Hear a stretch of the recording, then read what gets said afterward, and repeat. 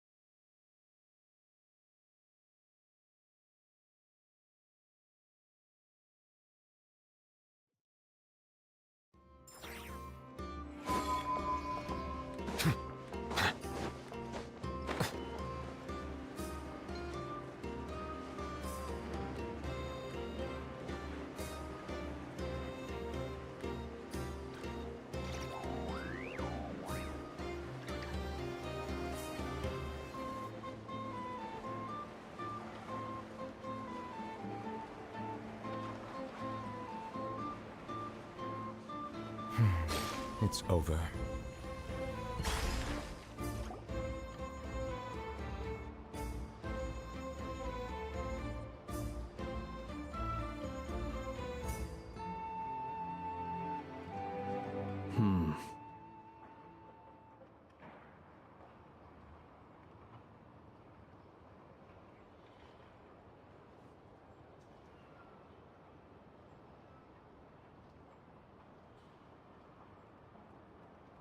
I can barely sense any Kuvaki at all.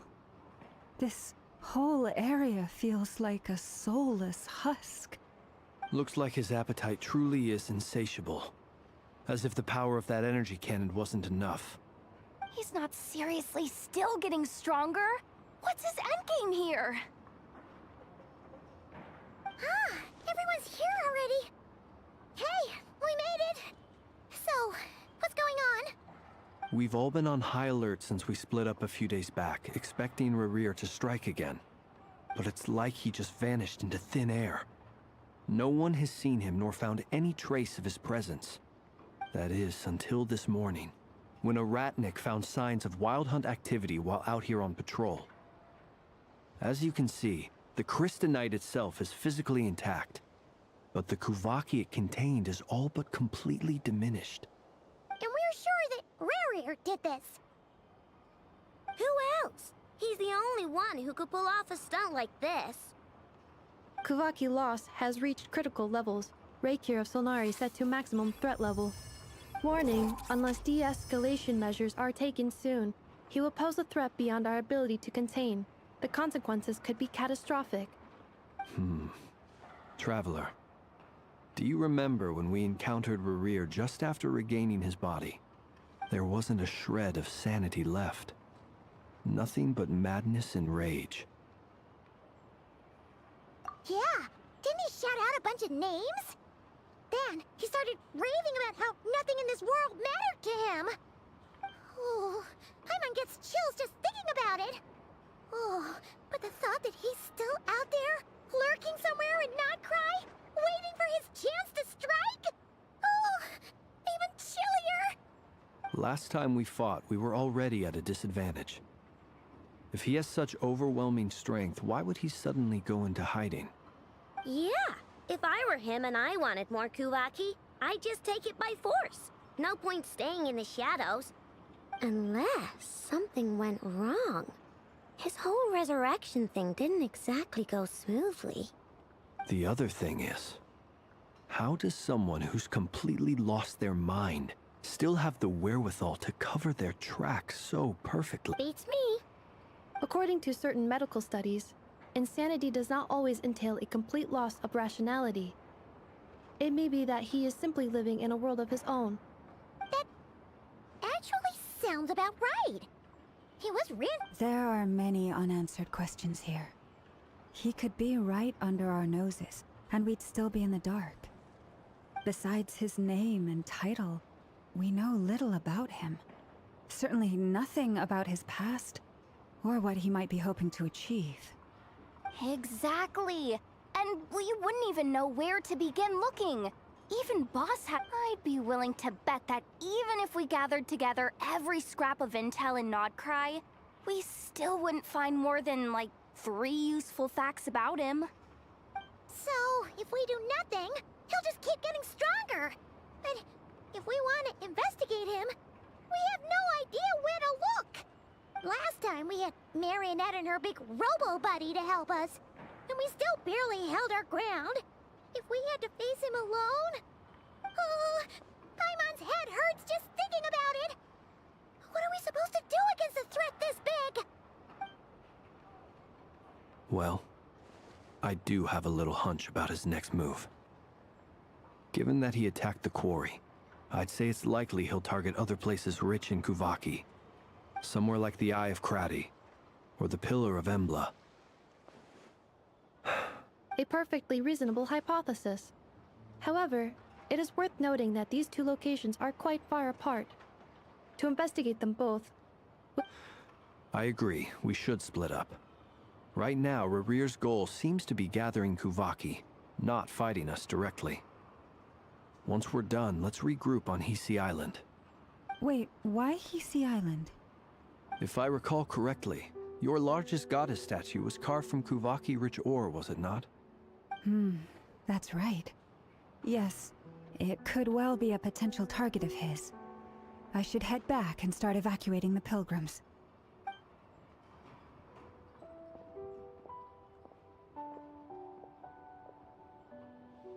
Splitting up's always gonna be risky.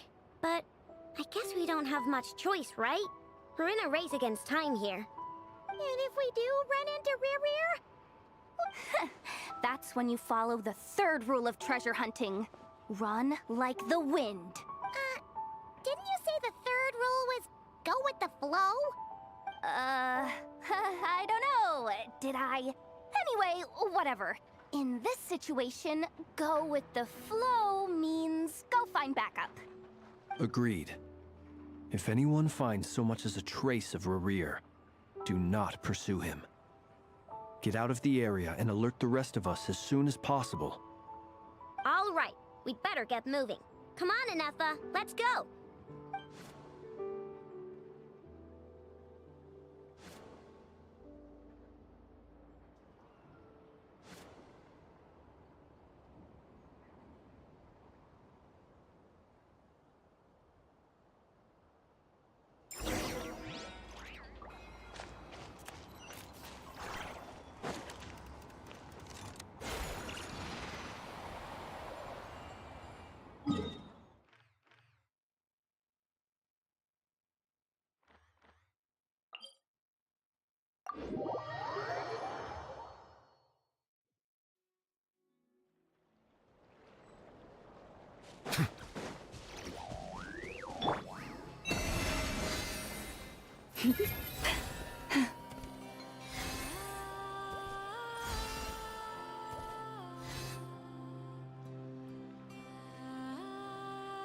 Any leads?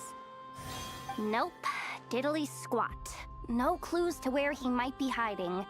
It's like he's a ghost. It feels like we're sitting on a powder keg that could go off at any second. Oh, I hate this feeling. I'd rather face him head on than be left hanging like this.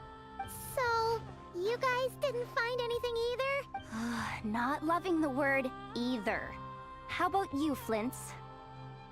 I questioned a few Ratniki and eventually narrowed my investigation down to one suspicious individual. But by the time I got to his place, he was already gone. Almost as if he knew someone was on to him.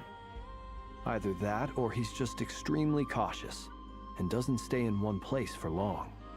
He's been biding his time for a while now. The question is, where or what is his next target? No idea.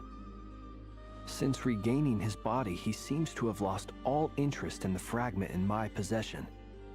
If he did still want it, he's had plenty of chances to take it.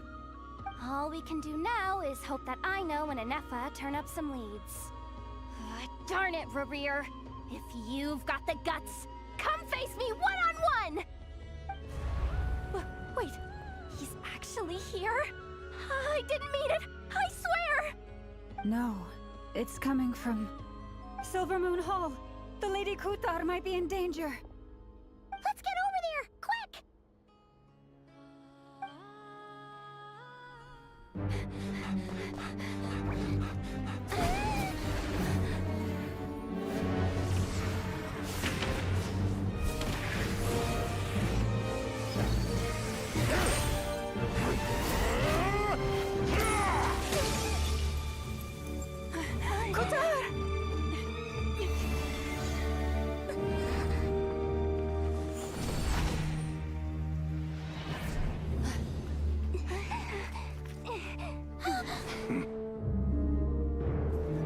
Why is he attacking the damsel elect? What's going on? No time for questions.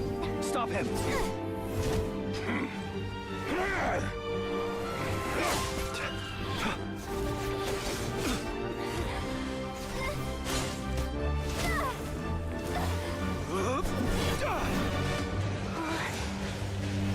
This is insane.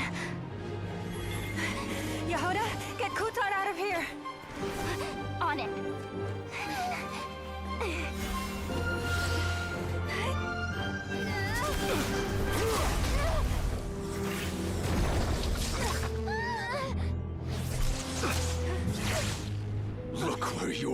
feeble light has gotten you.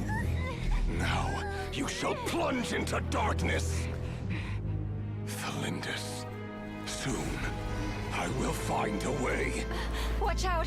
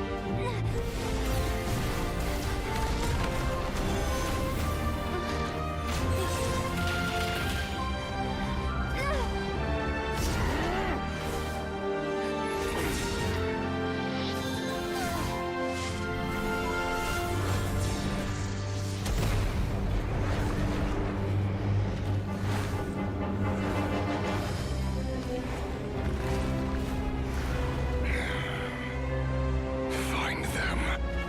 Even if it means turning this place to ashes.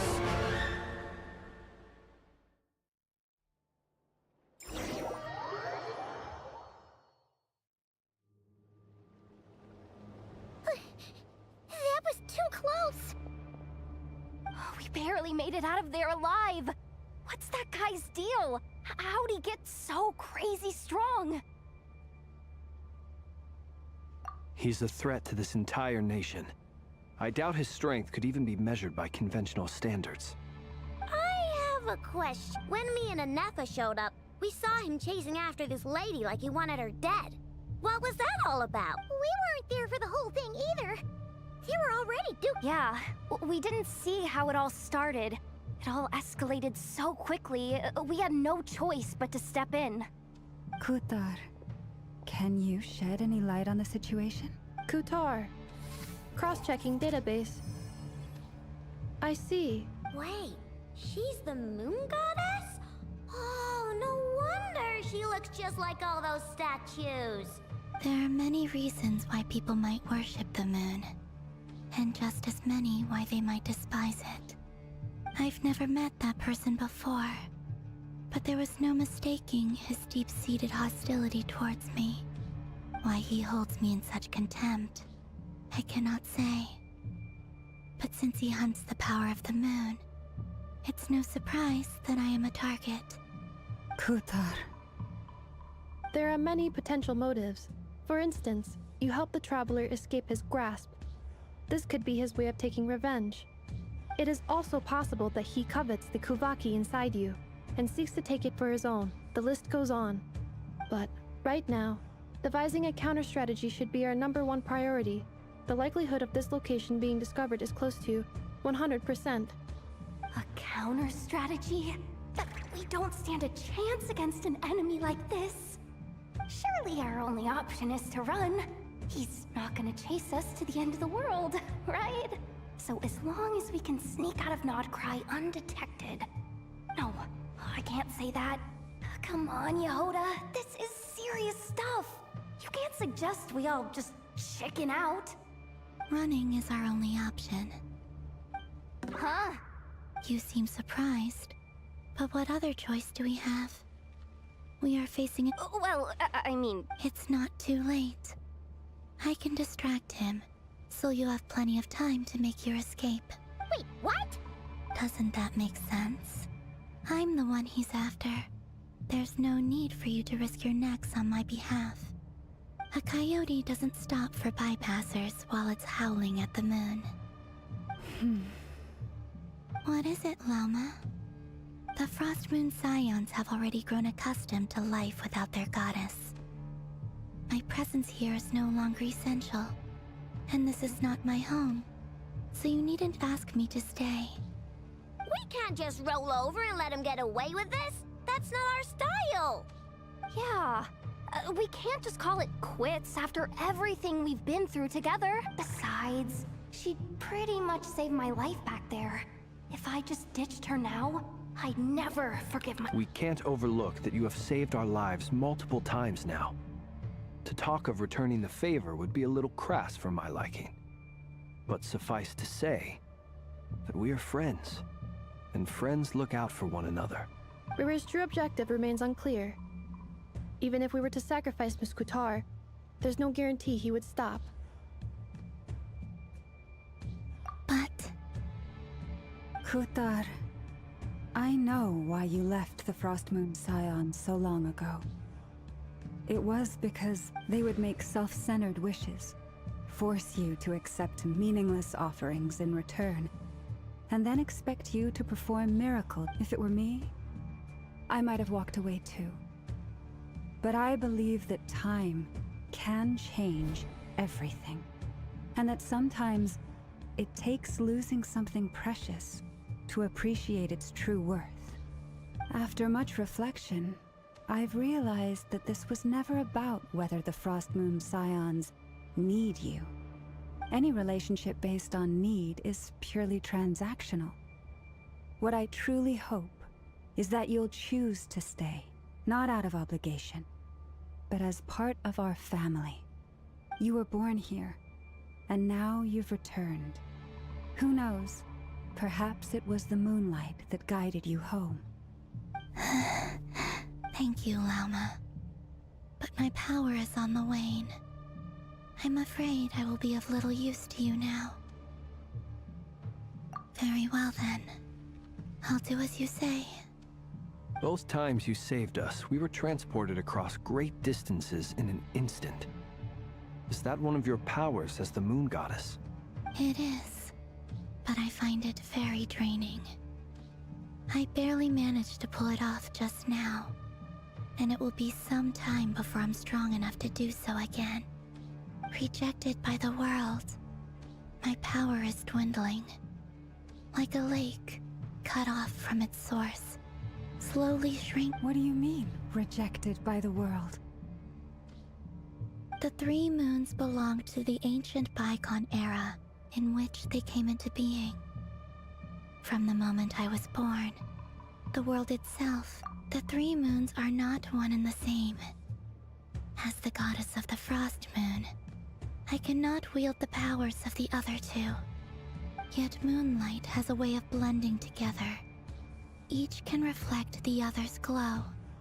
So when our fingers touched, I was able to restore my strength by drawing Kuvaki from the eternal moon's marrow. But this method of recovery is painfully slow. If only we could find the... It's the Wild Hunt! Even faster than we expected. We'll have to finish this conversation later. See how those Wild Hunt creatures are running away from us. They're likely just a scouting party, which means Rerir won't be far behind. Then what are we waiting for? Let's get the heck out of here!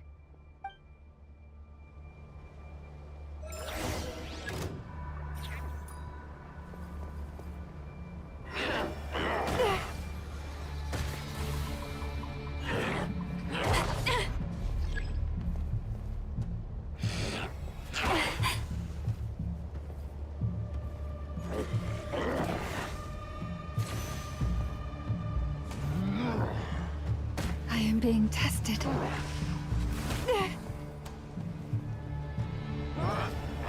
The moon this night approaches.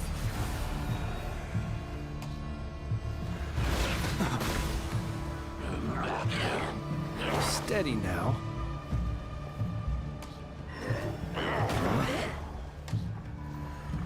Are you quite finished?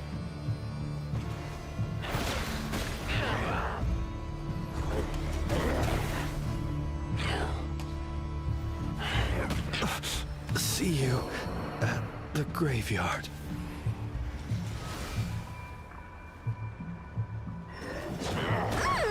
Ding dong water bomb! You're gone!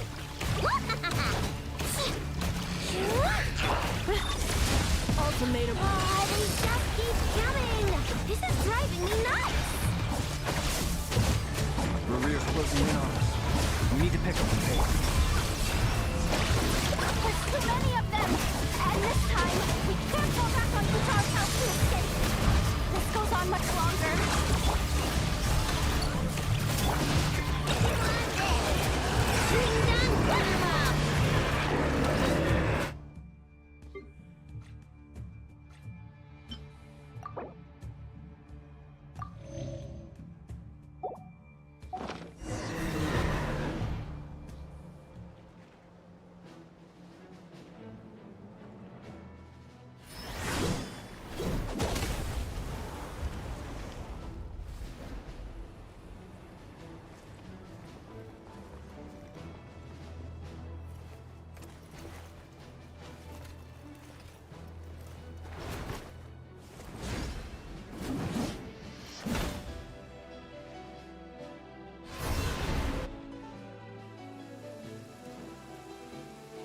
What's the matter? Bit off more than you could chew? Hold up! Uncle Varka! You're back from Amspartnir? Whoa! You're Varka? Grand Master of the Knights of Favonius? We could save the intros for later. Right now, let's get you all out of this hellhole. Follow me. I know somewhere you'll be safe. Oh, is that where I think it is? That's the one. Come on, move! There's no time to waste.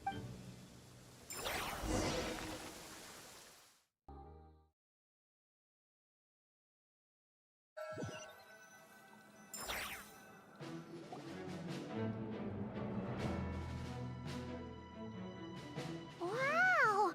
Where are we? This is so well hidden. Well, that goes without saying. This, AKA, the black market of intel. No matter what faction you're with, it's the place to buy and sell information. Their headquarters are in Nodkrai, but they've got contacts in every nation. As an expeditionary force on foreign soil, working with them has offered us the most effective way of getting our hands on reliable local intel. This is where we meet, so naturally, it's secure. Anyway, where were we? Folks from Nodkrai should be pretty familiar with me by now. But I believe this is the first time we've met. Allow me to introduce myself. I am Varka, Knight of Boreas, and Grand Master of the Knights of Favonius. We've heard all about you. This meeting's been a long time coming. You look way younger than Paimon expected. But you definitely have that Grand Master vibe. Well, I'm no spring chicken. Just not showing my age yet. Definitely feeling some of that back pain today, though. Rushed back from Amsfartnir without a wink of sleep, only to get right into another fight with that freshly revived maniac. Another? You mean... Yep. He wasn't nearly as strong back then, but he was still a formidable foe. I brought some of the knights along to give him a little surprise, but he saw us coming from a mile off. My squad took heavy injuries, and I barely made it out alive myself. We knew it might have been our last chance, so we staked everything on it. But still, it wasn't enough to stop him. I tried tracking him down afterwards, but he didn't leave a trace. Even in his unhinged mental state, he's as cautious as any trained operative. So, I decided to come find you. And as luck would have it, turned up to find you being ambushed by the Wild Hunt. The rest, you already know. Is that why he's been frantically absorbing Kuvaki these past few days? Because he sees you as a threat? Maybe I'm part of the equation, but even if I weren't, I'm sure he'd still be gathering power. He's clearly working up towards something. Note to self, Uncle Varka's strength rating officially upgraded. Guess it's my turn to ask questions now. So, what exactly has been happening in Nodkrai? Why is the Wild Hunt returned in humanoid form? That's a long story, but I'll try to make it quick.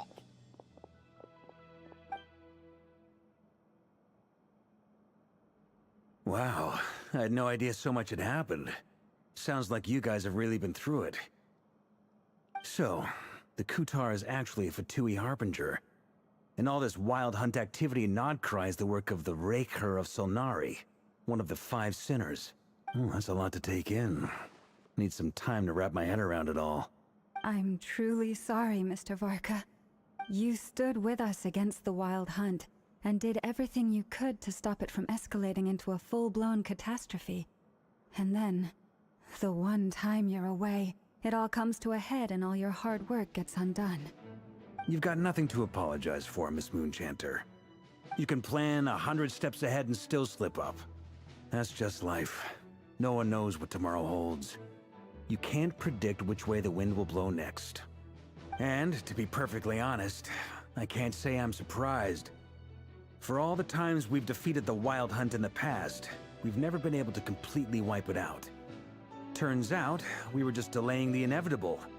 But now that a new variable has come into play, fate may well take a different course. A new variable?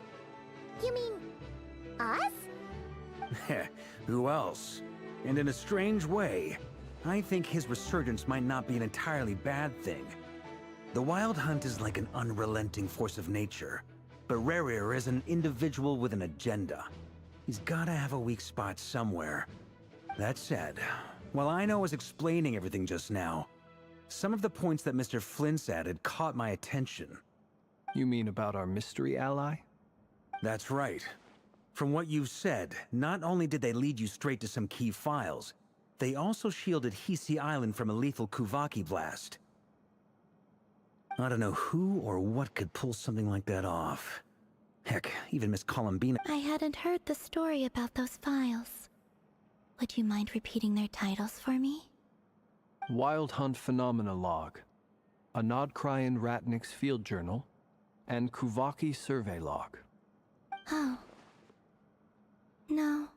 Still doesn't ring a bell. Another dead end. Guess all we can do now is hope that our mystery ally keeps showing up when we most need them. Still, it's safest to assume they won't be intervening again. From here on out, we'll have to resolve this crisis by ourselves. Your intel also explains something else I've been wondering about. The reason I led my team to Amsfarnir was because we'd had reports about a possible source of the Wild Hunt showing up there. But once we looked into it, it turned out to be a red herring. I don't know who was behind it, but clearly, it served its purpose. I doubt it's by chance that he happened to make his comeback while my attention was diverted. And from everything you told me, it sounds like his scheming began well before his return. So maybe luring me away was all a part of his plan. But is it even possible that he orchestrated all of this by himself? The Moon Maiden and the Raker of Solnari, Nodcry of all places. The way everything is unfolding, it can't be a coincidence. So, what do we do now? Got any ideas? Right now, we've got at least 3 things to consider. Let's go through them one by one. First, we need to figure out how to take down Rerir.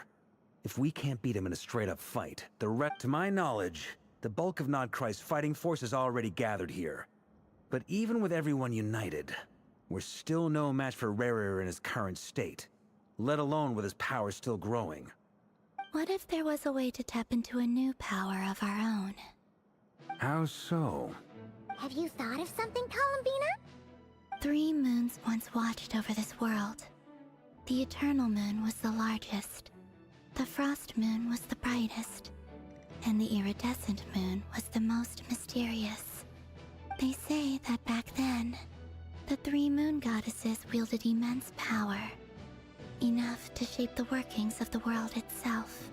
I now bear the Frost Moon's power, and the Eternal Moon's marrow resides within the Traveler. Hold on. Are you suggesting?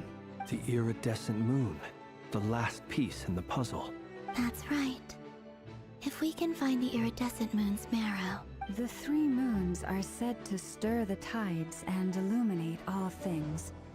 Perhaps they hold further secrets. According to my analysis, the solution is feasible.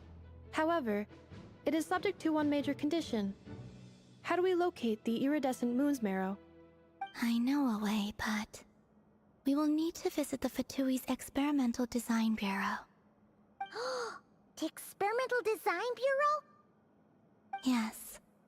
I must speak with Sandrone. It's a long way from here to the Experimental Design Bureau. There's a high chance you'll be spotted. You shouldn't go alone. Then that's settled. Next up, our second priority. As you saw for yourselves, When he was still in his wild hunt form, everything he did was for the sake of recovering his body and resurrecting himself. His first act since then, after laying low for a while, was to try and assassinate this young lady. People's obsessions often reveal their greatest vulnerabilities. There must be a reason why he despises the moon so deeply. Perhaps it sheds some light on his title, the Rake. The Wild Hunt has plagued Nodcry for centuries now. If we want to stop it for good, we have to get to the root cause of what's driving it. It's true. We still know very little about him. If Kuthar hadn't given us that lead, we wouldn't even know his name. But where would we even start? I doubt even the Intel Queen of Nodcry has a clue, and she has info coming out of her ears. Oh? That's a rather hasty conclusion for someone who's so painstakingly meticulous when it comes to dealing with machines. Ah, she heard me.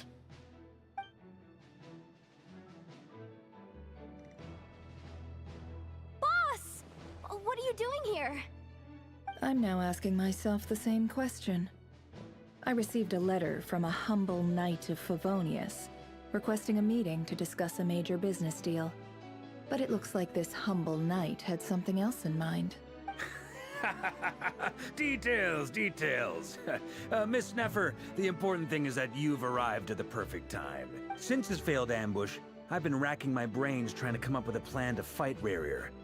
Given the severity of the situation, I think it's fair to say that our only chance lies in uniting as one.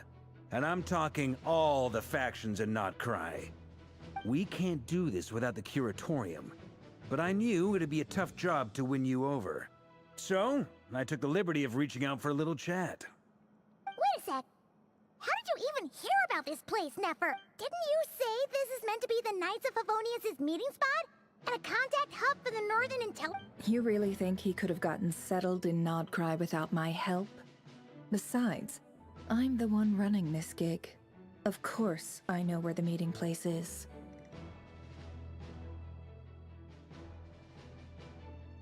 Allow me to introduce the current head of the Northern Intelligence Network.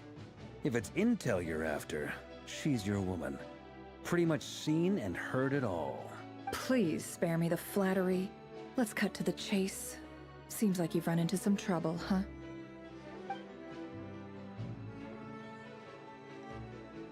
Well, this certainly qualifies as an unforeseen crisis.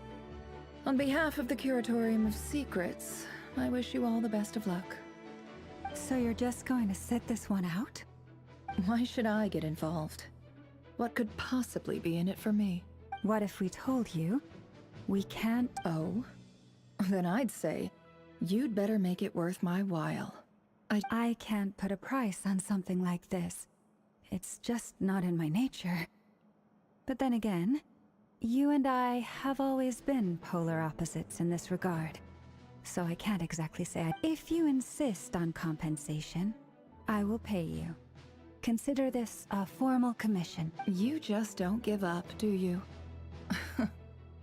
Too bad. I know you well enough to know you can't afford my prices. The riskier the job, the more it'll cost. And a Moonchanter's stipend isn't exactly generous. Unless you're planning to start passing the donation box around among the faithful. Boss, just a thought. If things got really dangerous during the fight with Rarier, if this girl hadn't saved me, I'd be ley line fodder by now. If there's any way we can make this work, I'd really like to help her. This is why I'm always telling you never accept favors. You have to be careful who you get involved with, or you invite all kinds of misfortune. Very well, Yehoda, I will help. But just this once. Don't count Flynn's. That fragment that Rarier was after. Do you still have it on? Of course. Let me borrow it. I need it to follow up on some leads. Wait, you actually have some leads? Shh. This is top secret information. I get it. We all have things we'd rather keep to ourselves. Plus, I know we can count on you, so we'll leave the intel gathering in your hands. And that brings me to the third and final item. We need to find a way to distract him. We need time to make our move, so someone will have to stall him. I'm in for this part, no matter what. Anyone coming with? Count me in too. Come off it, you two. Quit playing heroes. I'm way ahead of you here. Nefa did a scan of the Moon Goddess's Kuvaki signature, and we're gonna use it to make some decoys over at the Krumkake craft shop. Anyone who's in, follow me. Once they're ready, we'll deploy the decoys across Nogcry. So as long as the rest of you keep moving, he won't catch on to your scent and won't be able to track you down. I like it. Genius idea. No biggie. All right then, we'll split into 3 teams. Once your team has finished their mission, return here and wait for the others. Dismissed!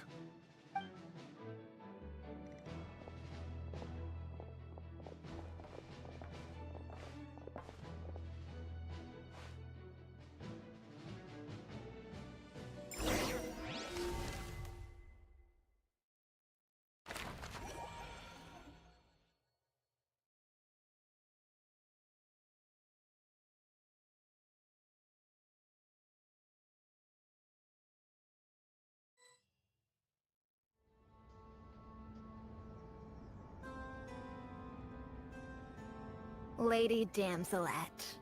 Wait. And you two? What are We've been doing our best to mind our own business lately. But if you're just gonna waltz up here like this, you're seriously pressing your luck. Don't blame us for doing what we have to. Huh! You really think that's gonna scare us up? We're not looking for any trouble. I just want to see Zandrone. Do I need to remind you that you're still a wanted fugitive for deserting us? Out of consideration for our former ties and the crisis we're all up against, we'll let you leave in one piece. But don't even think about trying to get inside. Let them in. But... Are you going to make me repeat that? no, my lady. Zandrone seems to be in a good mood. Must...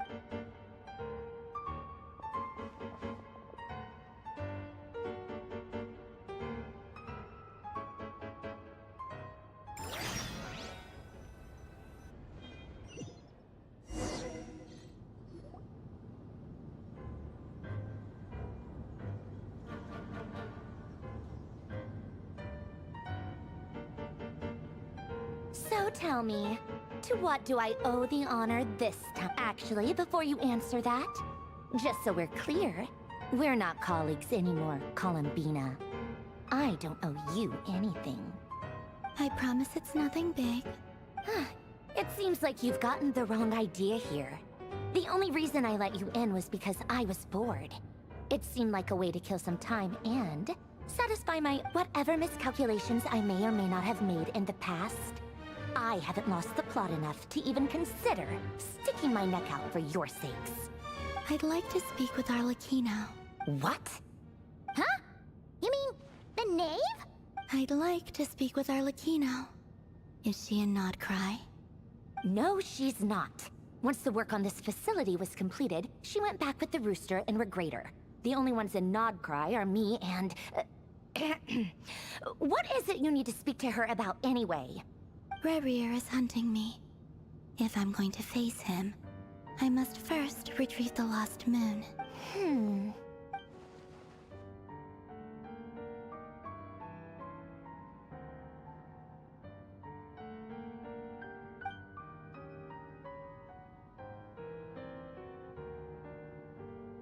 Is that a no, then?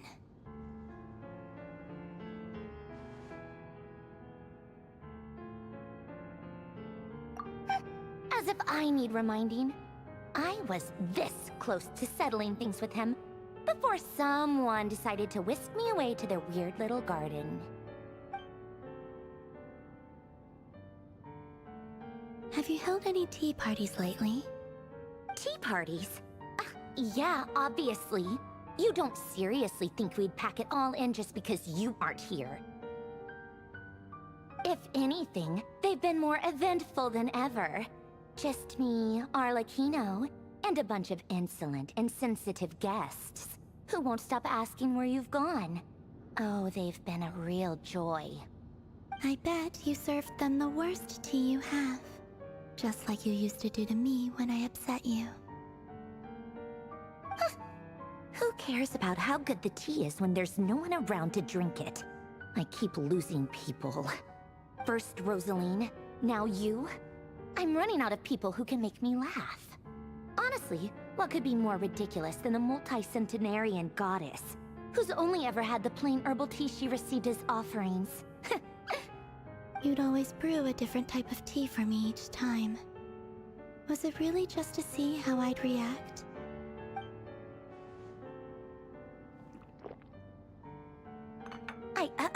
Well, duh. Why else? Watching you squirm was practically my only form of entertainment.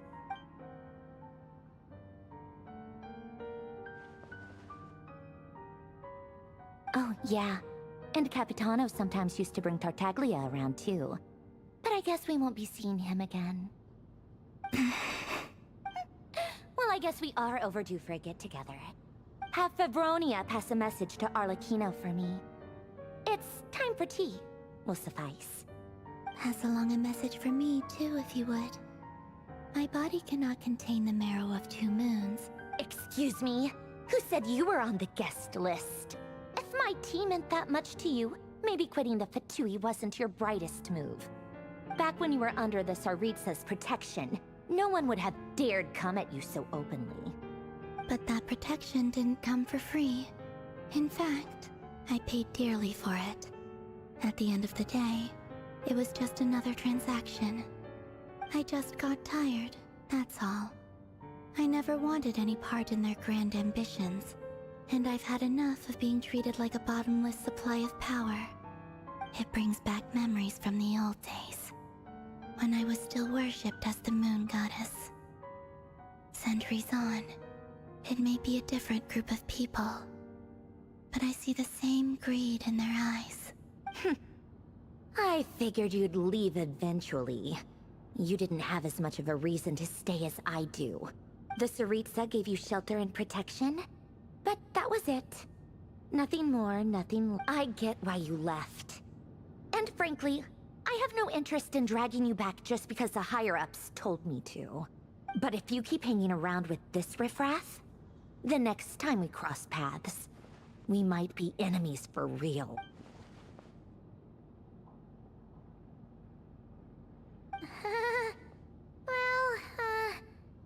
Guess that's our cue to leave.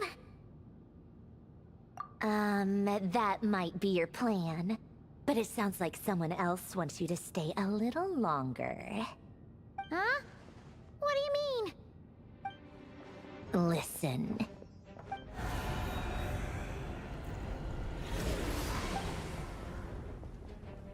My lady, it's the Wild Hunt. A horde of monsters is headed straight for the facility. Another uninvited guest trying to crash my tea party. Clear the area. I'll handle this. Wait, what? You want us to leave you here by yourself? Huh. You'll be lucky to make it out of this alive. You really think you can afford to worry about me? Go on, get out of here.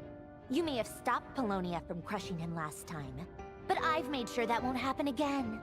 The entire Experimental Design Bureau is rigged for war. Stay and watch if you want, but it'll be at your own risk.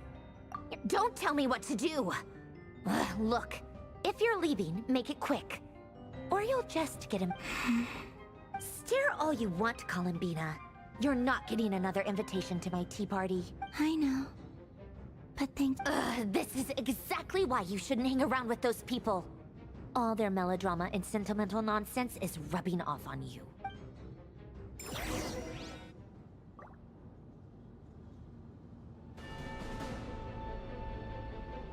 Come on then, Mr. Ray here.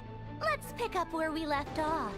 It's your Wild Hunt monstrosities versus my beautiful creations. Let's see who comes out on top.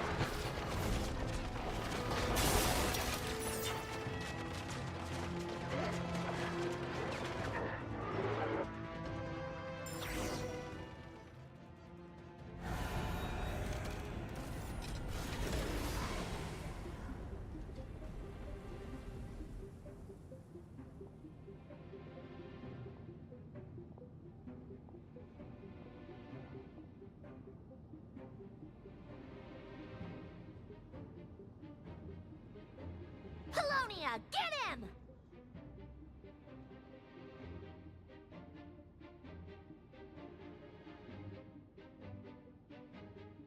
I've upgraded Apollonia again since our last encounter, and uploaded every last scrap of your data. So let's finish this, once and for... She's not here. Where did she go? Hey! Over here, you big... Cursed moon. Go. Keep searching. She cannot have gotten far.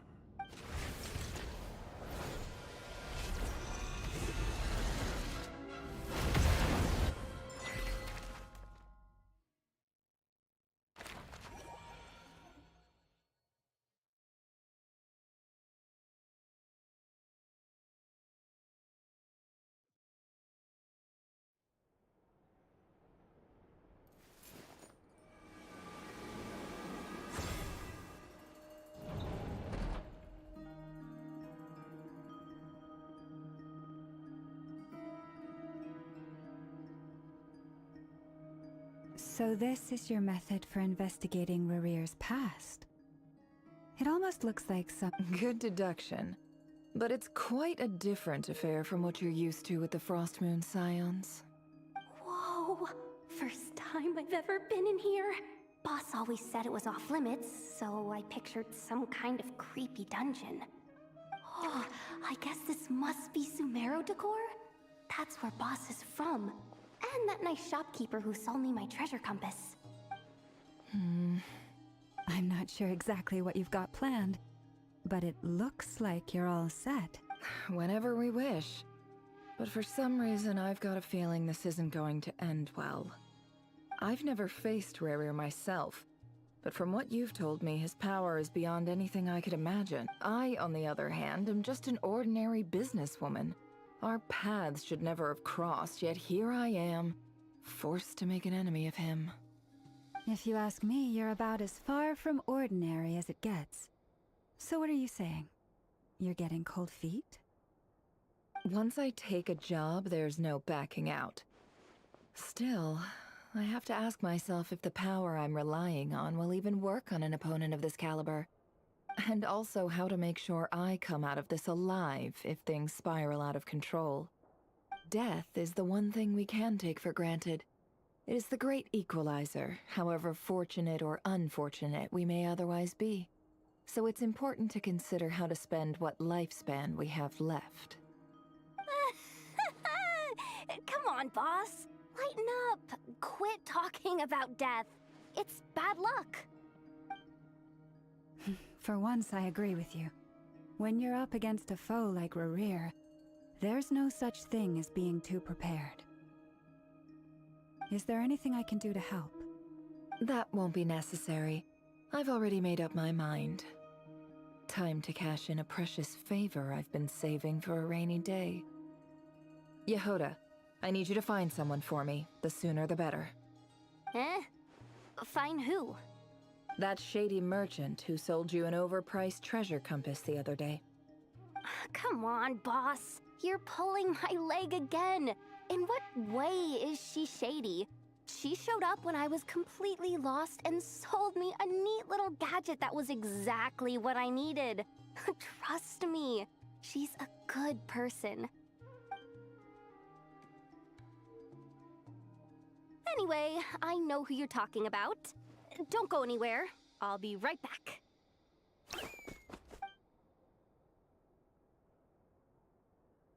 Quit grabbing me. I genuinely can't run any further.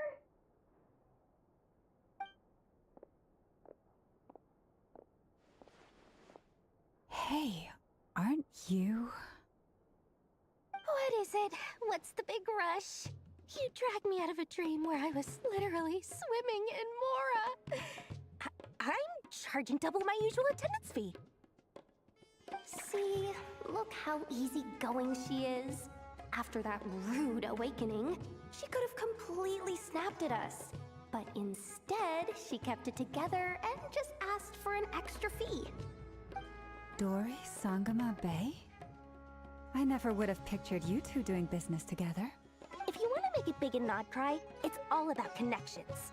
Lady Nefer just so happens to have a lot of intel that interests me. And she also did me a big favor in the past. It was back when I first arrived in Nodcry.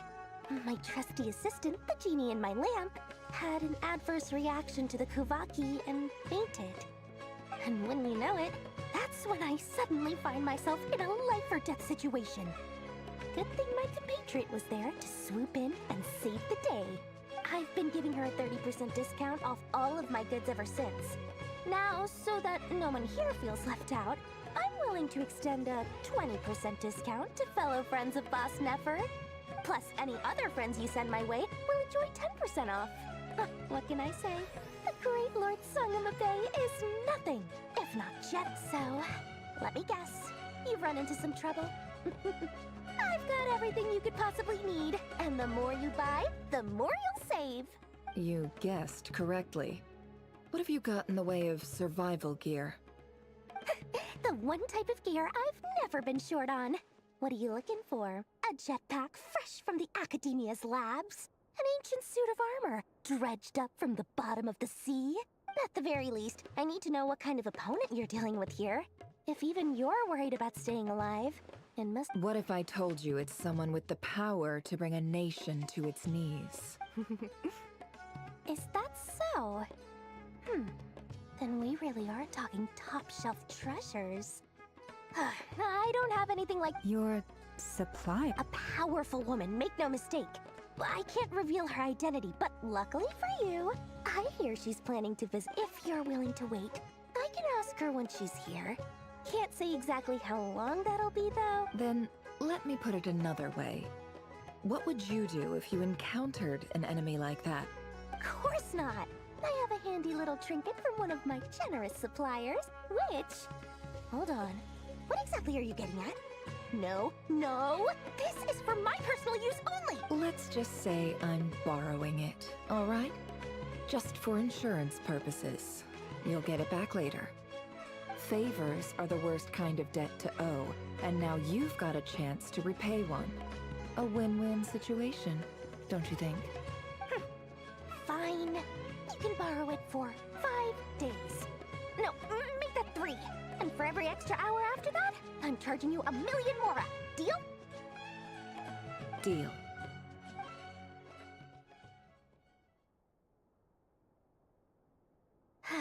What a way to start the day.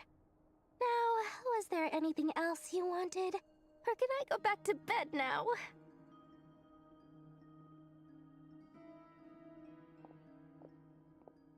That will be all. Take care now. Don't trip up on your way back, friend. See you later! You're my favorite shopkeeper.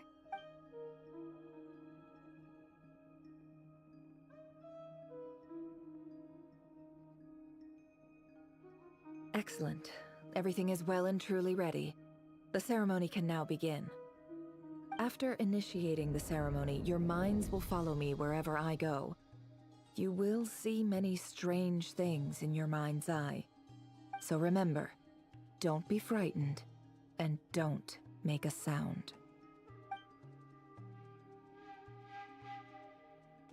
Now then, let us peer into the Raker of Solnari's past.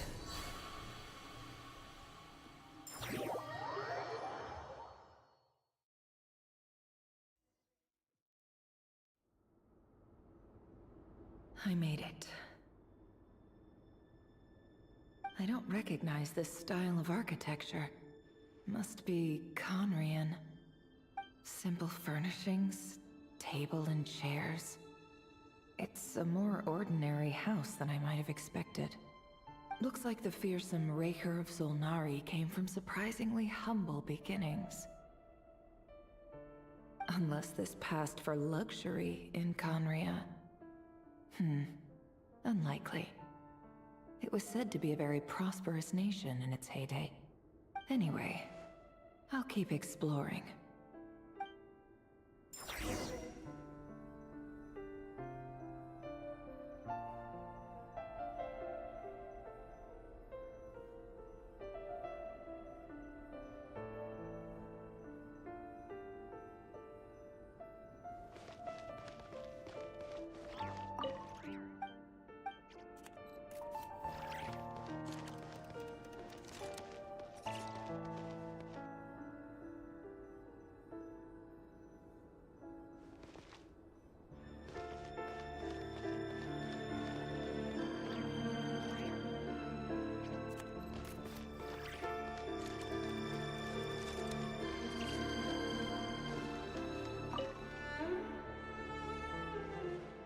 Hi, River.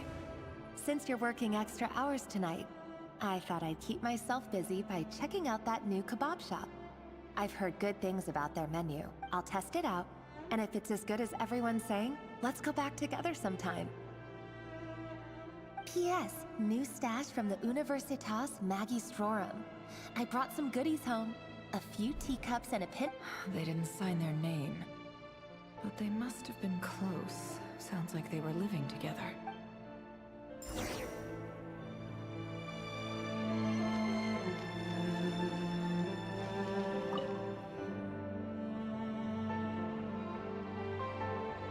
I went over to Joseph's for drinks today. Joseph asked why I came alone, but I didn't really have an answer. He then went on to ask about other things. If you ask me, someone who asks that many personal questions is too nosy for their own good.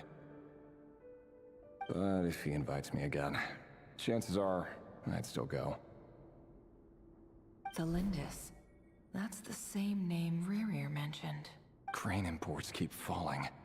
If things don't pick up, we'll soon be back to meat and mushrooms. Honestly, I'm not a huge fan of that new type of mushroom everyone's been into lately. Didn't it start out as a lab-grown variety? I heard it's even mildly corrosive. See, I don't care if it's an impressive feat of alchemy. That just isn't the kind of thing I like to eat. Grain has to be imported, and they're eating a diet of mostly meat and mushrooms. Could it be because Conria is underground, so it doesn't get much sunlight? That would explain why they use so much stone in their buildings. They even use alchemically modified strains for food. Seems like the people of Conria don't have many options when it comes to dining. I've just about saved up enough now. Time to buy it and keep it somewhere safe. Making a big purchase. I wonder what...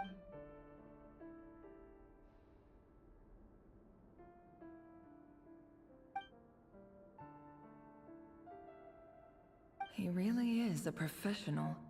No wonder he's so good at covering his tracks. Despite what he's become, it seems like he's retained certain habits, at least in this regard.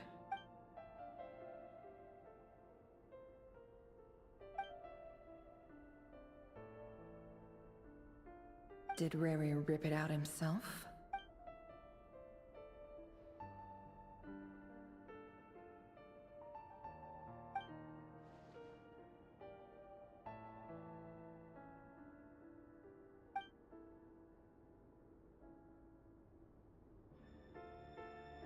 Before I met you, I was convinced that my heart was nothing more than a stagnant pool. The burial place of a fallen moon. A withered, windless grove where the waters It was you who helped me see that my heart hadn't entirely withered away. That it could still beat to the rhythm of love. This is just trivial sentimentality from the looks of it. Why would he get the burial place of a fallen moon?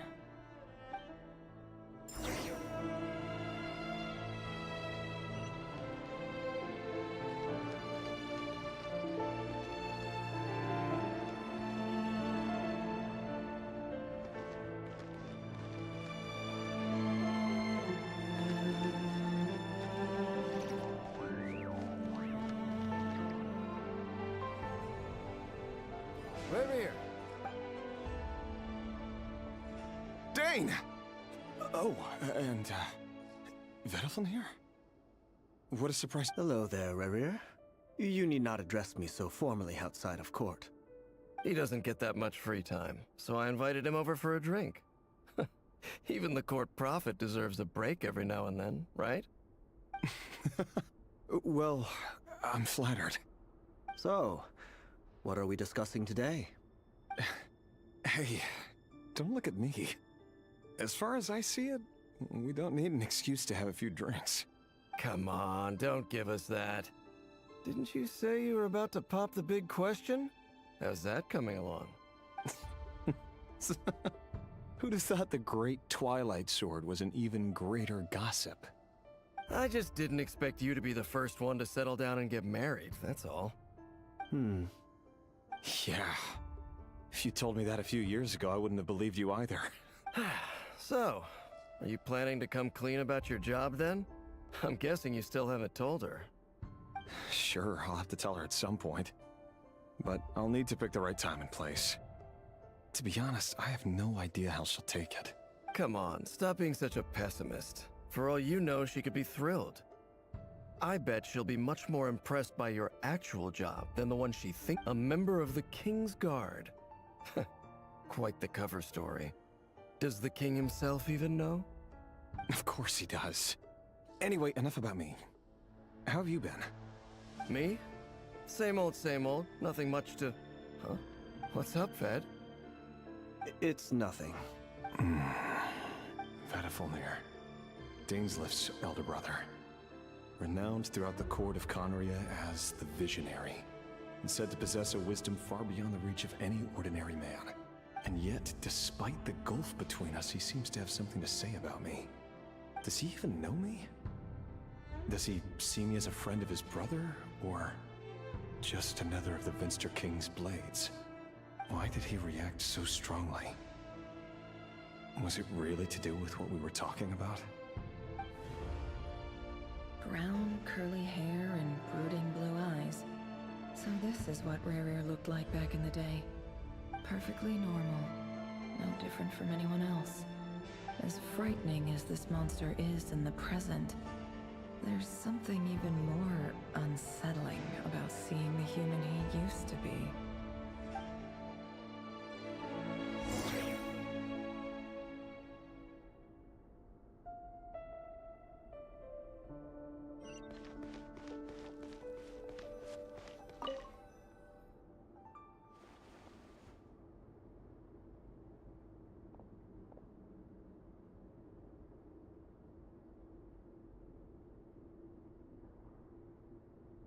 Felindis? You're back early? Our equipment's being serviced today, so I got off earlier than usual. How's your day been? Aw, why the long face? Is something the matter? Has your boss been giving you a hard time again? Went for a drink with Dane and the others after work. Isn't that a good thing?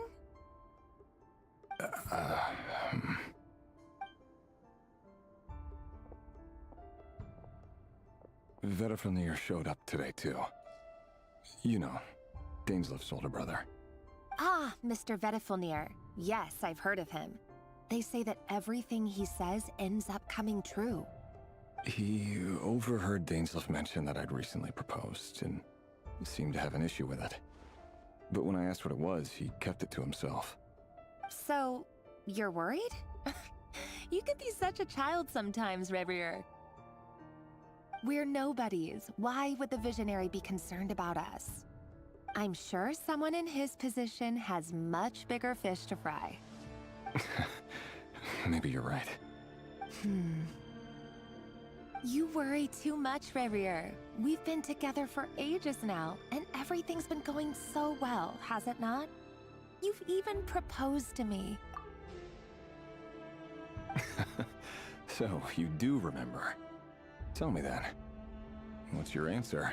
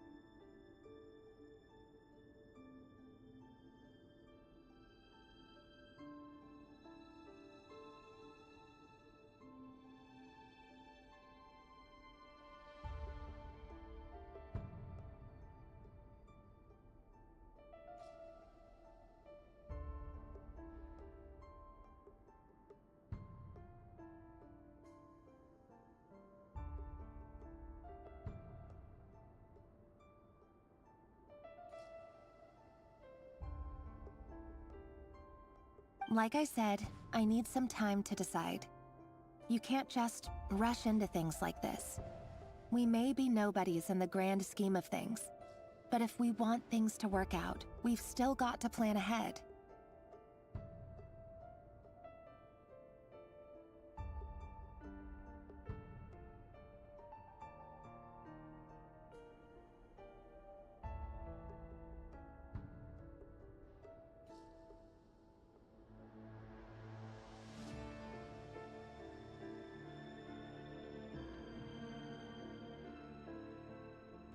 All right. Take your time. Just don't keep me waiting forever. Nobody's. Sounds about right. In the eyes of people like Vedalfnir and Dainsleif, what do we matter? Can someone whose gaze is so fixed on a far-flung future even see the present clearly? Besides, the dynasty's fate rests with the king and his inner circle. Whatever I do, it won't make much difference. Meanwhile, every idea they come up with and every decision they make, it affects everything. These days, the king is lost in his research, and the purge of the Crimson Moon bloodline grows ever more intense. The opposition tried to speak out, but nothing came of it. I'm under no illusions as to why. Because we eliminated them and got rid of their bodies. A man can have 1,000 reasons to carry a sword, but there are few good excuses to use it. Yet the king has never even considered a gentler approach, and he never will. What becomes of someone who kills on another's behalf? Can he ever find true peace?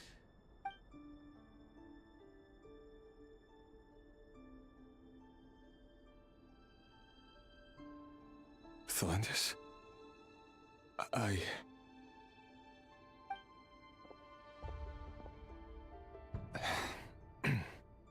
It's nothing. You were right. Fate has never smiled upon nobodies like us. But by the same token, it's unlikely to bear a grudge against us either. There's no reason we can't keep living happily together, cherishing the simple joys of each day as they come. See? You just need to stay positive, Revere. I can feel your warmth, your breath. You're right there, right by my side. Just seeing you makes me happy in a way I can't explain, and that's something that no one could ever take away from me. So smile, my love. Let go of that frown. You're right, Thelendis. I've just been overthinking things. That's better. Getting caught up about things like this will only ruin our evening. Speaking of which, all set for the ball tonight? I need to go get ready. You go ahead. I just have a few things to take care of, then I'll come join you. Even busier than the big shots, huh? Fine, I'll go get started. But don't be late. If you keep me waiting too long, I won't be a happy bunny. Relax. Seriously, though, you drive a hard bargain. You're really gonna leave my proposal hanging and still expect me to take you to the ball? Well, that goes without saying. I already told everyone I'd be coming with a dance partner. Besides, they're two completely different things. Let's take it one thing at a time, all right?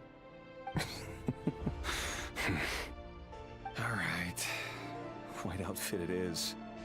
It seems like Rerir was deliberately hiding his ties to the intelligence services by giving the impression that he was just an ordinary member of the Vinster King's Guard. He clearly doesn't want his would-be fiancée to know about his other life. Then again, that's hardly surprising. People in the intelligence trade rarely do. Who'd have thought we were in the same line of work? Let's dig a little deeper.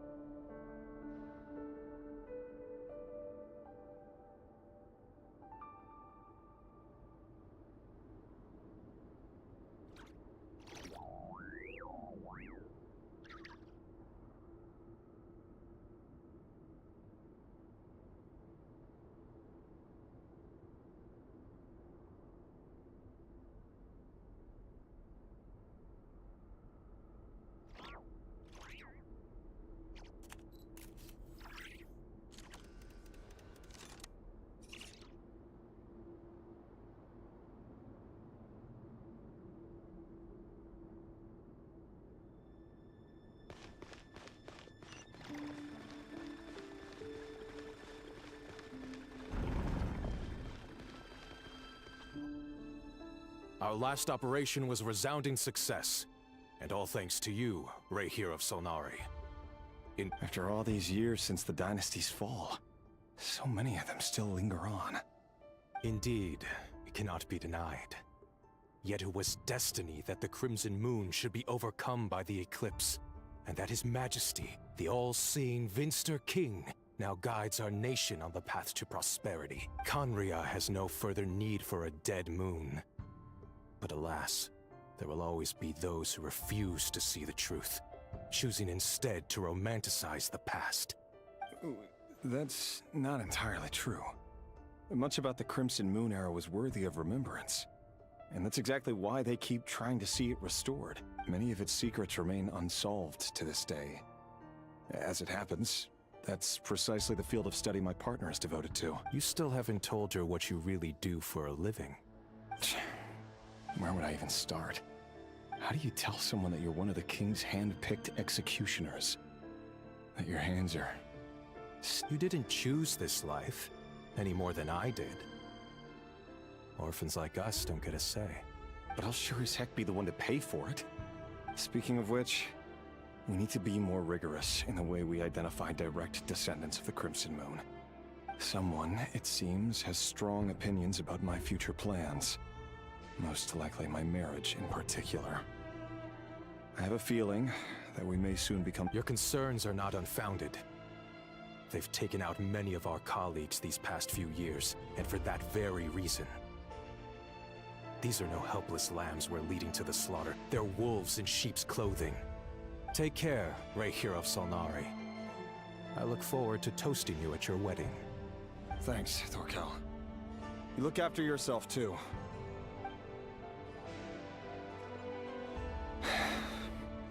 Thelindis, I never wanted to keep this from you. You're the last person I would ever want to lie to. But that's exactly why I can't tell you everything. The moonlit dynasties are a thing of the past. Yet even now, with the sun shining high in the sky, there are those who would call forth a dead moon's ghost.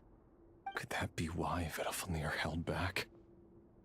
Or was it because of some court secret he's not at liberty to share? I have to get a clear answer from him. No matter what happens, I will protect Thelindis. Rayhir seems to be very concerned by Vedalfnir's reaction. Vedalfnir and Dainsleif, the Visionary and Twilight Sword. So that's what they were really like. I've investigated this whole area now. There doesn't seem to be any other memories here. Should I try somewhere else? Wait a second. What?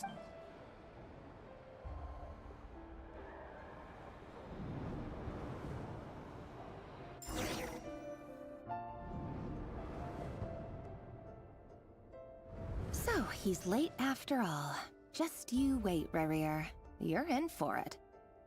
Are you waiting for someone, ma'am? Could I tempt you into buying some flowers? Oh, sure. Pick me out a pretty bunch if you would. Thank you. But I'm afraid none of them are as pretty as you. For someone so young, you sure have a way with words, don't you? I'm only telling the truth. Look me in the eyes. You'll see I'm not lying. May we have a word in private? Who are you? And what do you want? It doesn't matter who I am. Too many of our kind have fallen lately, so I decided to take the risk of reaching out. Not long ago, the Rayhir of Solnari led an assault on one of our strongholds.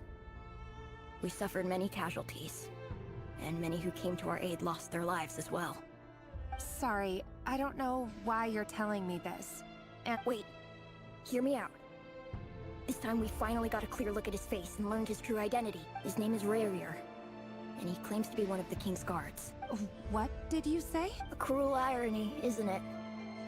The man you're set to marry leads a double life as a brutal executioner.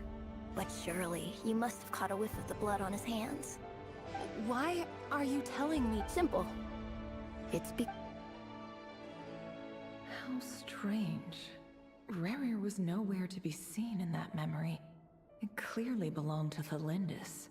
Rayhir couldn't possibly know what happened if he wasn't even there. Why would her memories appear in his fragment? The ceremony won't last much longer. I think it's time to call it a day.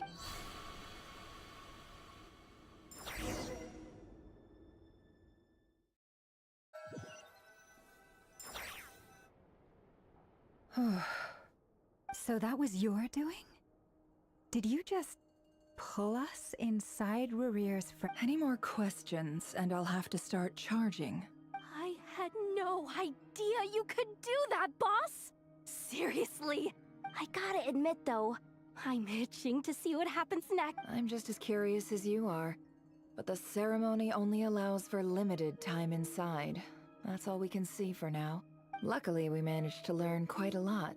So far, so good. I just hope the others are doing okay too, especially the group with the Traveler. Their mission is a risky one. Let's hope it's all going. If you're worried about them, go see how they're doing. If I know boss, she's gonna need some time to write up all the details and make sure it's all coherent. I'll stay behind to lend a hand, but feel free to head back and meet up.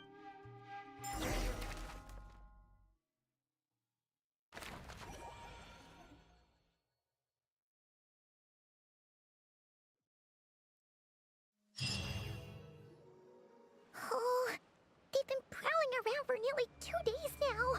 These things just won't quit. Oh, they might not have seen us yet, but them constantly sweeping the area? Oh, that's never gonna work. One little slip up and it's game over. If they spot us, they'll run straight back to Rarir. Oh, guess you're right. All right, time to zip it.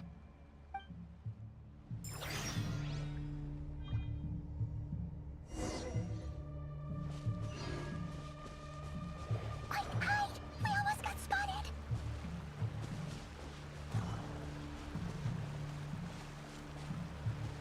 Phew! That was a close call.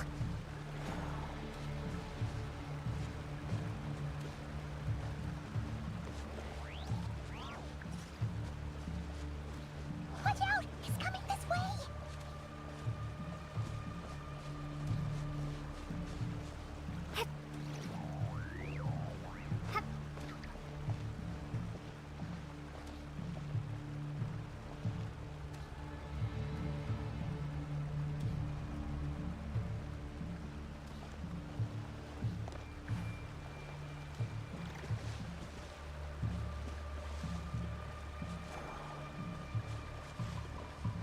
Keep going. We're nearly there. This is the final hurdle.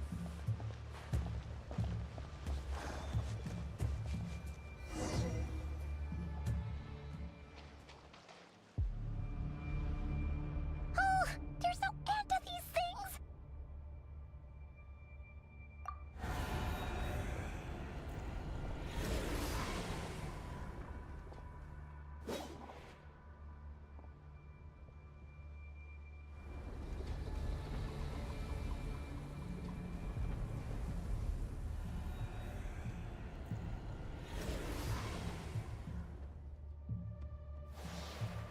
Fire.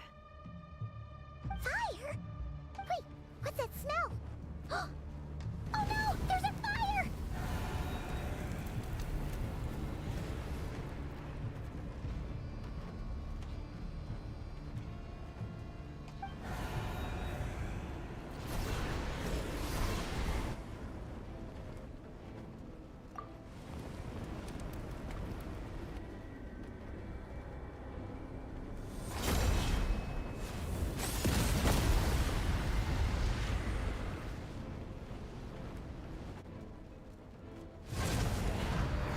Sandrone was right. You look weak, Columbina. The old you would never have let such lowly creatures bar your way. Word has it that you did something for the Tsaritsa, and that's why you've lost most of your power. Freedom comes at a heavy price, doesn't it? It's Arlecchino! You came! Hello again, Columbina. And greetings, guests of the House of the Hearth. It's been a while, Arlecchino.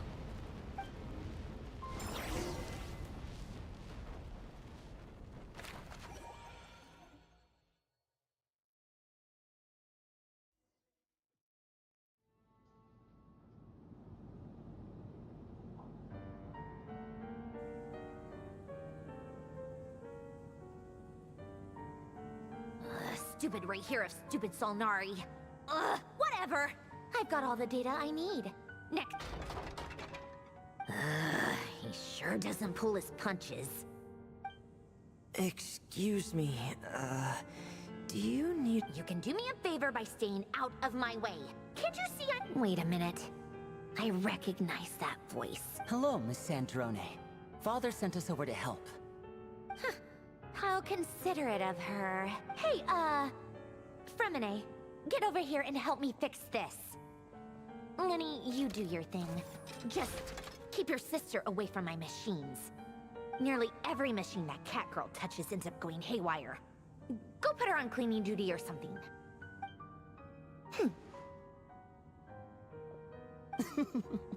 Then let's start downstairs. Fremine, we'll leave this place to... You've got it. Wait a second. Pretty sure there's still some tea in the cupboard. If you want some, you'll have to make it yourself.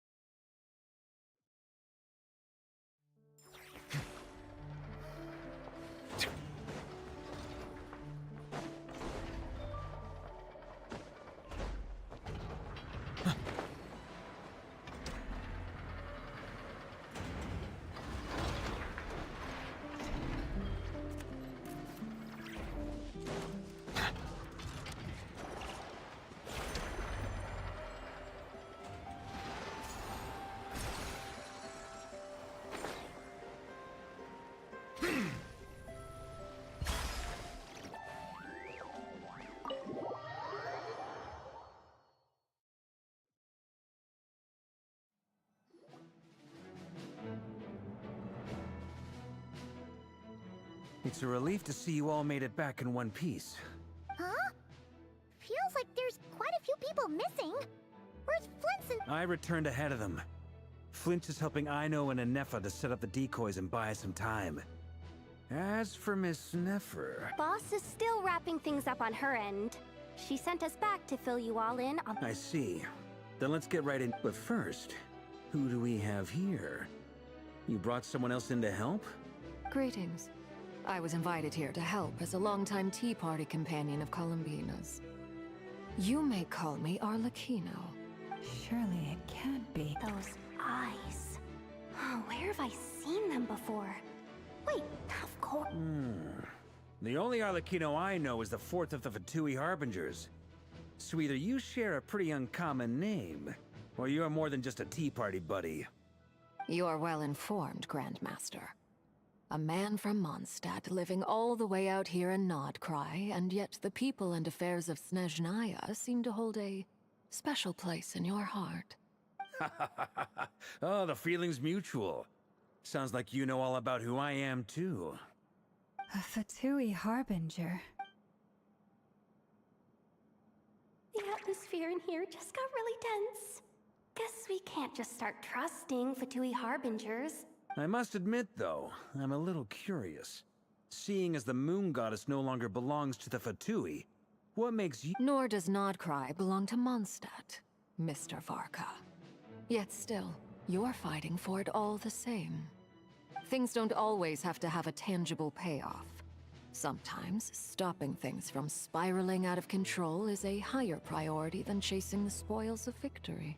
Of course, I can't say there's nothing in it for me at all. But that's between Columbina and myself. Forgive me. I don't mean to doubt you. It's just that the Fatui really have been the source of many of our we have our own way of doing things here in Nodcry. But ever since they arrived, the Fatui have treated us with nothing but hostility. I know there's been a lot of bad blood between us in the past. I've done my utmost to avoid friction whenever I could. But sometimes fundamental conflicts of interest simply can't be settled amicably. That's why I'm here solely in a personal capacity. This has nothing to do with the Fatui. As a gesture of good faith, I'll be frank. I can help Columbina track down the iridescent moon's marrow, which will help her. Anyway, what else is on the agenda? Let's begin. She says she'll be frank, then completely skips over the details. Looks like she doesn't want to give away too many secrets after all. But she clearly wants to change the subject. It'd be awkward if I tried to bring it up again now. I guess we'll just have to go along with it. She's the fourth of the Fatui Harbingers.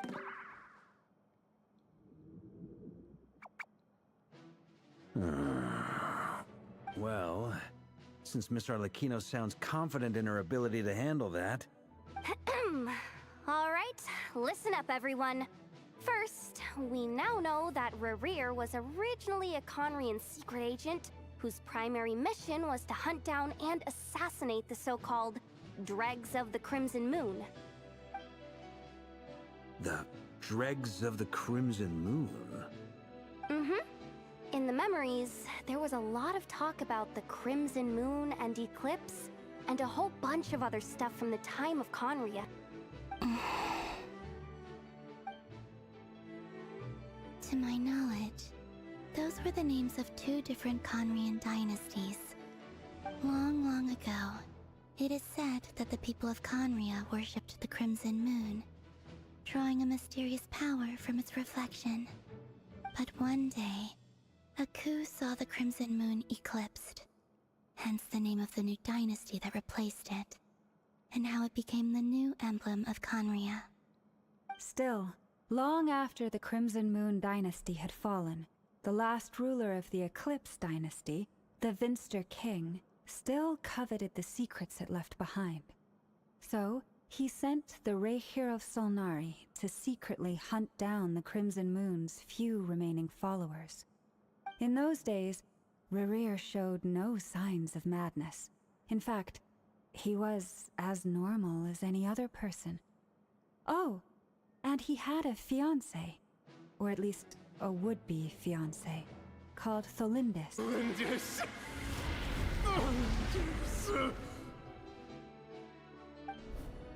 Interesting. Anything else? What about this would-be fiancé of his? Well, she was a researcher at the Universitas Magistrorum. Oh, and one more thing. For some reason, Rerir's fragment also contained... Well, no shortage of potential leads, I'll give you that. In any case, it sounds like we can conclude that while Tholindis was still around, Rerir appeared to be lucid and quite normal. Tholindis, it seems, must have been the one thing in this world that he couldn't let go of. Tell me, though, were these pure-blood Conrians we're talking about here? Why do you need to know that? Hold on. If she was a pure-blood Conrian... Oh yeah! Just like how it was with the captain! If we could somehow find her, do you think there's any chance Rerir might regain some of his sanity? It's possible, but it would take a miracle.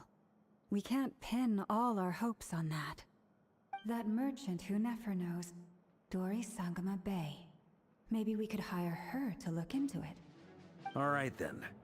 Let's keep working in our separate teams. Traveler, Paimon, Kutar, and Miss Arlecchino will go look for the iridescent moon's marrow. As for the others... On the way over here, I noticed that the wild hunt monsters had grown even more frenzied. At this rate, the people living here will be in grave danger too. So I'm thinking of gathering together some of our followers to go wipe them out. I'll head back to the curatorium and meet up with the boss. Feels good knowing we've all got something to be getting on with. Given that the Wild Hunt has been a lot more active lately, the Lightkeepers have likely begun their own operations too. If that is the case, someone will need to pass the news on to Flint's. I'll hold the fort for now, then discuss our next move with Flint's, Aino, and Anefa when they get back. All right then. Well, the clock's ticking. If that's everything, we'll be on our way. We'd better get moving too. We'll try to buy you as much time as we can. Relax. Just do your thing. Now, I decided to call in some backup since things are getting so hairy. Our reinforcements should be here any minute now. Stay safe, everyone. Dismissed.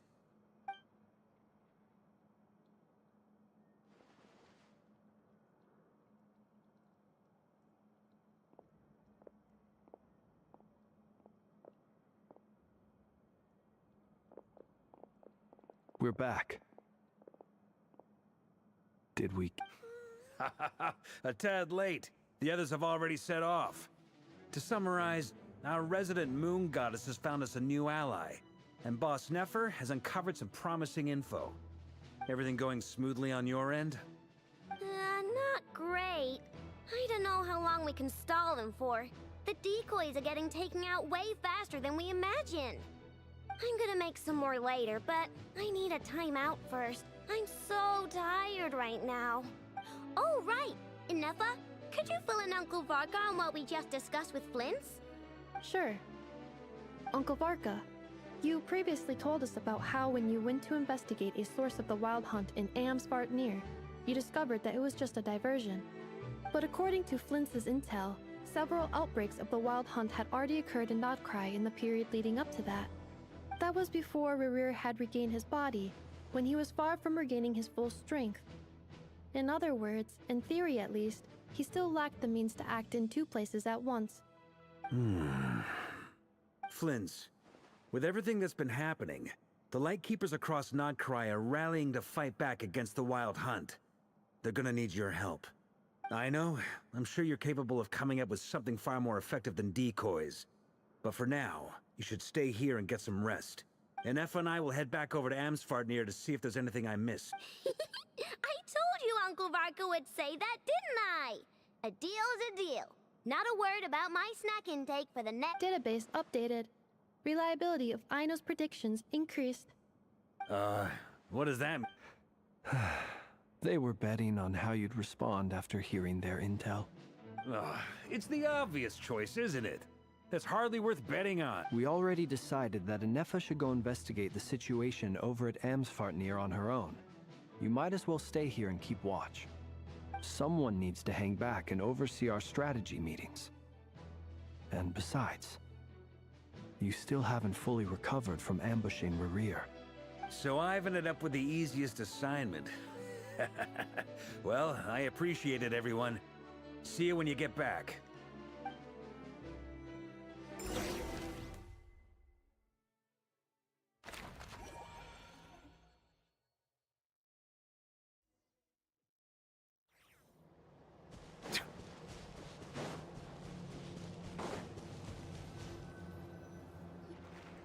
Here, this will serve as a good spot to cross over. Arlecchino, hold up a second. Since you brought us all this way, we still haven't got the slightest idea what's going on here. And if even Columbina doesn't know where the iridescent moon's marrow is, how do you? Simple. Because I am an inheritor of the royal bloodline of the Crimson Moon. And one of the last surviving embers of the 2 worlds' flames. Huh? Are you serious? Isn't you're a descendant of that Crimson Moon dynasty we were just talking about? The one from ancient Conria? Your surprise is understandable. I was also taken aback when I first learned of it. But the more I thought about it, the more I realized the signs had been there all along. When I was young, I discovered I could wield a very special kind of fire. It coursed like blood through my veins and smoldered away inside my nerves. What's more, whenever I experienced strong bursts of emotion or drew too deeply on this power, it was like some kind of presence within the fire would begin to gnaw away at me, consuming me from the inside out. Exactly. That is why my hands are like this too. At first, I saw it only as a curse, but once I became a harbinger, the Jester apprised me of the truth. Together with my own investigations over the past few years, there are several things that I have gradually come to understand. For instance, take the so-called Crimson Moon. In truth, it is nothing more than the shattered remnants of the iridescent moon, fused with the abyss to prolong its lifespan. Since this blood flame was bestowed upon me by the Crimson Moon, it is a fusion of the iridescent moon's former power and the corruption of the abyss. You all understand the nature of the abyss well enough. I draw upon its power, and in return, it hungers for my soul. If I recall correctly, you once told me that if the corruption ever made it to your heart, you'd become a completely different... Yes. and that's the reason I'm always careful not to push my power too far. It's essentially a never-ending tug-of-war. Whew. Sounds intense. Anyway, the rest of my story can wait. Is there anything else about the Crimson Moon or the Iridescent Moon that you're unclear about? Paimon has a question. So, the crimson moon that the Karians used to worship was actually the iridescent moon, right? Which was one of the three moon sisters. Does that mean that the Karians were to the crimson moon as the frost moon scions are to the frost moon? So much of that history has been lost. We have no way of knowing exactly what they were like. But I would suspect that the Conrians weren't as devout in their moon worship as it might appear.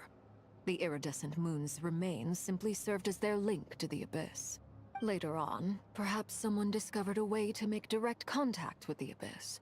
Or maybe there was some kind of ideological divide. Either way, a dissenting faction staged a coup and drove out the royal heirs of the... Still, even with the dark sun looming high overhead, the Crimson Moon's glow never truly faded. The first time we met, I sensed something familiar in your presence. When I looked at you, I felt I could see that mysterious red moon in the corner of my eye. In your flames, I saw its broken image, surrounded by a strange black aura. Well, I appreciate that you kept it to yourself. Much about the Crimson Moon is still a mystery, and I'd prefer not to end up as the object of an insane research project. Anyway, time is against us here, so if there's any other questions, they'll have to wait. I just want to make sure I've got one thing straight. In her letter, Sandrone mentioned that since you are unable to contain the iridescent moon's marrow yourself, you and... That's right. For now, it's the only way I can pay you back for your help. The iridescent moon is already part of who you are. So with its marrow in your possession, you'll be even more powerful than before. Deal. Then let's get started. Get what started? What does this place have to do with the Crimson Moon? When I first became a Harbinger, the Jester gave me a book called Paranhari, also known as Leobranto Inamorato. You should be able to buy a copy next time you're in Fontaine. It's a love story set in the Crimson Moon era. But setting aside the tangled romances of its characters, it also records a few interesting details. In the Crimson Moon era, or so the story goes, there was an orphanage that received children from beyond the bounds of this world, and subjected them to a peculiar induction ceremony. Beyond the bounds of this world? For real? And what kind of induction ceremony? The Crimson Moon sages looked beyond this world for beings with powers that surpassed the gods. But fearing they might lose control, they subjected these children to a process of refinement. They made these children crawl up a fireplace and kept asking them, "Have you died? Did you see it?" Until they finally admitted to having died and seen a crimson moon. The adults embraced the children who passed the ritual, telling them, "Within the fireplace, you have traversed the flames between two worlds. Here and now, you are born anew." The book leaves much unsaid, but I suspect that this was their way of branding the children they had enrolled, leaving an indelible mark upon them so that they would forever live in the Crimson Moon's light. That explains why I can't sense the Crimson Moon's marrow in this world. It makes sense that it would be sealed in a special space that can only be accessed temporarily through some kind of ritual. But there's no fireplace here. Do you see a chimney anywhere? Oh, are we supposed to build it ourselves? That won't be necessary. The fireplace is purely symbolic. The key to the ritual is crossing the flames between two worlds.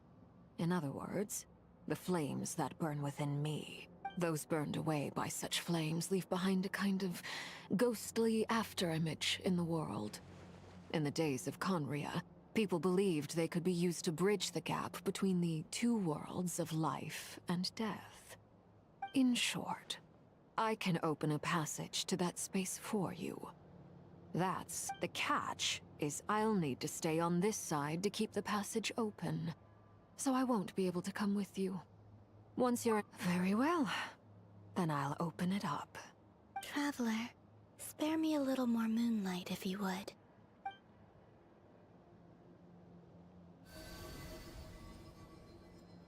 Thank you. I feel like I've recovered some of my strength now. It should be enough to move us across short distances and confront whatever dangers might await.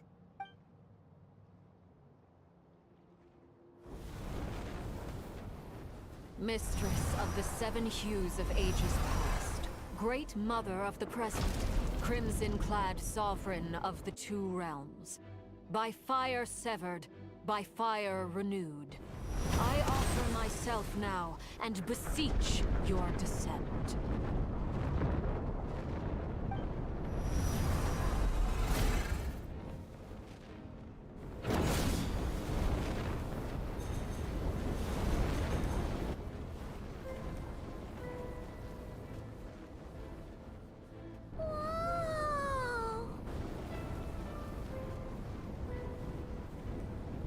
One word of advice. As you're crossing over, no matter what voices you hear, do not answer. Got it! I sense a sinister gloom inside, but also the familiar light of the moon. I feel that I am about to meet an old friend who has changed beyond all recognition.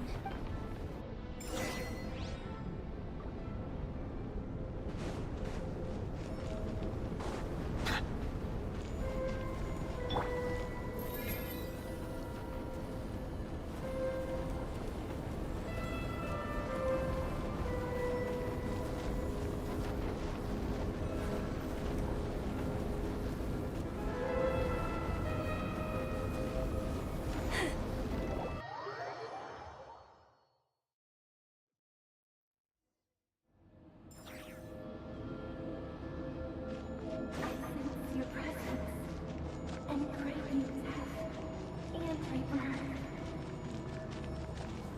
Wait, why are you? You have crossed over from another world, transcended fate itself. I have no right to.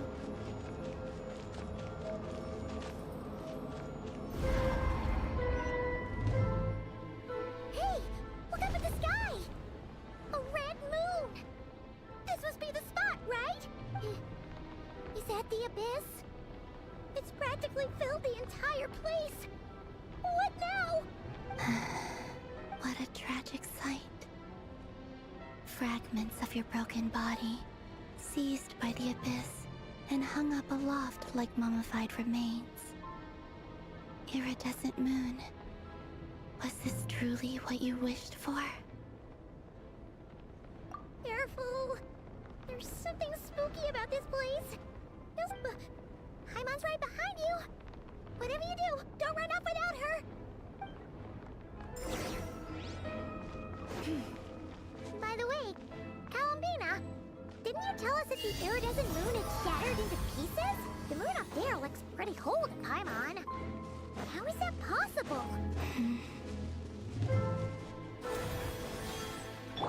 Settle down!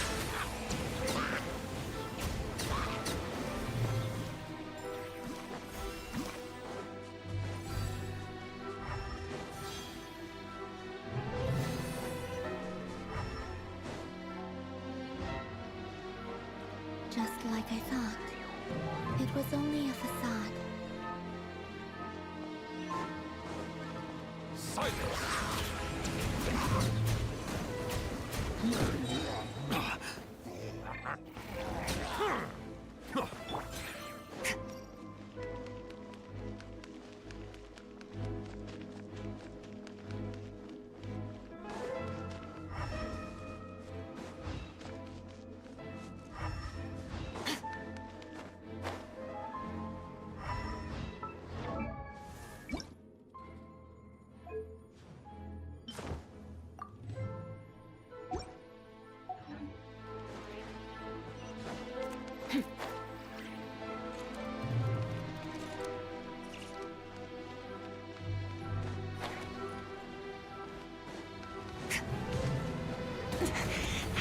like it. Extinguished. A dash of frosting. The pinnacle of excellence. Show no fear. Forest. Bow your head.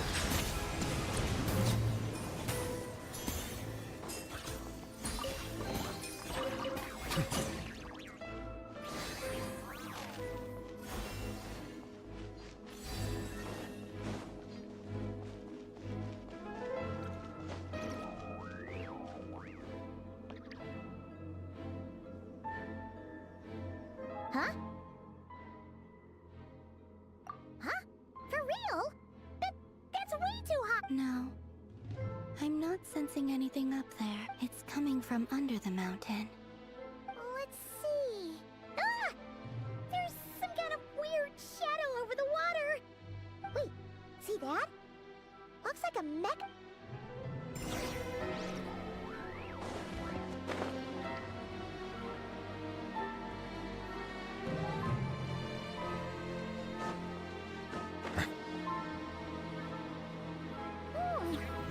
Looks like a device from the time of Kalia. Maybe people once came here to study the Crimson Moon's domain, and they left this behind. Oh, if we can activate it, we might find some clues.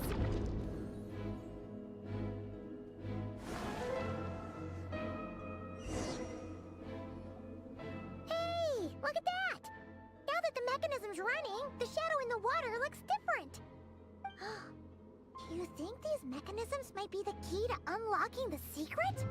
Thelindis, we'll leave the rest of the research in your hands. We'll be heading back now. I hope this isn't ruining date night. Ugh. Mind your own business. Just leave me some snacks on the table. Thelindis? Is that Rir's girlfriend? How come we're hearing her voice here? Oh yeah. So, do you think she was studying this strange space all along? The Abyss has made this space extremely unstable. Maybe that's why some of the things she said and did were preserved here. Like whenever I see this view, it takes me back to a poem from my childhood. Waning moon, oh lifeless damsel, weeping on the mountain crest. Mourning still in wistful tone, her fragile soul now laid to rest. For me, of all people, to be here investigating the mysteries of the Crimson Moon space. Is it a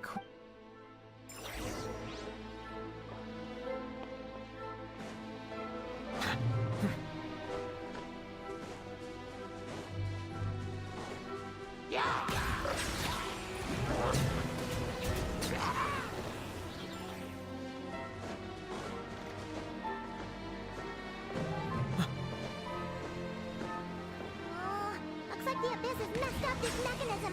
We need to find a way to get it working again. Let's see if there are any other devices nearby.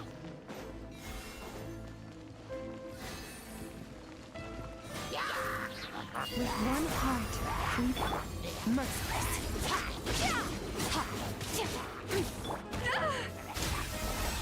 Bow your head.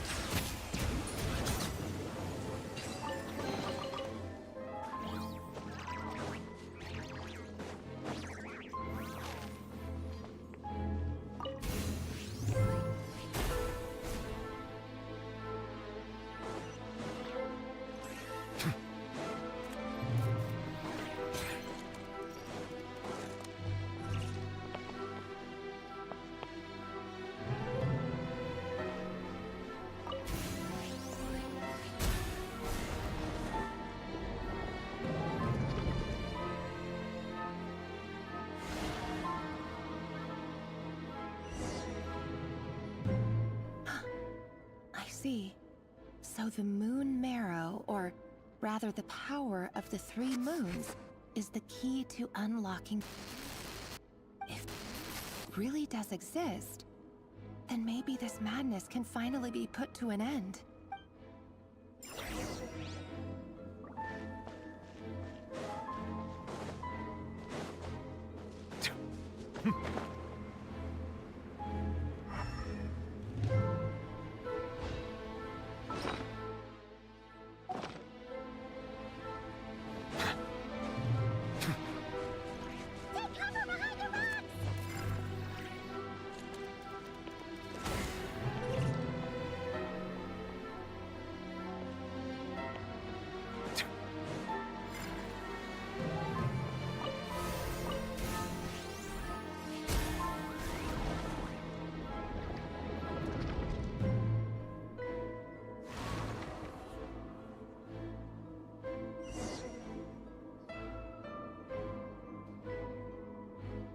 With the Abyss inhibitors in place, I should be able to access the chamber with the Moon Marrow.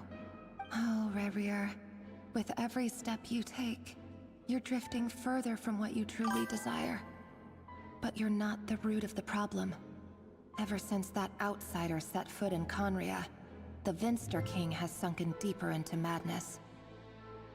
If only I could get my hands on that outsider.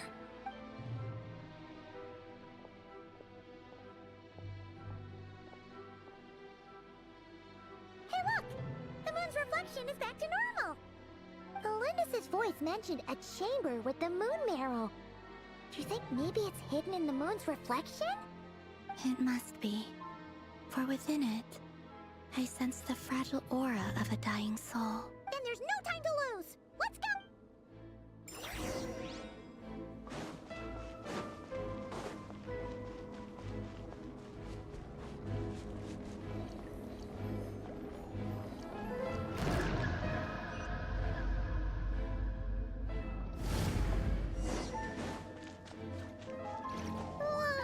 These things are so creepy! Looks like we'll have to destroy them if we want to get to the iridescent moon's marrow!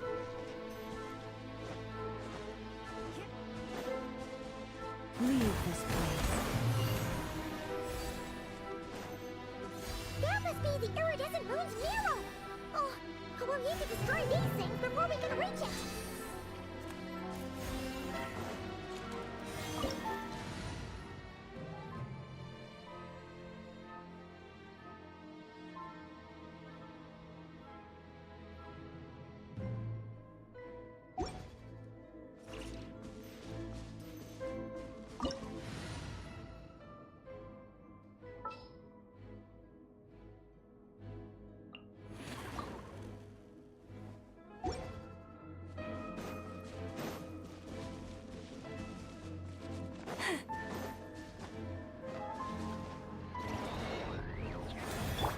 A little amuse-bouche!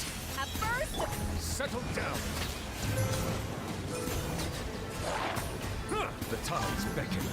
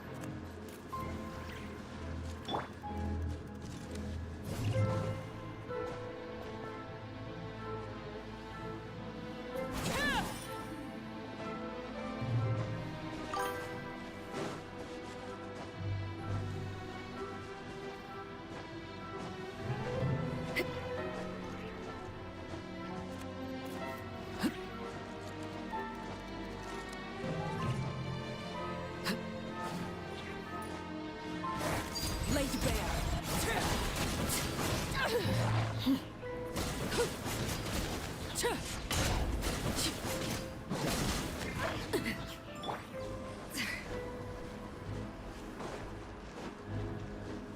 Off to the forest, protect us by the frost.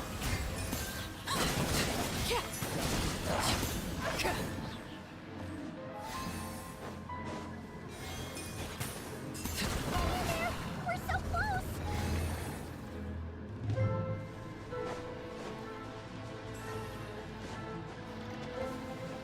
Overruled. A little amuse-bouche. Bow your head. This is where you fall. Transfixed.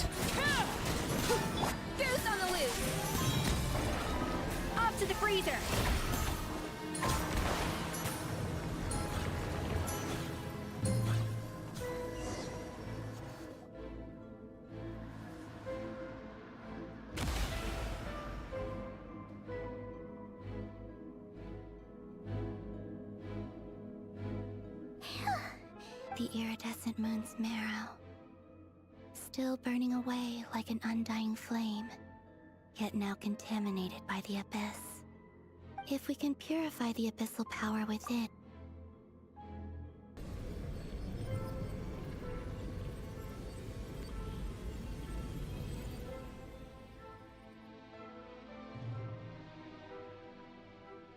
it's so cold. Is it you? Are you here? Huh? Are you talking to us?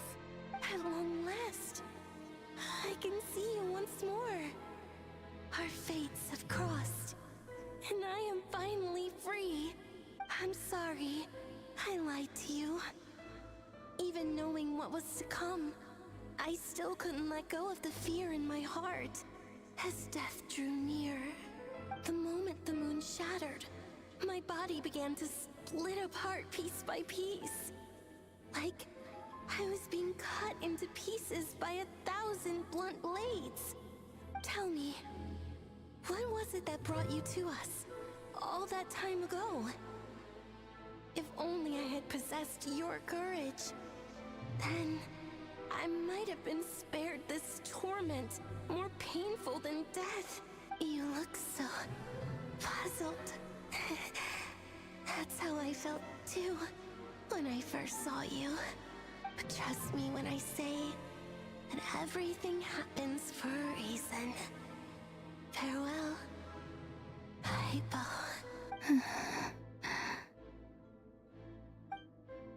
What was that all about?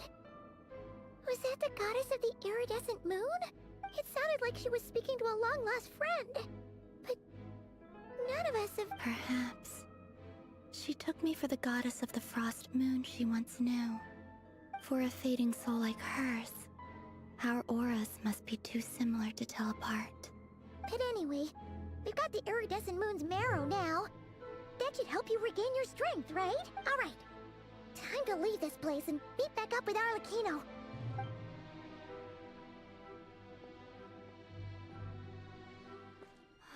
That's odd. This place looks different than when we came in. Waning moon, huh? oh lifeless damsel. Oh.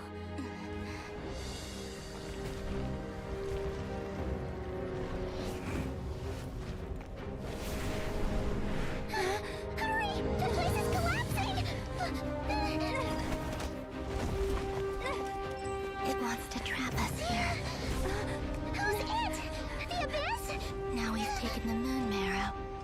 All that's left here is a dark will. It will show us no mercy.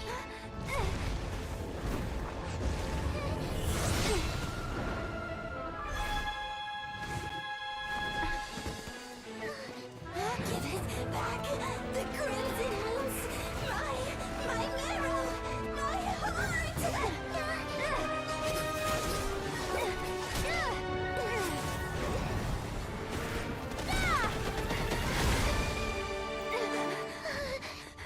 Finally! Huh?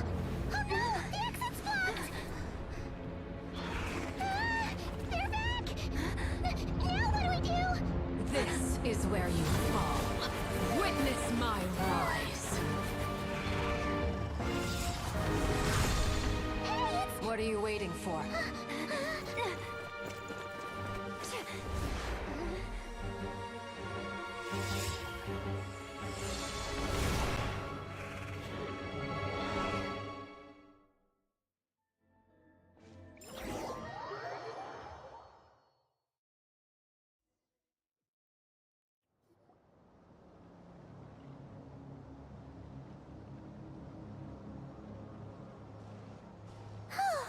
Wait, was that you, Arlecchino? Did you save us? Wait, your hands! They're... Oh, this? Don't worry. It's a small price to pay. The Abyss wanted to trap you inside, and I defied its will by bringing you out. No wonder it's a little angry. No. I have paid the price, albeit a small one, and it cannot be undone. My hands have already fused with the Abyss. Purification would simply destroy whatever's left of them. But you're... can't believe you'd make a sacrifice like this for us. As much as I'd like to call it a favor, the truth is I was simply holding up my end of the deal. Well, Columbina. Yes, you did your part. And as promised, I will leave the iridescent moon's marrow in your care. From this day forth, may the two worlds' flames burn ever more brightly.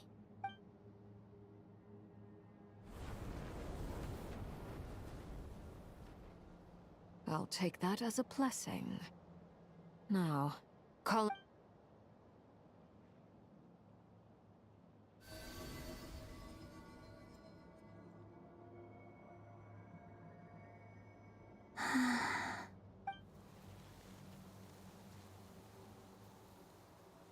Feeling stronger? Hey, Columbina, are you okay? I'm fine. Our powers are a little at odds, that's all. By the Frost Moon's authority alone, wielding the power of the other moons was always going to be a stretch. Still, I think it's fair to say that your strength has returned, at least to the level it was at as Third Harbinger. It's still not enough. There's no way I can hope to challenge Rayrear like this. Just one more ray of moonlight, if you would. It's okay. I can take it.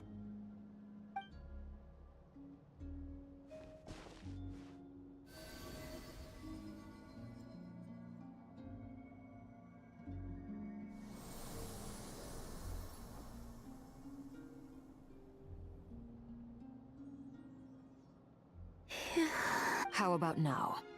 Fighting fit? At the very least, I won't have to stay hidden like before. I want to see him gone from Nodcry. The Rayhear of Solnari and his wild hunt must be sent back where they belong. Well, it's good to have something to aim for. You certainly seem more alive now than you did earlier. When I first met you, you didn't strike me as a ray of moonlight. More like a wisp of fog drifting in from who knows where, ready to scatter at the first sign of a breeze. But now, you're full of vitality. Just like the Frost Moon, once the brightest of them all. May you keep shining, Columbina. This is who you are. Thank you. Look after yourself too, Arlecchino. I know you have plans of your own, and that's why you're always seeking to grow stronger. But whatever you're after, don't let the Abyss take a hold of you.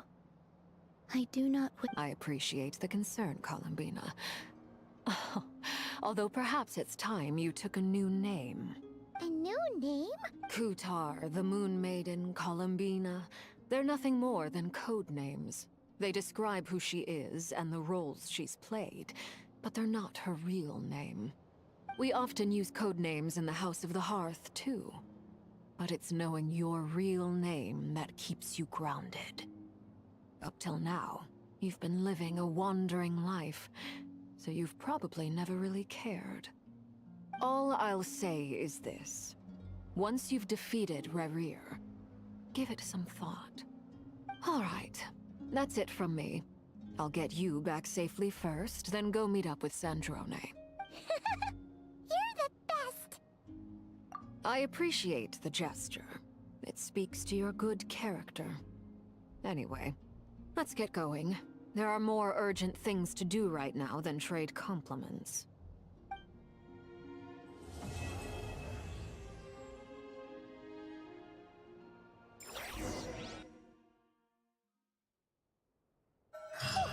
It was a close call, but we got the iridescent moon's marrow and restored Columbina's strength.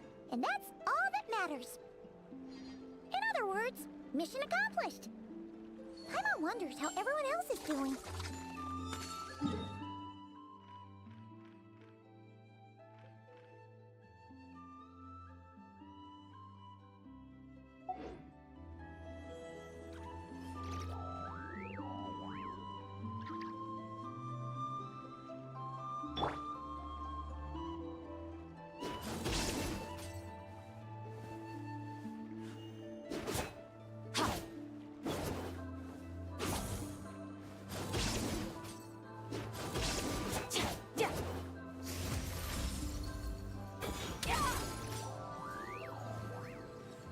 mine to wield.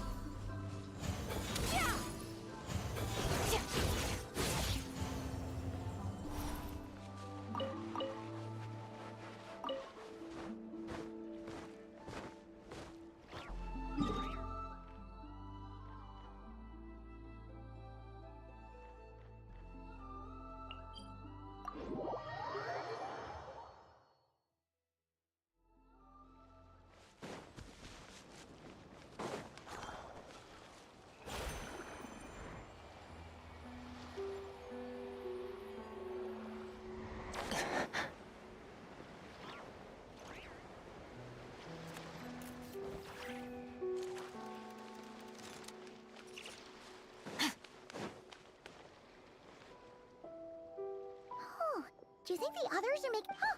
Hey, look! They made it back as well! Prince! Lama! All is well, thank you. Nefer and Yehoda had to stay at the curatorium to wrap things up, so they won't be joining us for now.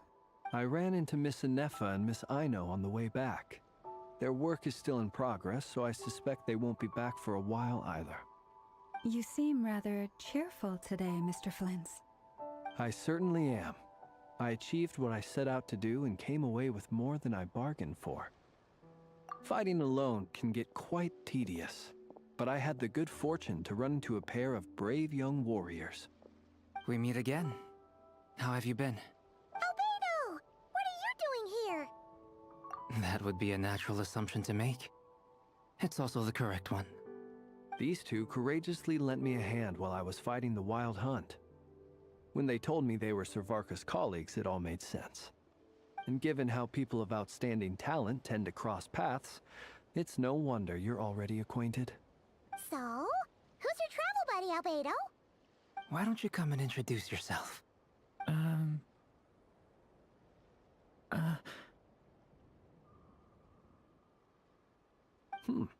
A gentleman of few words, I see. And a rather stern countenance. I presumed you were acquainted with him. Is that not the... It's nice to meet you.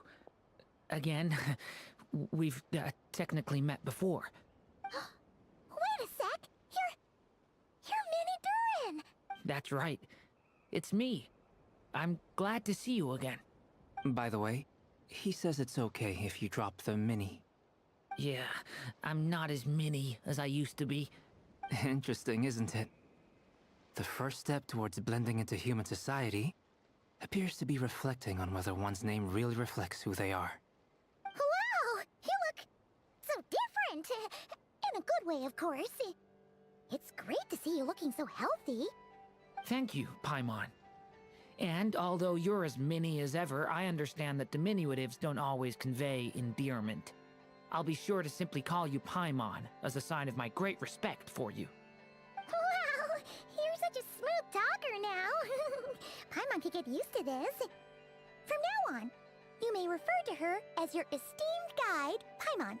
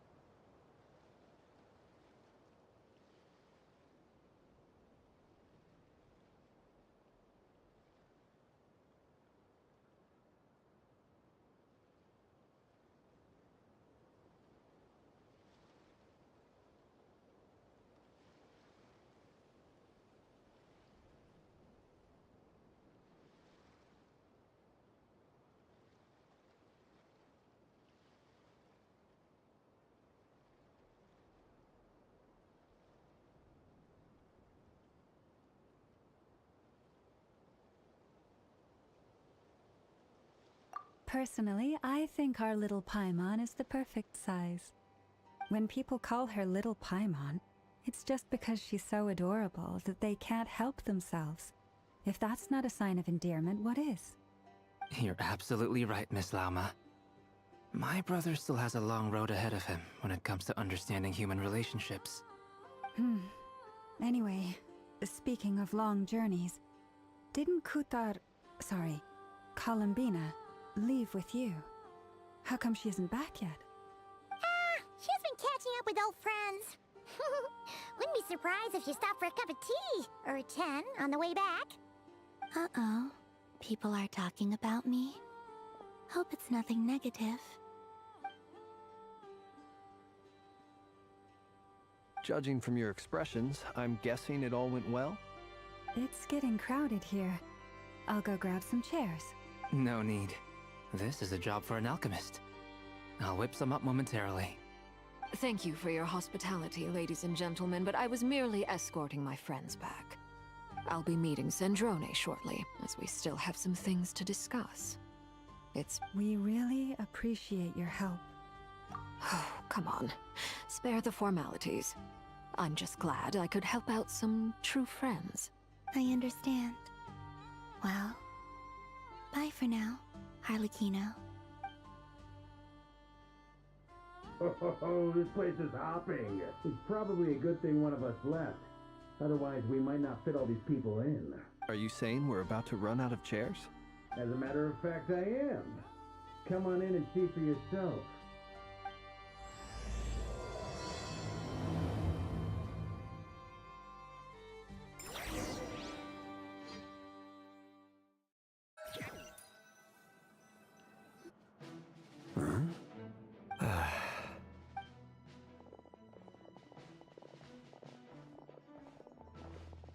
I overheard your little chit-chat outside, by the way. With Miss Columbina's colleague gone, we should be back to the original crew plus the other colleagues I brought in. Though, it looks like we have another new face. Someone else managed to rope in a colleague too? Frankly, you and Paimon are the only people I know here.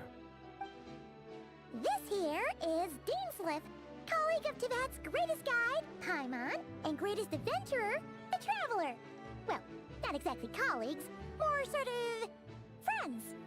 When someone else jumps in to do the announcing, you know you're speaking to someone important. Let's hear what he has to say. Note to self. Once Paimon knows your name, the rest of the world will soon follow.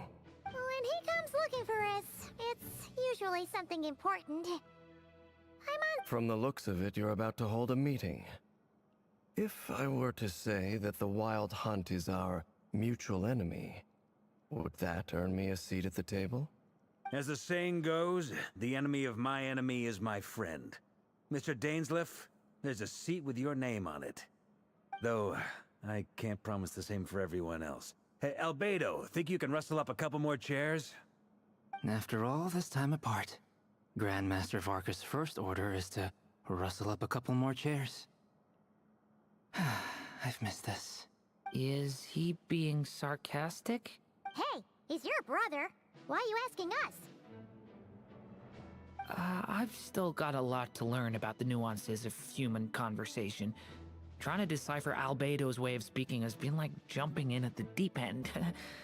Oh, good point. Paimon gets you now. Delph! I wonder what's taking Nefer so long. Perhaps you should go and check in with her. If anyone can hurry her along, it's you. I just got back from the curatorium. Besides, aren't you curious to see what's taking her so long? Miss Nefer doesn't strike me as the type to share secrets. And since gathering intel is her specialty, I'm guessing she'd prefer to keep her methods confidential. Under such circumstances, would it not be tactless for me to— Oh, but it's fine for me to impose. What can I say? You have an unrivaled ability to garner people's affection, Miss Moonchanter. Besides, you have far more in common with her than I do. All right then. Impressive. She barely fought back at all. I admire your powers of persuasion, my friend. As I'm sure Miss Lauma will realize soon enough, the trick in life is to always pitch in with other people's responsibilities so that you can be selective with your own. Another trick is to simply hide in the background. Spoken like a true sage. Anyway, looks like we've got some time to kill before the meeting. Let's take a little breather, folks. And feel free to chat amongst yourselves. We'll get down to business once the other two arrive.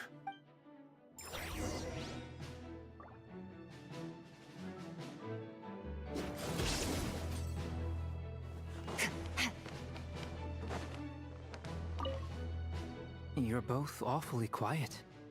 Why don't I start us off with an icebreaker? Much obliged. Have either of you ever had your portrait painted? If not... That sounds like a lovely idea.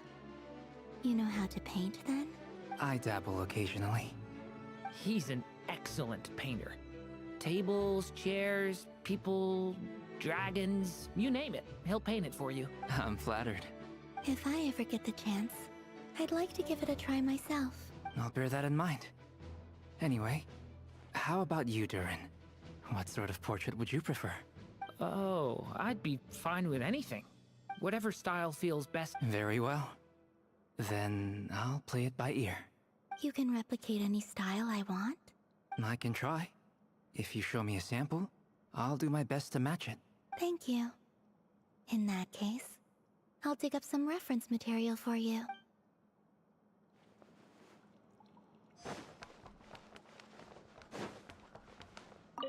Truth be told, I can't remember the last time I was in a meeting with so many people. You're not alone there, my friend. The Lightkeepers also struggle to bring everyone together for a serious discussion. I don't doubt that. I've only ever met two Ratniki, one being you, and the other being that young guy, Eatlua. Eatlua is a good apple. I'll give him that. He's kind, honest, and regularly delivers supplies to my lighthouse. A true Ratnik to the core.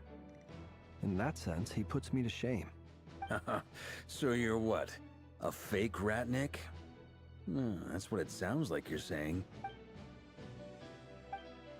Come on, why the... Sorry. I'm not even gonna bother trying to hide it. You've known all along, haven't you, my friend? Now, that was an awkward silence. Let's just keep this between ourselves. Probably best if Eatlua doesn't know. That goes without saying. Gotta be careful what you share with youngsters, after all. Anyone else in the know? Let me guess. The Traveler and Paimon? It's dangerous being too sharp for one's own good, you know. Then, in the name of the Animo Archon Barbados himself, I swear. When we went for drinks, you said that you and Barbados were practically best buds. In the light Of course! Just as long as you don't go spreading around the fact that I'm close with Barbados, all right? Fair enough, then. Nothing like a bit of mutual leverage to seal the Is there something you'd like to say to me? Yeah! For starters, why'd you just show up here without even giving us a heads up? If you think back to our previous interactions, you may recall that that's hardly out of character for me. You do have a point there. Oh yeah! You'll need to find somewhere to stay the night too, right? Want to tag along with us? You never know. We might get a group discount. Sure. Let's do that. Great! Paimon will handle it! And in return, we can get Dainslift to be our very own personal bodyguard. If that's what you had in mind, you should have said so sooner. I'd be happy to help. Oh, okay then. I'm up anyway. Since we're all here together, we might as well watch each other's backs. That's just what friends do, right? Indeed. Thank you.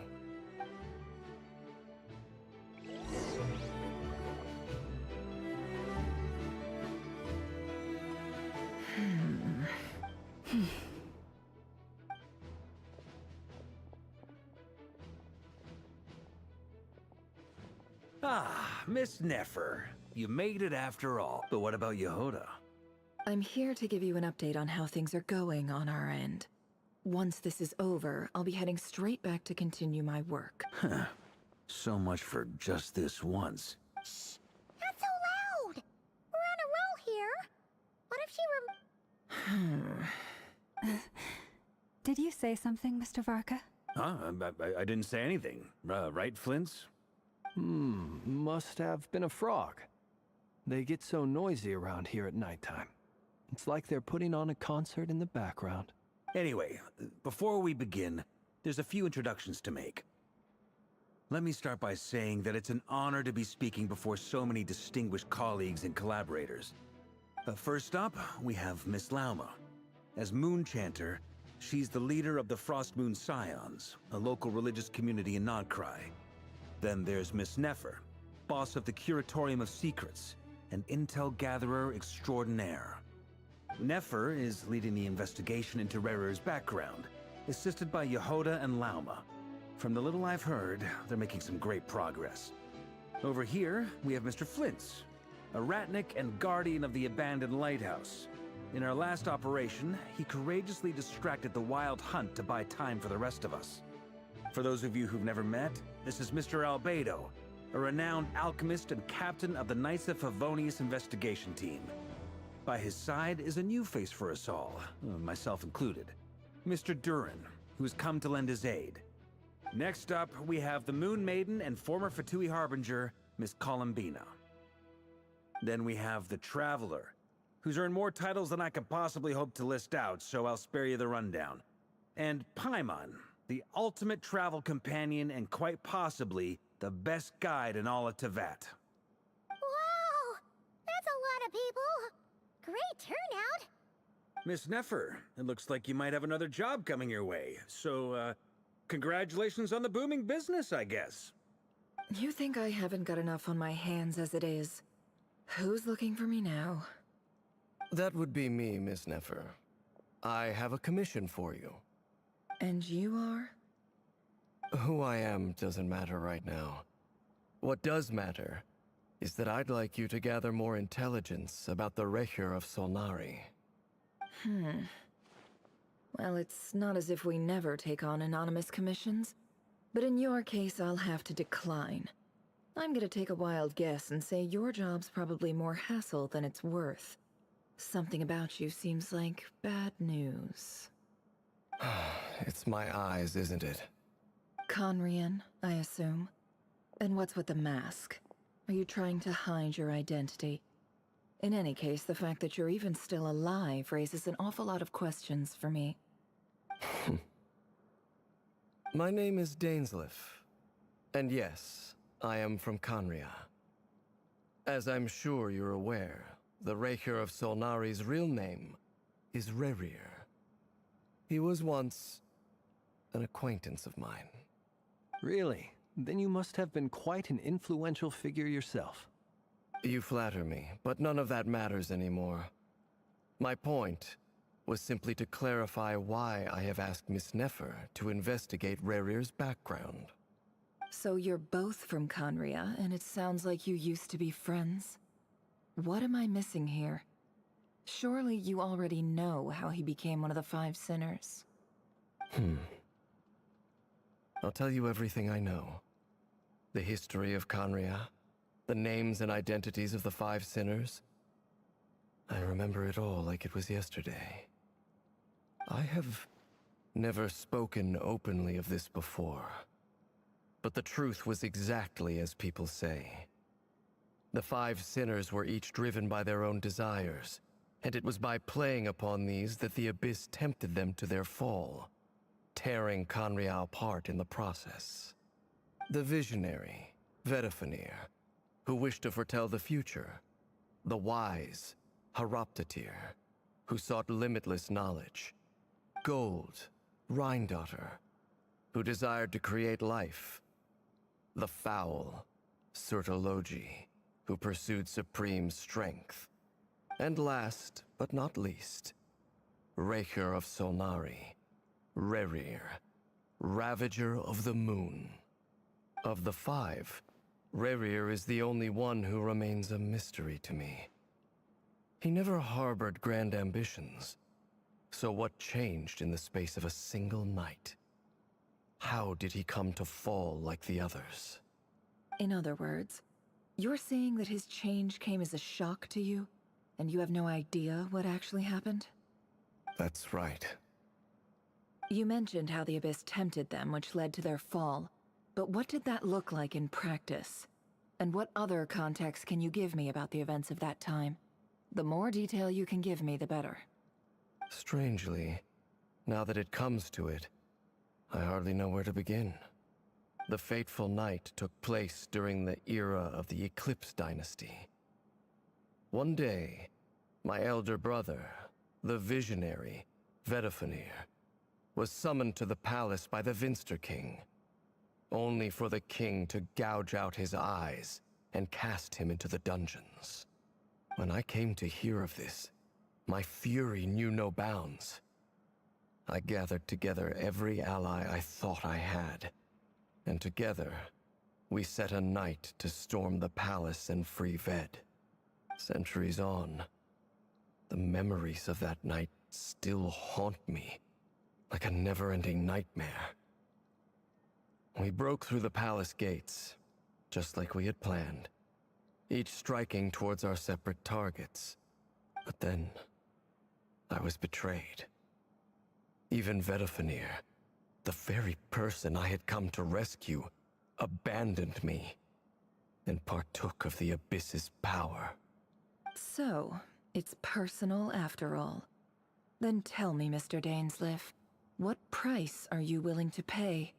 You, of all people, must know that nothing comes for free.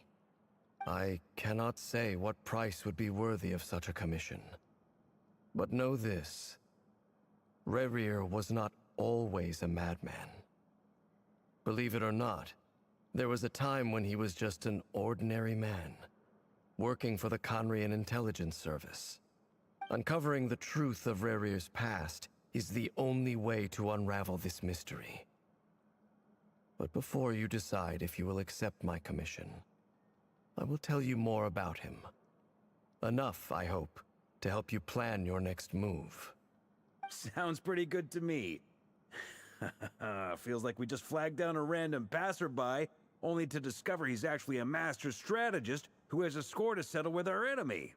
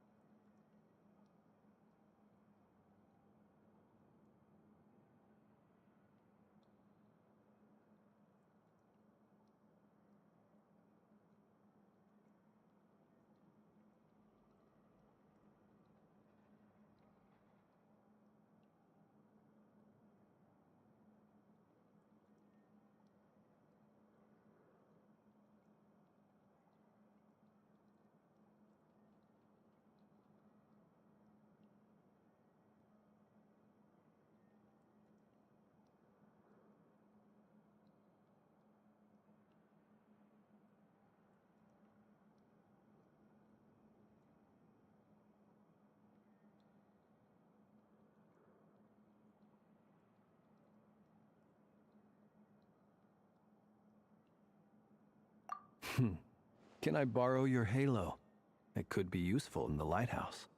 Hey, enough with the wisecracks! Besides, isn't that lamp of yours bright enough already? Relax. It was meant to be a compliment. If that was a little over the top for your liking, I'll make sure to tone it down next time. I'll give your proposal some serious thought, Mr. Dainsleif. Let's speak in private once the meeting is over. Before that, there's a few things I'd like to share.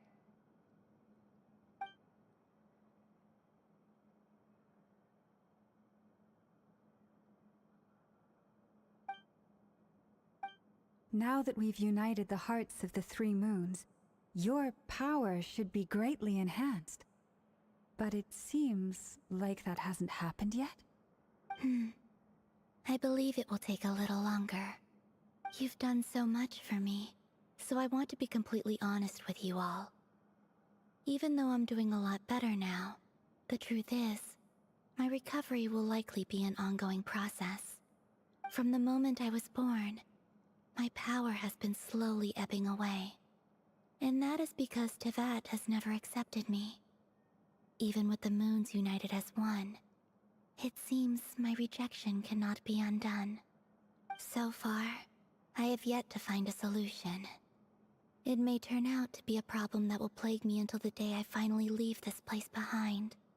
Even so, I will do everything in my power to help you drive out the Ray here of Solnari. As Arlecchino put it, this is not about chasing the spoils of victory.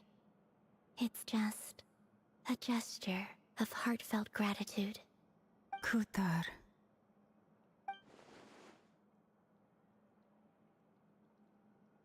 Defeating the Ray here of Solnari will be no easy task. While my strength slowly recovers, we'll also need to gather more intel. Naturally. We should take all the help we can get if we hope to defeat him. We've considered several viable plans now, but our choice hinges on the answers to a few key questions. Is it even possible to kill Rerir? What experiences shaped the person or monster he became? And what's he really after? Given Albedo's expertise in alchemy, I think we should leave him to try and answer the first of these questions. Understood. As for the other two, I'm afraid we'll have to count on you again, Miss Nefer. Believe me when I say it's not my wish to burden you. But right now, relying on your skills is our only option. So you're placing all your hopes on me, huh? We can't thank you enough for agreeing to help us. Honestly, I can hardly believe how lucky we are. You sure have a talent for changing your tune, Miss Moonchanter. Timid like Yehoda one moment, then flinches insincere flattery the next. Ladies, please. I must object to your portrayal of me. That's all. Feel free to keep bickering. Just pretend I'm not here. I almost don't want to leave this room. I'm curious. I have faith in you, Miss Nefer. Something tells me you'll stand by us until the very end. Oh? And what makes you so sure of that? This isn't about the money. I can sense that you've got a deep-seated distaste for Rerir. And knowing you, that alone is motive enough. Look at them getting along so well. Like two peas in a pod. And I'm the one they accuse of insincere flattery. There is no justice. Miss Lauma, you have to understand something. Unlike you, I don't actually enjoy having everyone's hopes on my shoulders. Is that right? Well, maybe the fact that I'm willing to put my hopes in other people says more about me than you. But the fact is, I also trust you. And that's because I know that you're someone we can count on. Anyway, we've got our plan, so let's get moving. Mr. Dainsliff, let's talk. And Traveler, once we're This whole experience is teaching me a lot. For instance, I now know that when other issues come up in the future, I'll have far more luck getting Lauma to convince Miss Nefer than trying to do it myself. Hate to say it, friend, but that's one of the funniest things I've heard in a while. Why? You think I've got it wrong? Quite the opposite. But what makes it so hilarious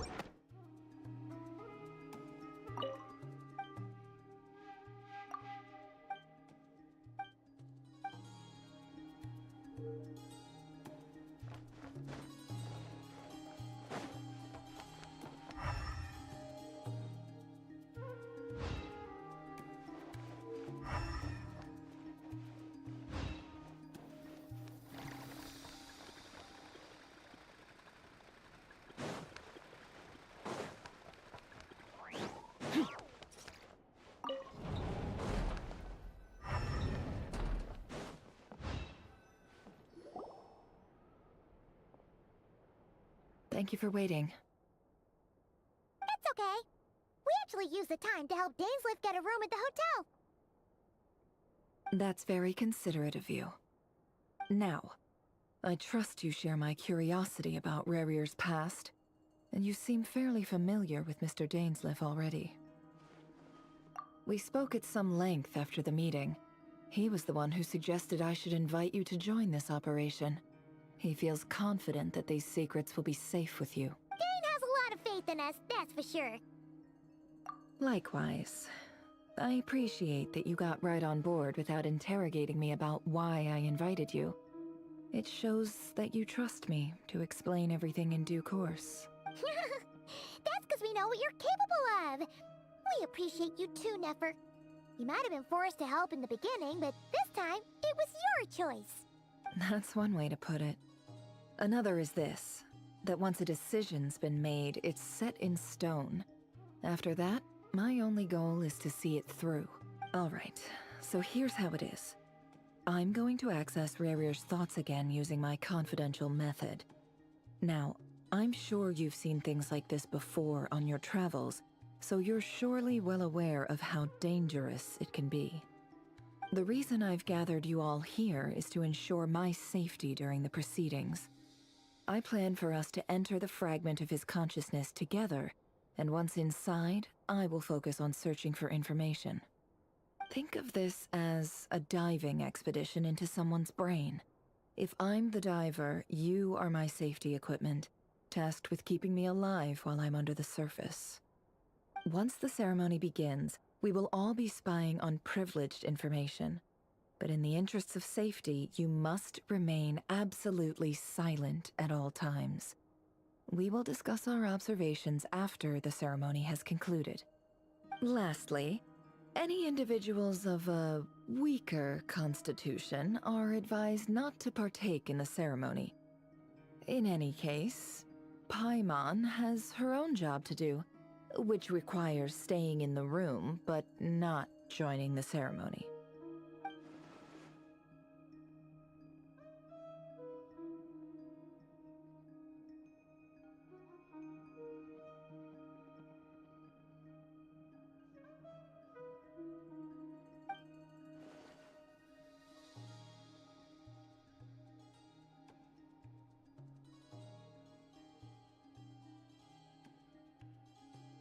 Well, good luck, everyone.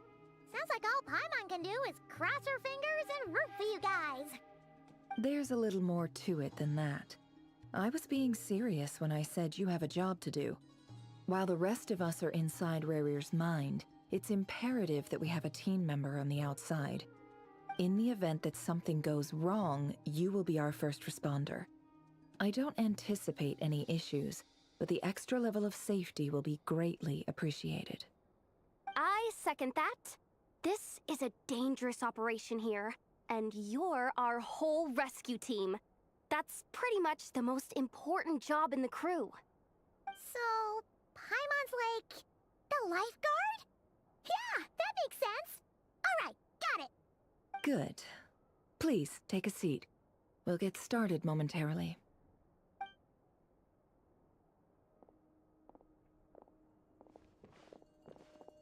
So, did Mr. Dainsliff tell you anything else? He told me that he believes Rarier kept some big secrets in his life. He's not sure that they were the cause of his eventual downfall, but he's asked me to uncover what those secrets were all the same. But surely you're not planning to go through with this, no matter the cost. If you think that, you'd be overestimating me. I'm a businesswoman, not a mercenary. But I do have my own professional reasons for taking this job. You think I'd turn down the opportunity to get a first-hand glimpse into Conrian history? No chance. Well, as long as you don't let morbid curiosity get in the way of safety concerns, we're good. We'll do whatever we can to help you. You're such a killjoy.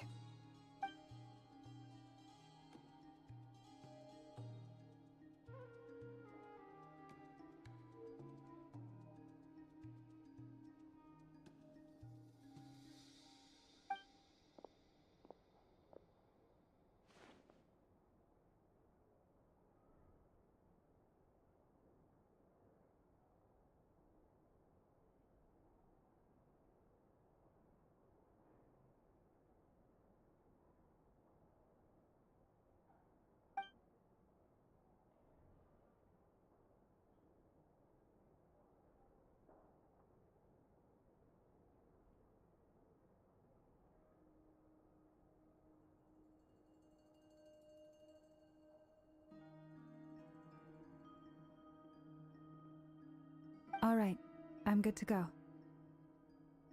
All set over here, too.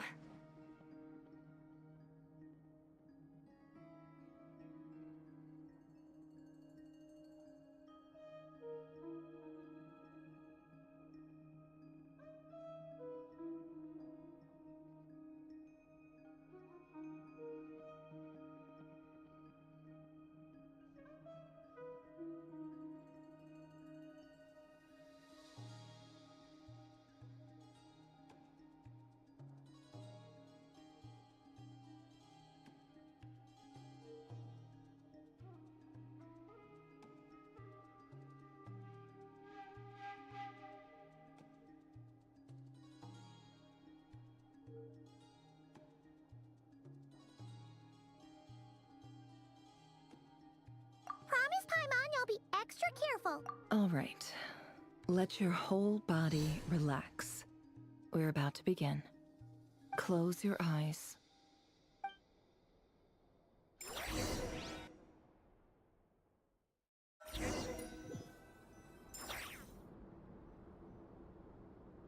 Phew. Could this be his office? Pretty standard setup. Bookshelves, paperwork, files. According to Dainsliff, Rarier used to be an intelligence operative. Chances are there's plenty of top secret intel stashed away in this room. Is this where you keep your secrets, Rarier? Can't say I'm not looking forward to this.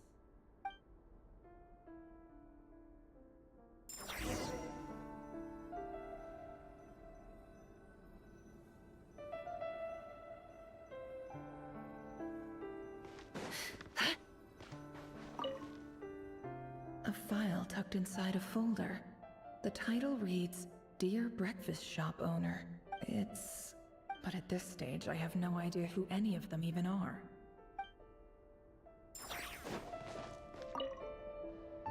Wonder what kind of encryption technique this is. Seems like it has to be inserted into that camouflage device nearby. Aha! It's an audio recording. Please, hear me out. I can't shake this feeling that someone's been spying on our house. No, I'm not being paranoid. It's true. I saw someone dressed in all black. It was a couple of days back, but that was on another street, not near my house. I swear, I know what I saw. There's a note in the margin. Surveillance of the Run Farther residence has concluded.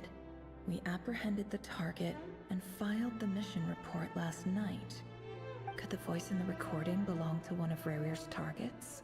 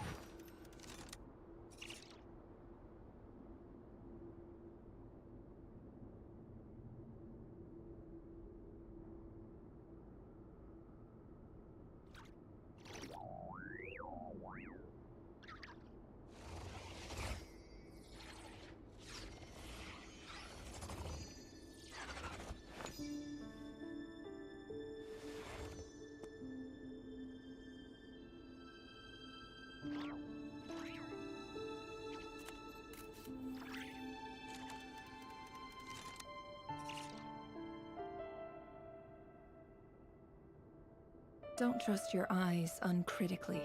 People only see what they want to, so don't be your own fool.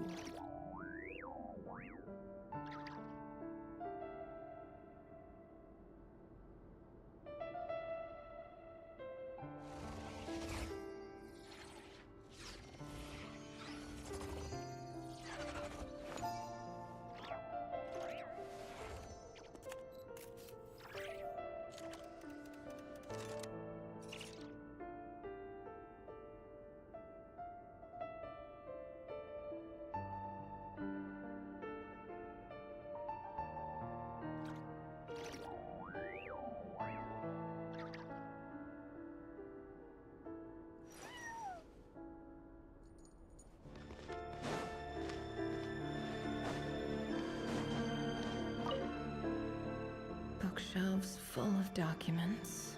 Looks like these are all files, packed with the personal details of the Crimson Moon dynasty preceded the eclipse. Since Rerir worked as a secret agent during the latter, it stands to reason that he was tasked with purging remnants of the old dynasty. Yep, lines up exactly with what Dainsleif told me.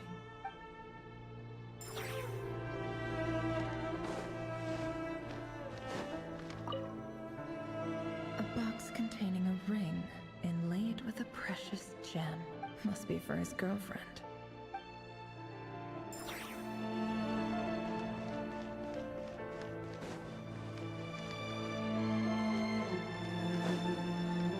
He looks even gloomier than last time.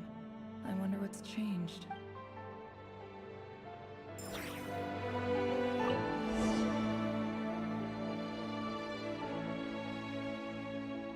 Today's files are in.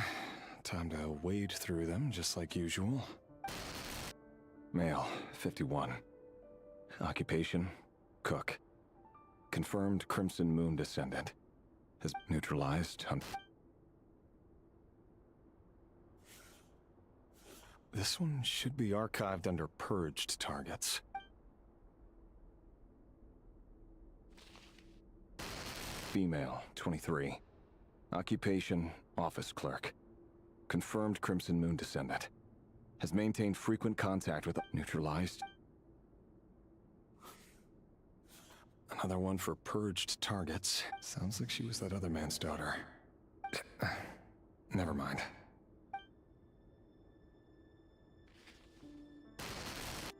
Male, 40. Occupation, neutralized on... Just another nobody. Come to think of it, I remember surveilling this man. A case like his never would have been considered a priority in the past. Huh.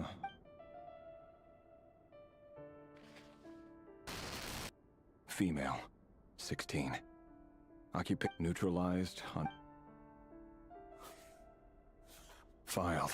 I have no recollection of this girl. None whatsoever.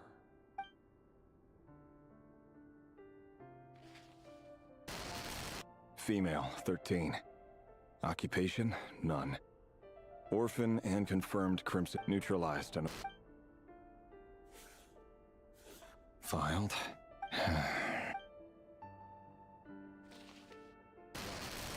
Male, 11. Occupation, none. Neutralized.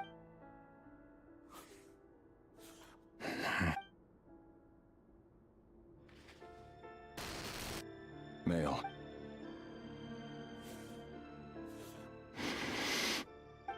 It's funny, isn't it? Your job is becoming both harder and easier at the same time, depending on how you look at it.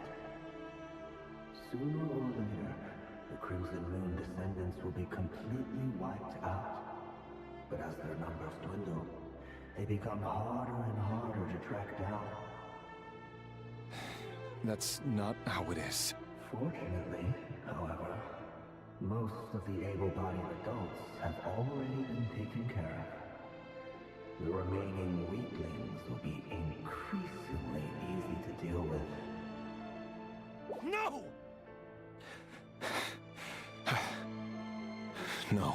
My job is to ensure the survival of the Eclipse Dynasty.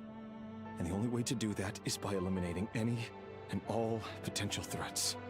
It's a perfectly legitimate line of work. Every single one of my colleagues can attest to my fairness. And if my friends were aware of the facts, I know they'd back me up too. Assuming, of course, that they were aware of all the facts.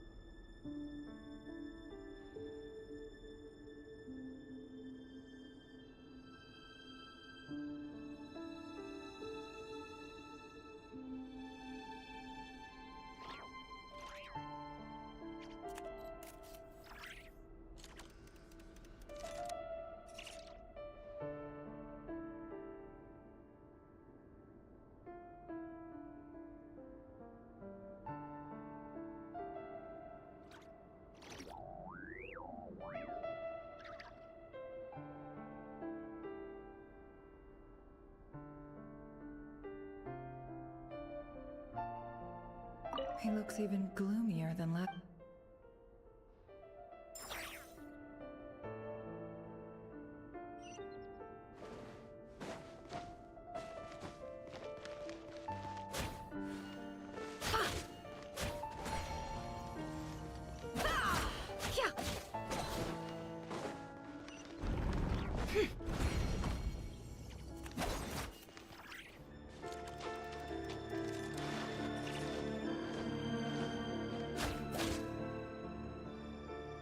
Mr. Vedifalnir, it's been quite some time since we last met. Rerir, I trust you're here because you have something important to discuss. Forgive me. I wasn't tuning out, it's just, tell me. Does someone in your position ever feel the need to ask questions? It is indeed within my power to foresee certain things. Things like your arrival. I was just thinking. It won't be long before I'll be inviting both you and Dane to my wedding. That isn't a lie, but nor is it a fact as such. No fooling a prophet, is there? Ever since that day we met for drinks, I knew it was only a matter of time before you came looking for me. Does it feel good? Knowing I'm afraid the notions of good and bad fail to capture the complexity of what such a power entails. Once you've seen what will come to pass, it can be all too easy to succumb to fear and melancholy. Unless, of course, you learn to abandon these feelings. You fear my silence, and long to hear the words I left unspoken that day. That's right. You must have noticed my reluctance to broach the subject. And the reason is simple. Because the truth could never have lived up to your hopes. For the burden of prophecy was never meant for your shoulders. So who exactly do you deem worthy to hear your prophecies? Or rather, our king as he once was. You're closer to His Majesty than I am. You must know better than anyone how much he's changed. You say that as though it is to my benefit. Yet precisely because of that, I dare not speak rashly. A king can turn out to be the most virtuous of rulers, or a tyrant more terrible than the most vicious of dragons. You are so wise and far-sighted, yet still you would have me live in fear of the unknown? You make a fair point. Especially given my silence alone was all it took to send you spiraling downwards.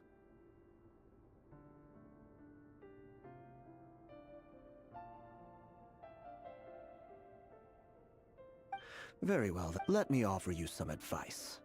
And I say this not as a prophet or a visionary, but simply as the brother of your friend.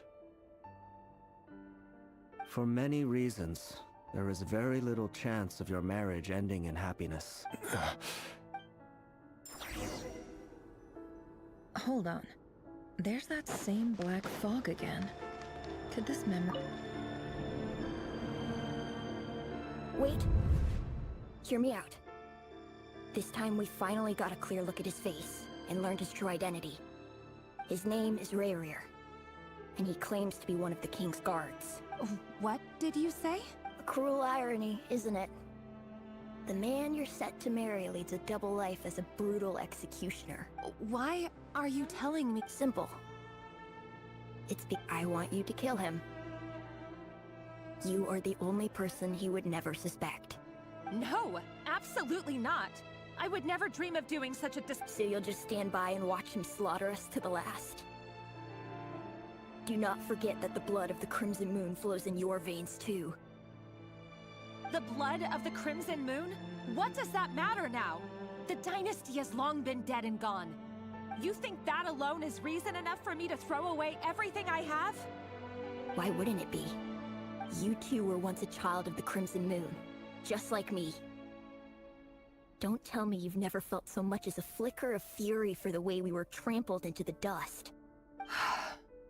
As long as you promise to abandon this pipe dream of restoring your dynasty, I can try to persuade him. Or have him persuade the Venster King. Persuade the Vinster King? Do you even know why he's so obsessed with hunting us down? Why he keeps trying to force us to hand over our secrets? Over and over again? Or why we refuse to give up on restoring the dynasty? The Vinster King. A blind fool. His eyes clouded by powers from beyond this world.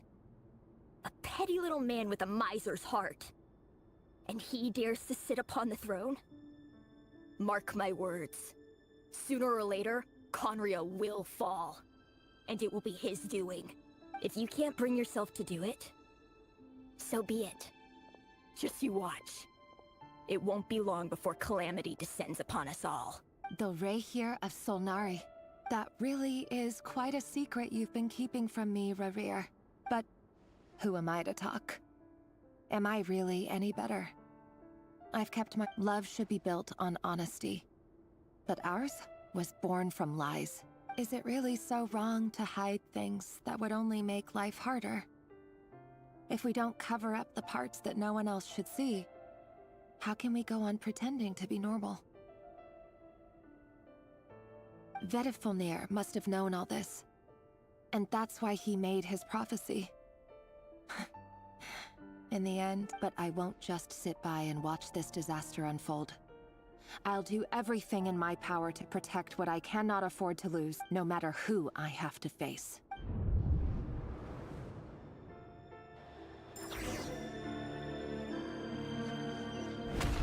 Huh? Was that Rerir who just walked past the window? Doesn't it give you the chills that he still takes the same road to work every day? As if nothing ever happened. Those people at the deli. Enough already. They're clearly pretty taken by their own disguises, so just smile and play along. Pull the rug from under beasts like that, and you'll risk having your throat torn out. Deli. Oh. They're talking about those people from the opposition. Right. I'd almost forgotten they used to run a deli. But surely you can see he's not the man he pretends to be. So many have died already, and they say that the king's madness grows with each passing day. We're not going to survive this, are we? But, Felindis, are you even listening? Sorry, Freether. My mind was off wandering. I heard you, though. You're talking about what Rerir said. He's just following the king's orders. He's a secret agent, and it's his job to hunt down rebels and dissidents. By the time you first met him, he'd already taken lives. Maybe he was using you from the very beginning. No.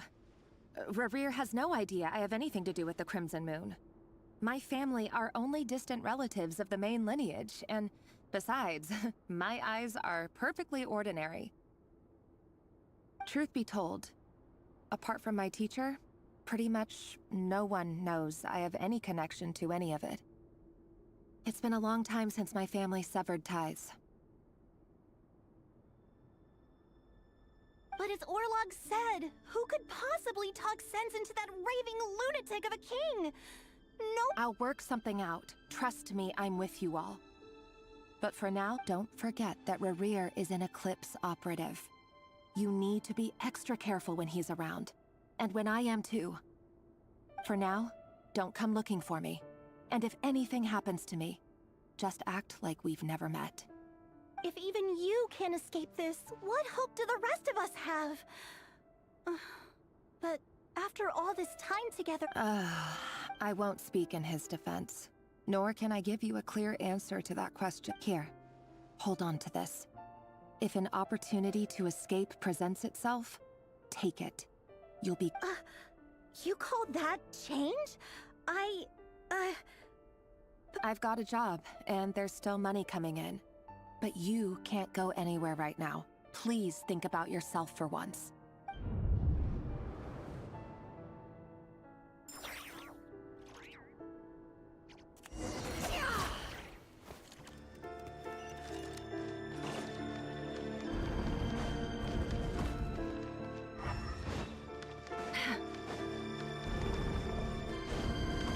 Another day, another round of of assassination training. Training ground is just beyond this hidden passageway. When you kill a person, doesn't it bother you when you end up covered in their blood? Make sure you have a firm grip on the handle. Then choose your angle well. Keep your movements light and brisk. And the prey won't sense a thing. I'll bet no one can deny that in your hands. I work clean. No traces.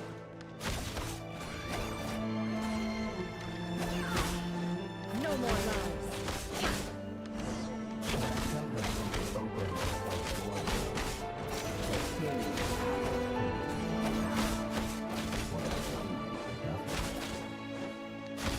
It won't happen. With James, ever since he fell out of the cell of that hour, he only had to take out a handful of them. But now, The ones I dealt with have always been guilty. And I've carried out my work flawlessly.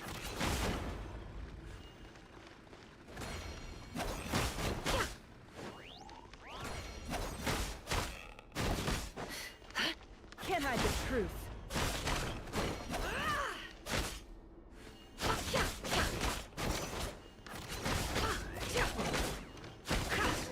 you know why Columbus didn't accept your proposal, don't you? Was it because he didn't trust you?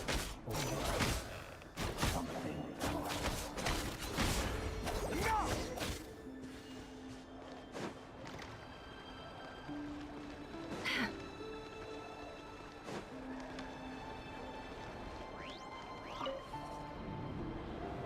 Delindis, do you still remember Orlog? Orlog? The boy who was pretending to sell flowers. You spoke for quite a while. Yes, we did. What about him? He was arrested 2 days ago. He... I just don't get it! After everything he's done, why do you still stand by? Or does it mean nothing to you that people keep dying? No, that's not... Just, I need to go now, Thelindis. They're looking for us. If you ever need a place to hide.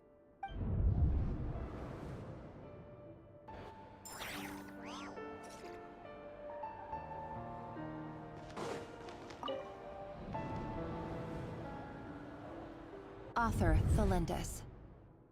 Over the course of this week, the research object was subjected to interference for a total of 47 hours for experimental purposes. The results are as follows. All subjects of observation that were sent inside have now no progress whatsoever. What now? Well, things are getting worse by the day. I have to find a way or we'll all be in danger, but... if all this research comes to nothing, what then? Sooner, but... could he really bring himself to kill me? No. Surely...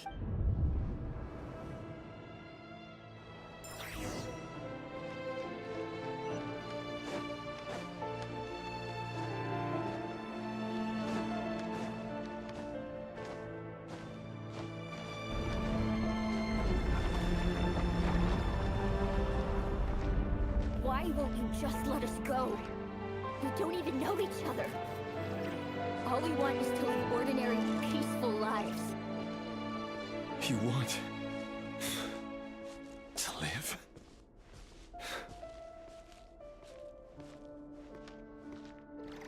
Yes. I just want to go on living. Is that really such an unforgivable crime?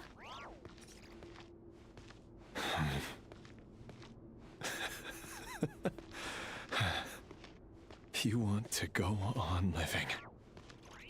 I want to keep living too. To keep living forever. That's why I have no choice but to continue on the path I'm on. If only some savior would suddenly swoop down and change the way the world is. Too bad that's not going to happen. Imagine that.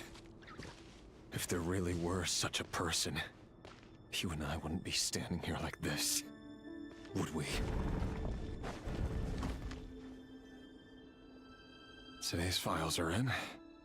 Time to wade through them just like usual. No, I don't get tired of it. It's my job. And not only am I lucky to have it, I'm good at it too.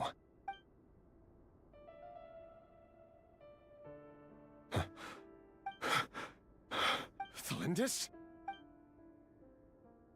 No. No. Why? But you bear no mark of the Crimson Moon. How could you possibly have anything to do with them? A diluted bloodline. Carefully concealed. I see it now. What a fool I've been. Numbing myself with talk of justice. Even imagining my friend... Irminsul. Finster King! How far are you going to take this? From the direct bloodline to secondary offshoots? Today it's the descendants of the Crimson Moon. Who will it be tomorrow? Will you not rest until everyone down here is dead? No. This cannot go on. This is where it ends.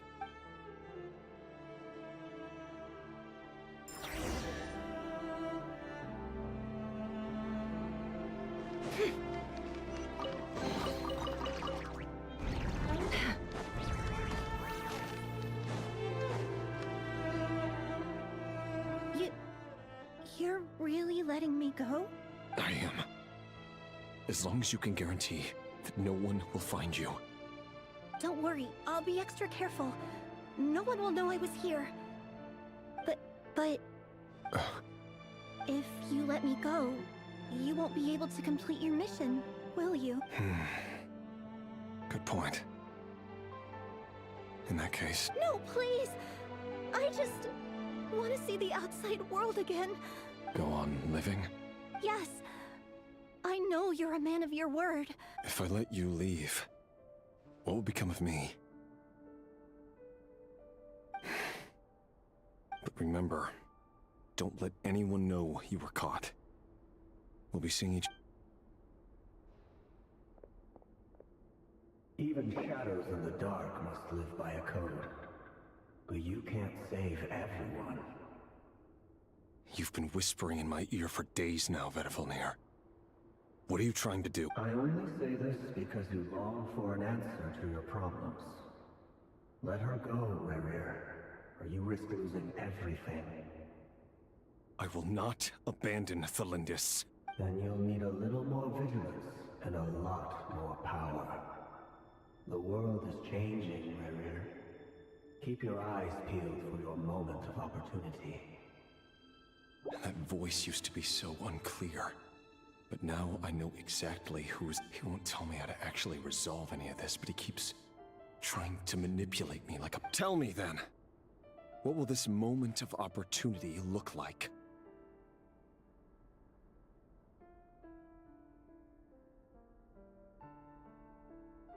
And... no answer. He's like a ghost.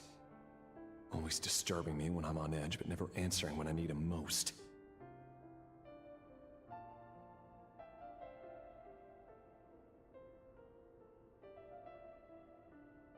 So, the Eclipse dynasty was purging, well, massacring the descendants of the Crimson Moon. And it seems like it was all connected to the Vinster King's research. The King's obsession with abyssal power left the future of Khaenri'ah hanging in the balance. No wonder every aspect of Rerir's life was so unstable.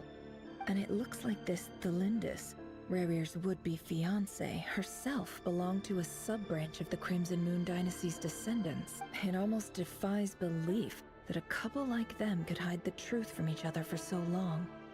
If the Vinster King hadn't intervened in such a drastic way, they might have gone on deceiving each other for the rest of their lives. And why does Vedrfunir, Daneslif's older brother, keep talking in Rerir's head?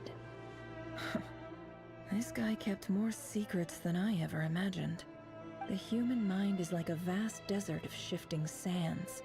When you follow the flow of someone's memories, you only ever see the parts they're... Time for something a bit more creative. We've been inside Rerir's mind this whole time, building up a picture of his psyche. There's already enough clues on the board to start reading between the lines and mapping out the rest. Now, we can finally begin to put the pieces together. Sure, it'll only be a reconstruction, part simulation, part reasoning, but it's usually pretty accurate. Once we've built up a cognitive profile, we just need to cross-check the logic behind his actions. And then we'll be able to take a sneak peek at whatever it is that Rerir has really been hiding.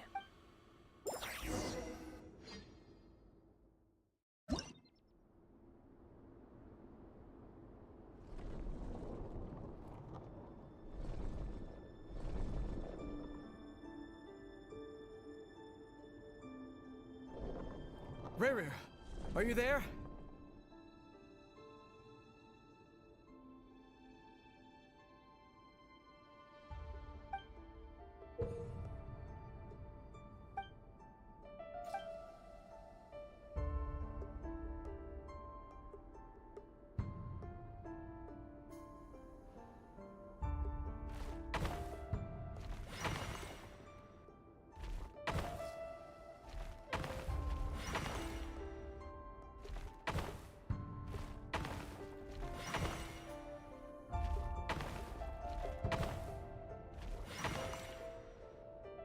Hey, Rerir! Come out, it's urgent! Dane? What's wrong? Quick, come with me. I'll explain everything. Okay. I'll come. All right then, but make it quick. I've never seen Dane so worked up before. Whatever this is...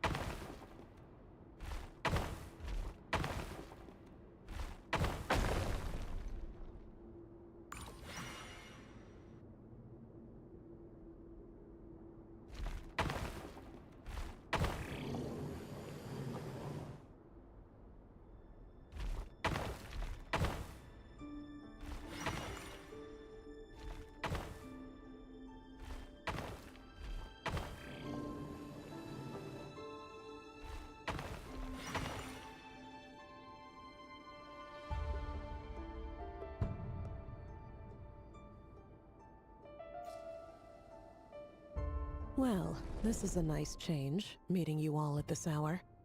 When men and women of ambition can speak face to face in broad daylight, I say that's a big step forward for our dear Conria.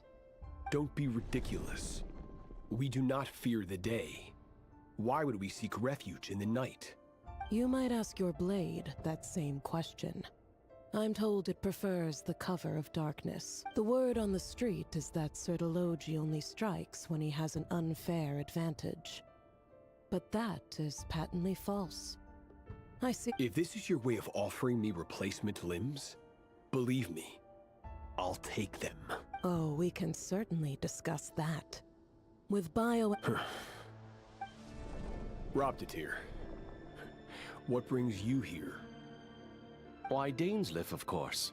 He invited me. Please, cast aside your apprehensions, Miss Rhindaughter. Whatever the rumors may say, I am but a humble servant of the king, and I can assure you he affords me no greater convenience than he does you.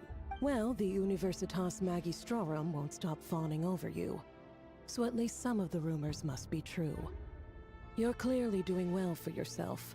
So drop the humble servant act. You're president of the Universitas Magistrorum. The chief vice president Veit doesn't even try to hide his envy when he sees you. My success is the product of hard work and good luck. It's as simple as that. Of course, and as for Efterveit, in missing out on the presidency, he's dodged a mountain of stress. Like everything else in life, it comes with... You're all here.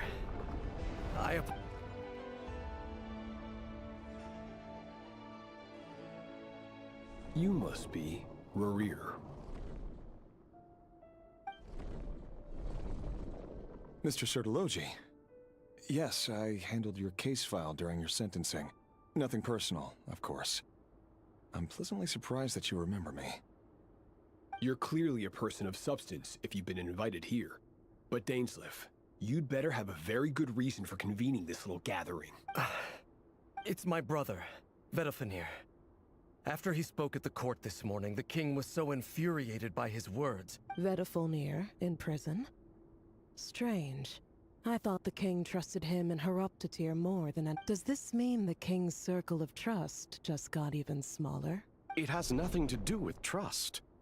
It's about what the king wants, which is as clear as day to anyone paying attention. I simply appease him, because it's in the best interests of the Universitas Magistrorum. And also because you're slimy. Vedalfenir, perhaps less so. But still, a visionless visionary? It rather inclines me to think that qualifications are not what get you ahead in Conria. Do you honestly think this is an important discussion to be having right now?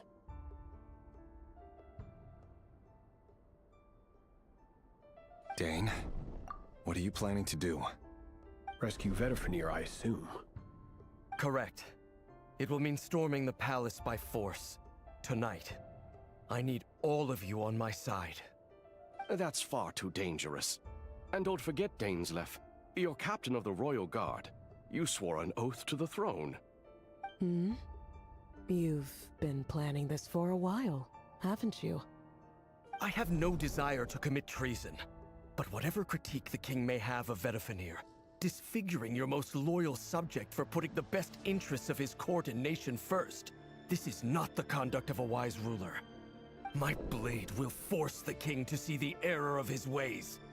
So, Vedalfenir's prophecy enraged the king. I'm sure it wasn't what he wanted to hear, but if he won't take counsel even from the visionary, that is deeply troubling news. The extent of His Majesty's madness is now all too clear. The question is, how does a man like me get out of this situation unscathed? You have noble ambitions, Dane, but I'm afraid they don't do much for a guy like me. I'm not interested in saving the world. All I want is a letter of pardon. A letter of pardon? For whom? Thelindis? The chances of the Vinster King issuing a pardon for anyone connected to the Crimson Moon seem vanishingly slim.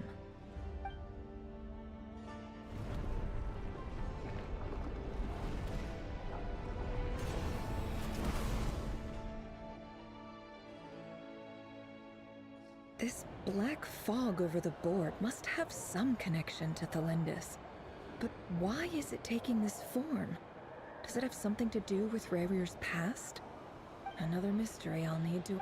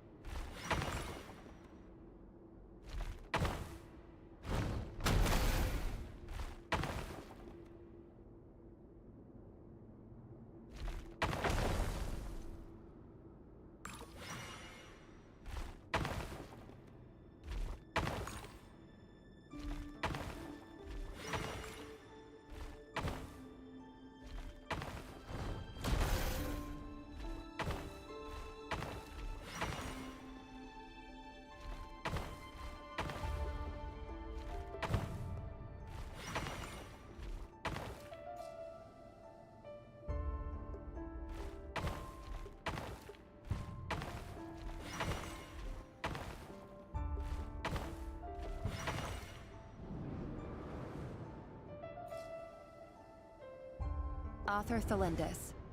Over the course of this week, the research object was subjected to interference for a total of 60 hours for experimental purposes. The results are as follows. Research dating back to the Crimson Moon dynasty has established 2 points regarding moon marrow. Firstly, its origins have something to do with a god's power. Secondly, it serves as a portal to an as-yet indeterminate location. Moon marrow can thus be defined as a spatial gateway. However, there are a number of hurdles to overcome before we can answer the question of where it leads to. To start with, opening the gateway requires an enormous amount of power is then required to keep the gate open. Currently, the total power output of our instruments remains in the single digits. To make matters worse, I am now the only staff member remaining in the Moon Marrow lab. The Universitas Magistrorum recently decided to move most of its personnel into abyssal energy research, which has stymied all Crimson Moon-related projects. This is not a wise move. I have always maintained that placing all our hopes in a single source of power is risky, especially one as poorly understood as this. As well as making ourselves overly reliant on a single resource, we are neglecting other promising technologies. I apologize if this comes across as disrespectful. But as a Moon Marrow researcher, I desperately want to see the world beyond the gateway. If we really made it there one day, what would we find? And how would we go about taming the unknown? My imagination is endlessly fueled by questions such as these.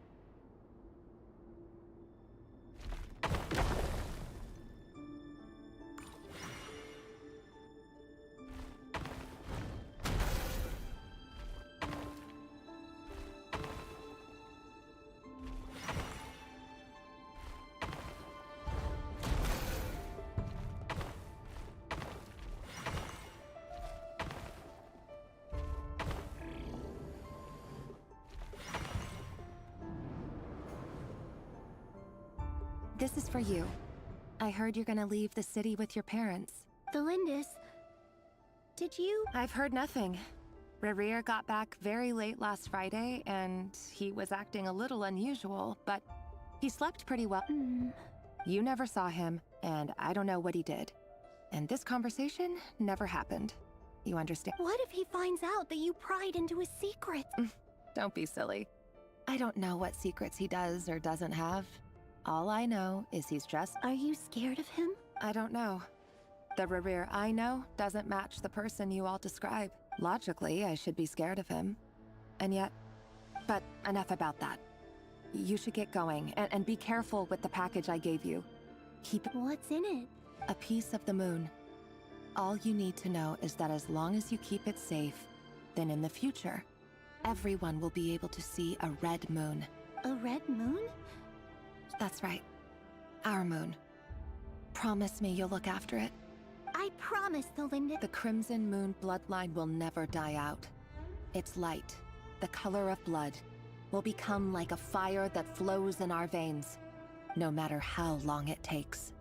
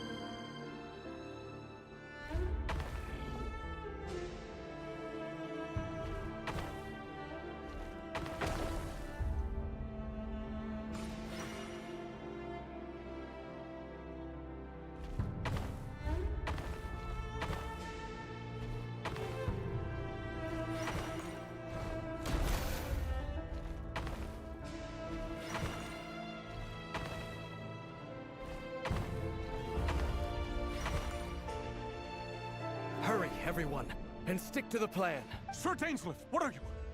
Is this treason? You know what happens to those who betray the throne. Please! It is the king himself who has betrayed the throne. He has If you have any love left for justice in your heart, you should join me. It's showtime. Dane and his group will handle the troops in the palace. Then Hraptatir and Rheindaughtr will disarm the security measures. My job is to enter the prison and rescue Vedifalnir. Stay safe. Wish me luck. Look after my brother. Draw your blade. It is time.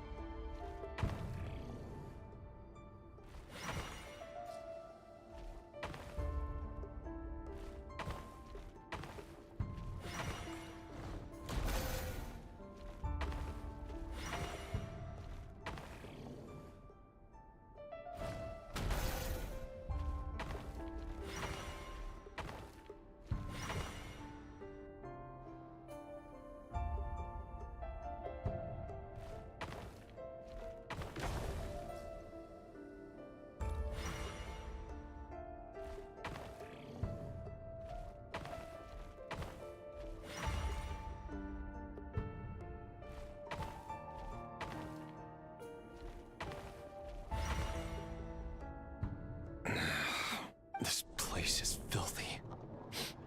And the smell is abominable. Found you. Hello, Mr. Vedifalnir. Ah, it's you. Surprised? Oh, wait. I guess surprise isn't an emotion that prophets feel very often. I certainly felt some surprise in the moment when I was blinded. Surprise at the king's sheer ignorance. Surprise at just how unfairly this world responds to words of earnest remonstration. I'm curious. What did you prophesize this time? It wasn't a prophecy. It was a word of warning. Someone had to say it. The king has forsaken all reason in pursuit of his obsessions. I simply told him that if he continues on this path, Khaenri'ah will surely fall. But he didn't listen. Worse still, he stabbed you in both eyes and locked you away. Dane asked for my help. The court is in complete chaos now, but I'm sure you predicted that. Everything is transpiring as I foresaw.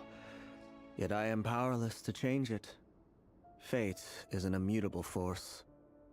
I can but lament as the inevitable unfolds. I do wonder whether giving a man the power to see the future does nothing more for him than slowly... Forgive my curtness, Vedifalnir. You can't have wisdom beyond the reach of... There are things the king does not want to see. So, he doesn't want you having visions of them either. He wasn't entirely wrong. I did indeed lose my power to see the future. Until what? Just now. I believe I saw something new. Well, tonight could go a lot of different ways. 5 of us banded together to storm the palace, also we could rescue you. This will go down as the most tumultuous day in Khaenri'ah history. I sense hatred in you.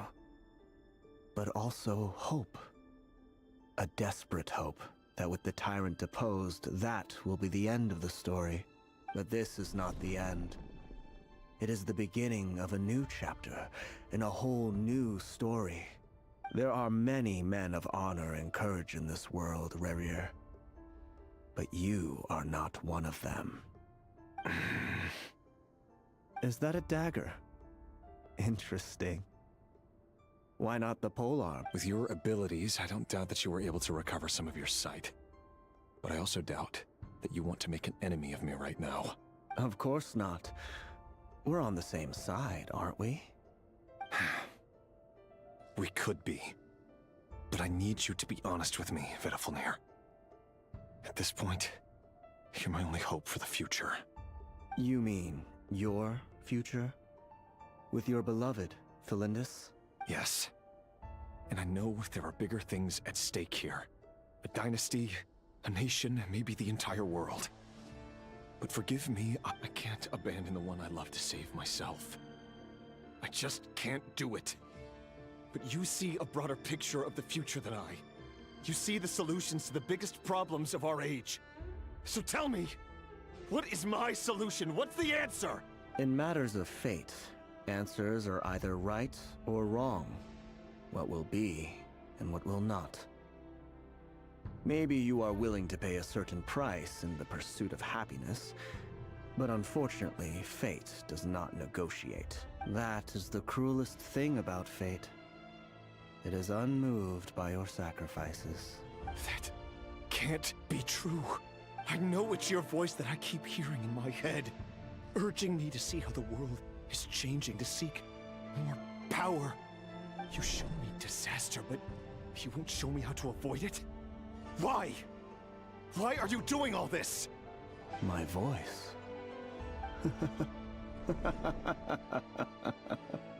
It turns out that we are not so different, you and I. Vedafilnir just broke into the strangest smile I've ever seen in my life, as if he'd discovered some monumental secret. But then he suddenly switched to looking extremely weary. Very well then. My advice to you is as follows. You must persevere. Whatever trials and tribulations you may face, be steadfast in the belief that they are your path to the future. For as long as you live, your story with Thelindis shall not come to an end. That is the only chance you have of fighting back against fate. It is up to you whether you believe my words. Regardless, that is all I will say on the matter. I have no right to intervene any further. I will hold you to your word. Thank you for setting me free. In return, I will tell you one more thing that you cannot afford to ignore. Just then, a strange wave of energy rippled through the city. We had no idea what it could mean. If I were you, I would head to the Universitas Magistrorum. The Universitas? Oh no! I'm sure we'll be seeing each other again very soon, Rerir. Whatever Vedafilnir said, I didn't catch it. I didn't even help him out of the prison. There was no time to lose.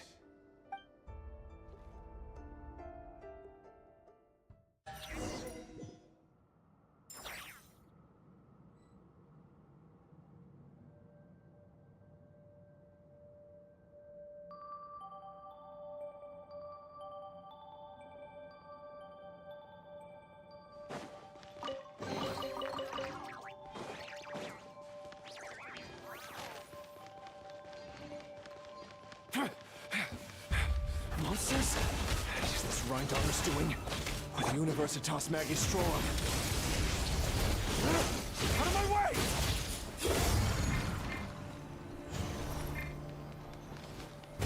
Settle down. Be sanctified.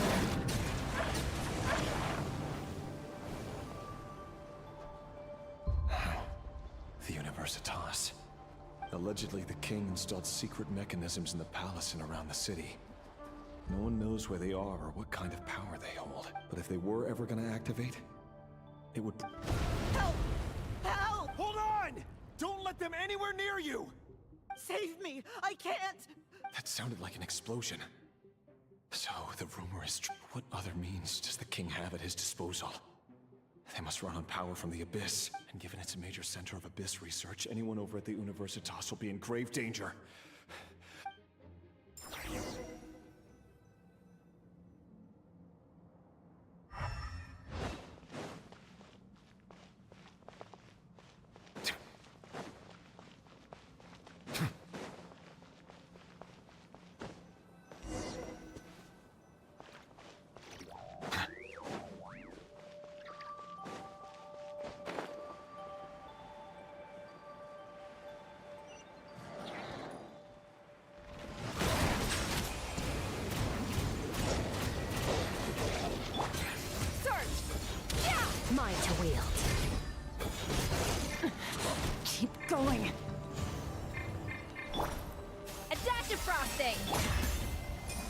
Silence!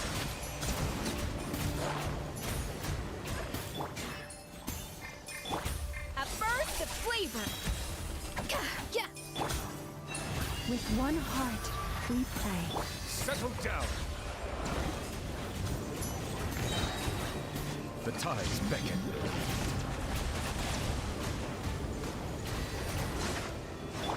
Up to the freezer!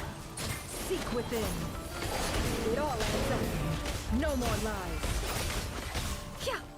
Yeah! Leave this.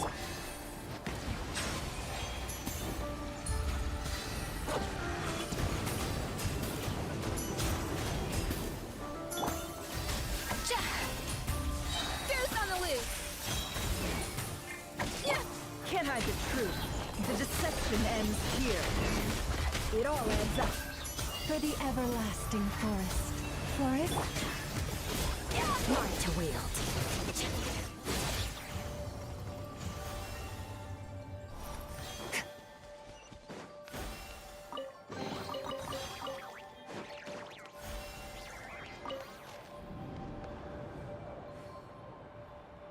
Monsters! At the Universitas Magistrorum? Oh no! It's no use. The table won't hold out much longer. The weapons. Of course. I'm done for. Ah! Stay back!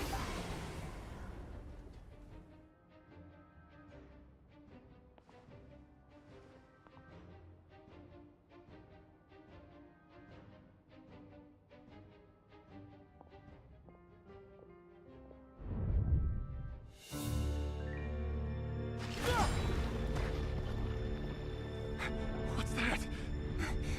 Reverie! So the rumors about your work are true. What? No! Listen, something happened at the palace tonight. We have to leave! You don't need to lie to me anymore. What do you mean? I know why you're worried, and I will respect the decision you've made. But it's okay, because I found a solution. I know how to end all this. You can have it back.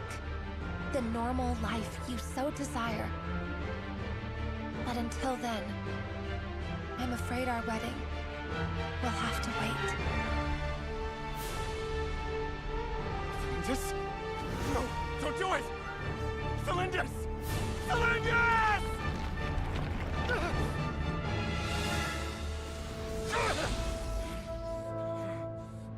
I told you, Reverie. Let her go. You will find someone better. No! No, I won't do it! I have to save her! By what means exactly? A lowly pawn. You lack the power and the strength of will. Do you know a way? Tell me! Come to the palace. Join us.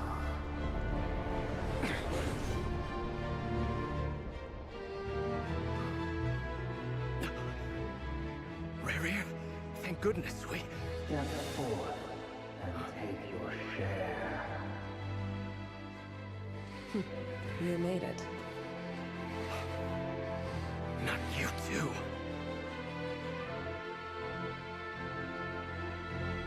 Hatred or grief, despair, desire. We all have our own.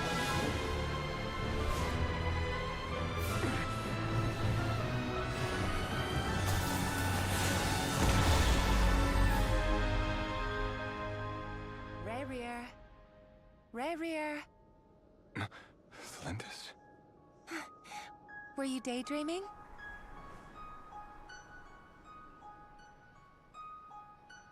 You still remember, Reverie? That question you asked me a couple of weeks ago? Oh. You mean the proposal? Yeah. I'm wondering, where do you think would be a good place to discuss it? Maybe in the garden? Or were you thinking a fancy restaurant? It's your choice.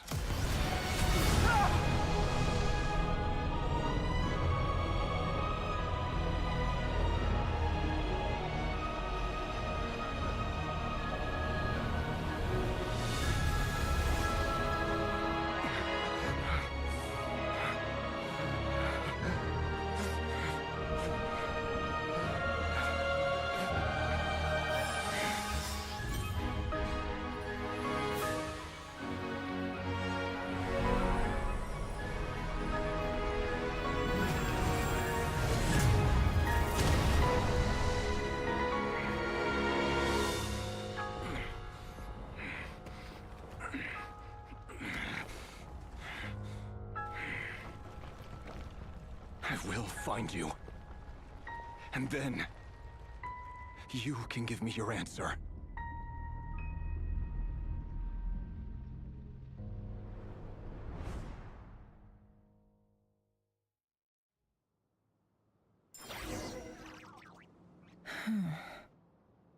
So that's how the Raker of Solnari was born. A monster created by circumstance is a monster all the same. Viewing other people's thoughts for too long can get uncomfortable. Right now, I'm feeling a strong sense of loathing. In a nutshell, the story of Conria is what happens when the truth falls by the wayside. Everyone tells little white lies, and before long, you have a huge pack of lies that destroys everything. Phew. Time to get back. His past is filled with sorrow, but the tale of any...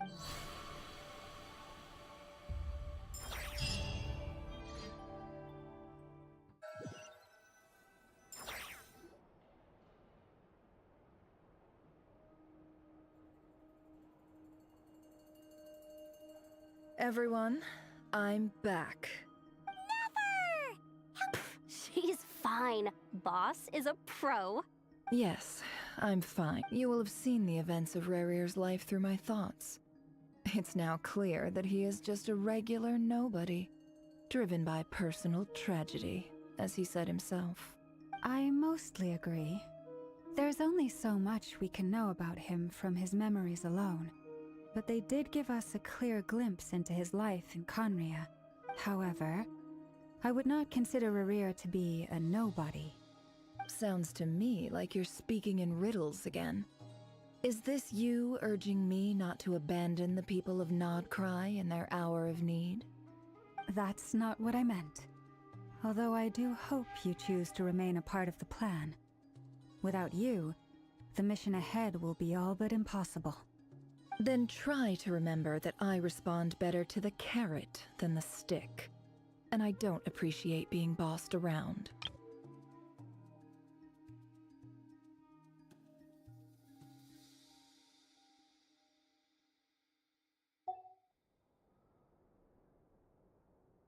Now, as for you, Missy, you were excellent. Cool. So... Patience. You'll hear the whole story, don't you worry. But let's meet up with the others first, Yehoda? Yes, boss. Let me get that door for ya. That's more like it.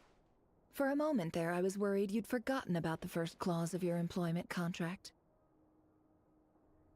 Forgive my curiosity, but what does the first clause say? It says I gotta do the annoying stuff that boss is too lazy to do for herself. Like opening the door, pouring the tea, yada yada. Is that right? If something is in the contract, it's because she willingly agreed to it. Rest assured that the Curatorium abides by the very strictest of labor policies. You don't seriously think I'm cruel enough to treat her like my slave? In any case, I've hardly shied away from my share of the work today. Hope I don't catch Flints and Varka lounging about in their chairs, enjoying a leisurely cup of tea. There's nothing I dislike more than other people enjoying themselves while I'm hard at work.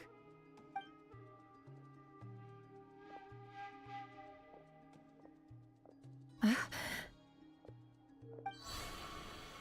no.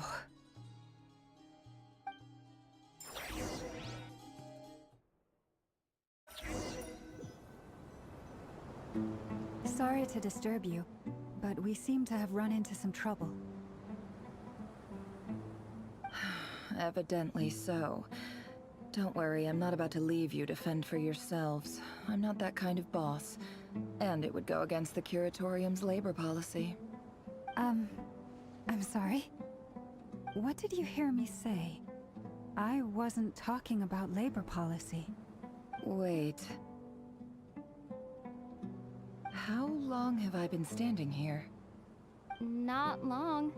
You just appeared by the door a moment ago.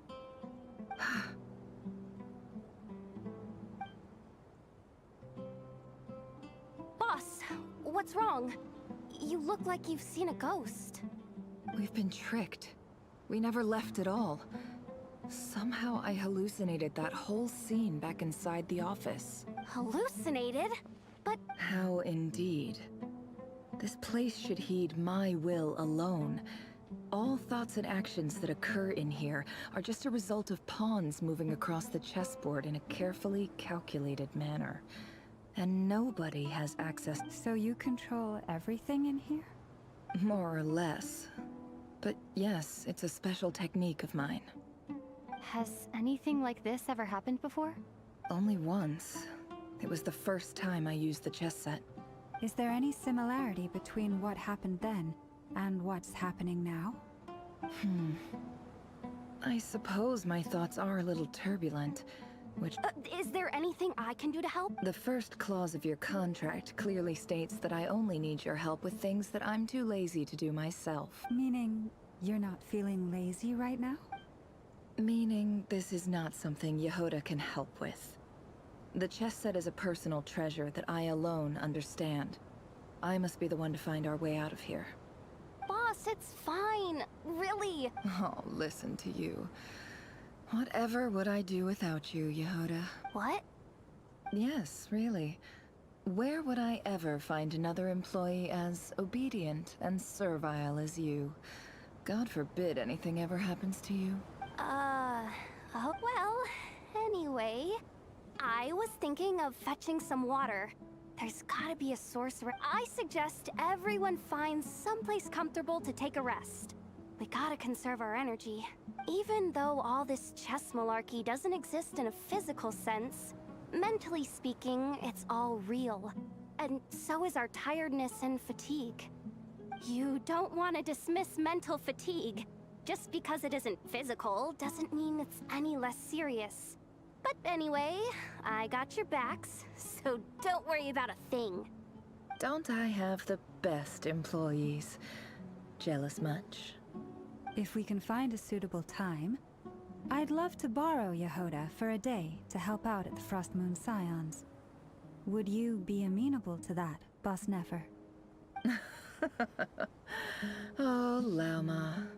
Have I ever told you just how pretty you are?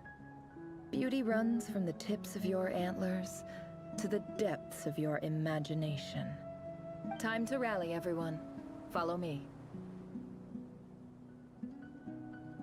As we continue our journey, the same rules will apply. That means stay focused and no talking no matter what we encounter. And don't disturb the chess pieces. You have my word that I will get us all out of...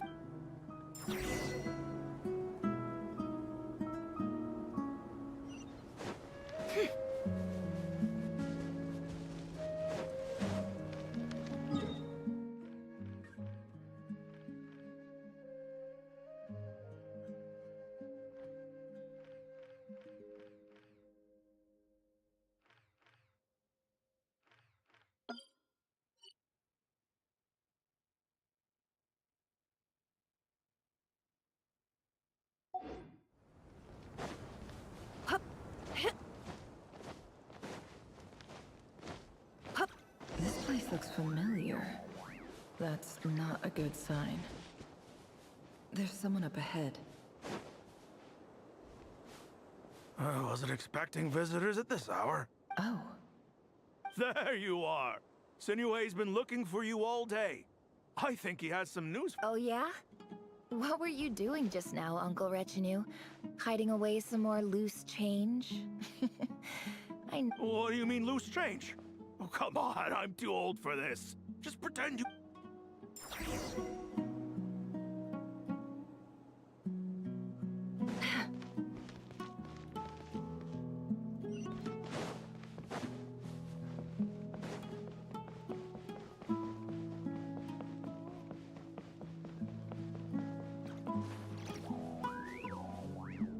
Hey, kid.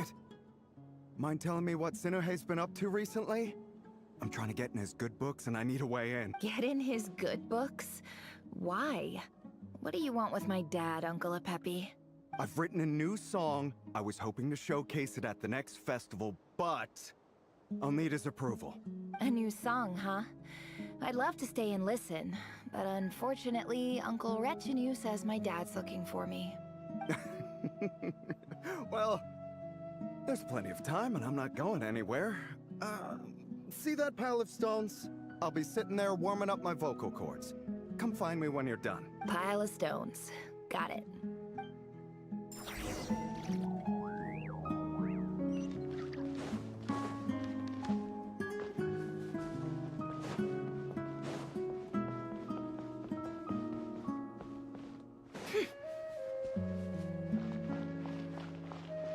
Hi, Dad. Uncle Retinue said you were— Ah, there's my little princess. If you'd gotten back just a little sooner, you could have shared the spoils of war with— Spoils of war? Who were you fighting against, Dad? It was just a figure of speech. I was talking about our war against thirst. I went out to fix our water supply problem, and now I'm back. We have a well again. That's right. I found a new one and brought back as much water as I could carry. It should last us for a good while. If it wasn't for these blasted sandstorms, our wells wouldn't be caving in. And you wouldn't be spending all your time out searching for new water sources.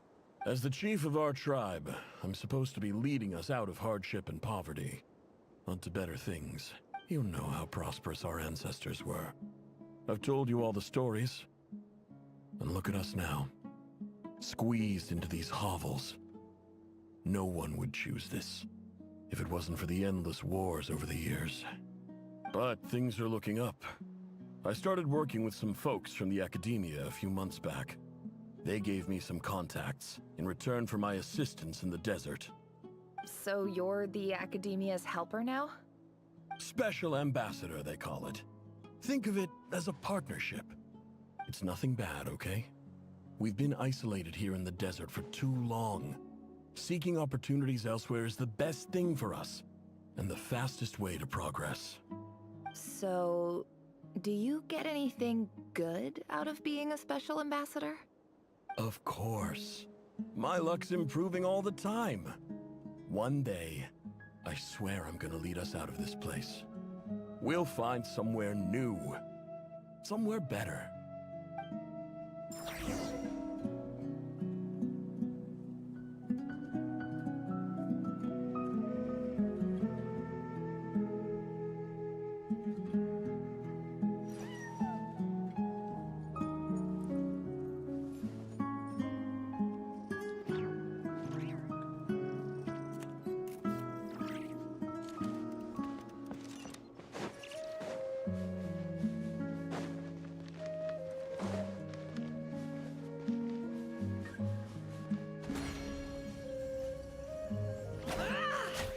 Can't hide the truth. It all adds up.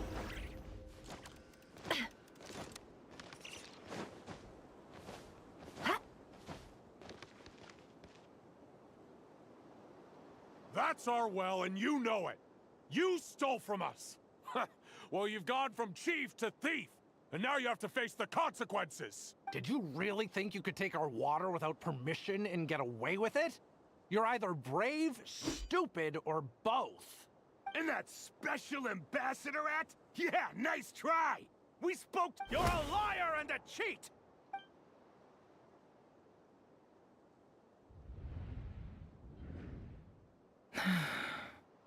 I heard Yehuda gasp, but I don't blame her. Most people are terrified by the sight of blood. Corpses strewn across the ground. The wounds are clearly from scimitars and daggers. The desert dwellers' weapons of choice. There's a handwritten note on the ground. Let's see what it says. Halil, this is Sinuhe, chief of the Shimti tribe. Surely you remember me. I was the one who helped you and your colleagues avoid the quicksand in the desert. This is my second time writing to you. I assume my last letter must have gotten lost in the mail, as I didn't receive a reply. I'm writing to you because I need some help. That sandstorm the other day completely blocked up our well, forcing me to look for another water source in Iab and Unut territory. It was praise the gods. The well of the Iab tribe was intact. It was my last resort. I drew what water I could and left, but not without being spotted. I fear that you told me to write to you if I ever needed help. You said you'd be my ally in the academia. I urgently need... This is an emergency. Looks like this letter never got sent. The writer died a grisly death, and the letter was trampled into the ground. What a ridiculous lie the surviving Shimti tell. Their whole village was butchered over a sip of water.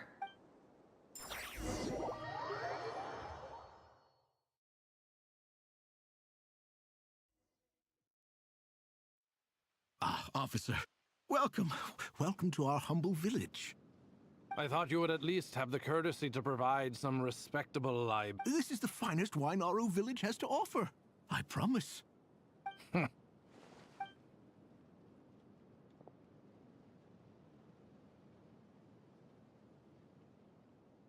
The Academia has agreed to reserve a single space for a candidate from your village.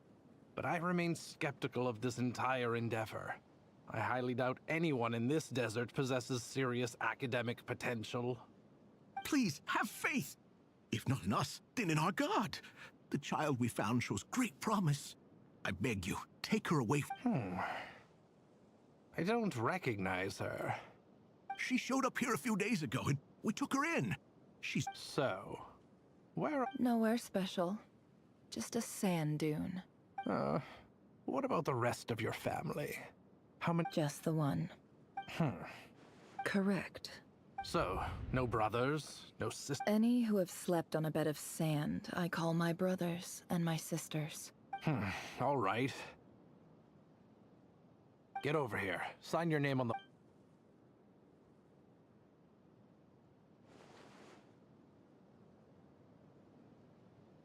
Never? You're rather fair-skinned for a desert dweller.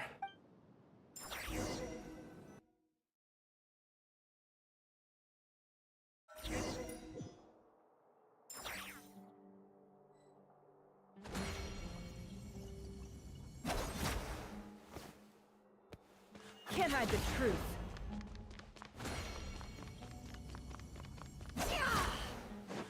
It all adds up.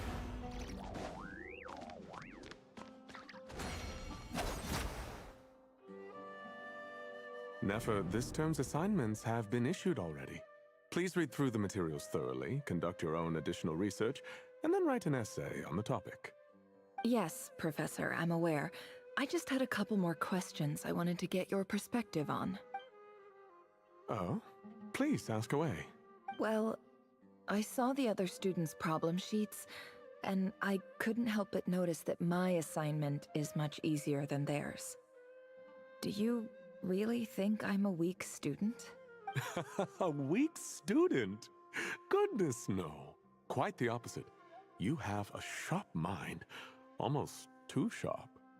I think what you're saying is, a weak student wouldn't have noticed the discrepancy. And if they did, they certainly wouldn't complain about the lighter workload. You see, sharp as they come. You see things the way they are. And I'm sure you know why they're like that. Because of where I come from. I'm sorry, Nefer. I don't like it any more than you do. It's just... Anyway, you said you had a couple of questions. What's the other one?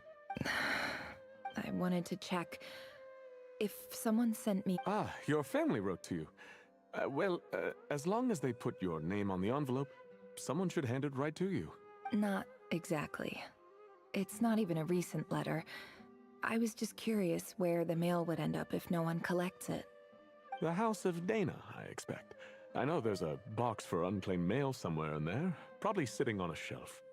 Whatever you're looking for, that'd be the place to start. Okay, got it. Thank you, Professor. Oh, don't mention it.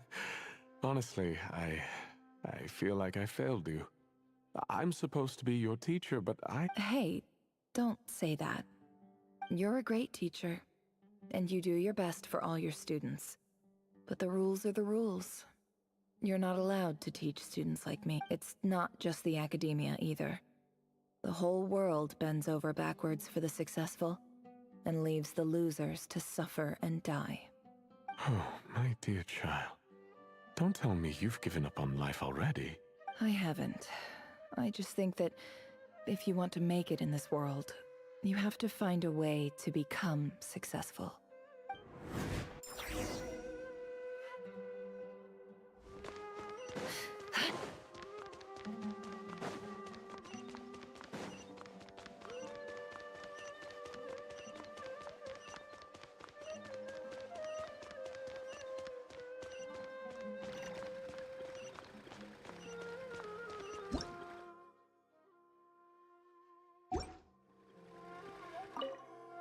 This must be it. A big cardboard box full of unclaimed mail. And probably some letters that ended up here by mistake, too. Let's take a look.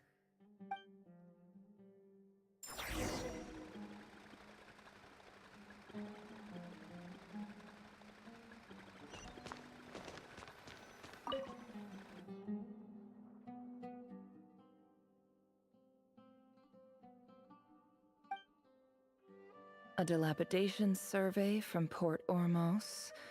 Looks like it's from a Corps of 30 representative. What a strange thought. A bunch of mercs losing sleep over rundown buildings. This one was never even opened. I guess the recipient didn't care what the Corps of 30 had to say about anything. Who was it addressed to? I don't recognize... This one is addressed to the Immorta Sage. The title is Changes Observed in Satyavada Life Symptoms. Why do all these letters read like full-blown dissertations? Guided by the incense, we became lost somewhere in the forest. All the barriers between levels of consciousness disappeared as our minds soared around in circles, looking for a branch to seek refuge on. In clinical terms, these symptoms fit the description of incense poisoning. The Immorta Darshan strictly prohibits the use of hallucinogenic substances, but I believe there are still people getting away with it. For example, my neighbor who always breaks out into song and dance after using incense. This seems like something the academia would want to know about. Wait, what's this written on the back? The note says, "The sender authored this letter while under the influence of mushrooms. I would send it back, but no return address was provided. Stamped by the Grand Conservator of the House of Dana." This next one is addressed... A few words of protest regarding recent changes in Sumeru's educational policy.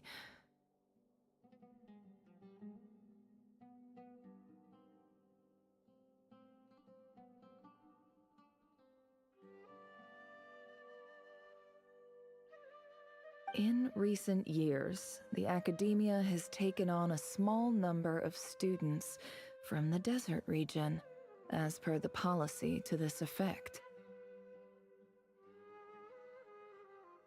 However, it appears to me that these students have not, in fact, been provided with educational opportunities that are, in any meaningful sense, equal to those enjoyed by their peers. As well as receiving dumbed-down assignments and perfunctory tutoring, they do not even have full access to the Akasha system.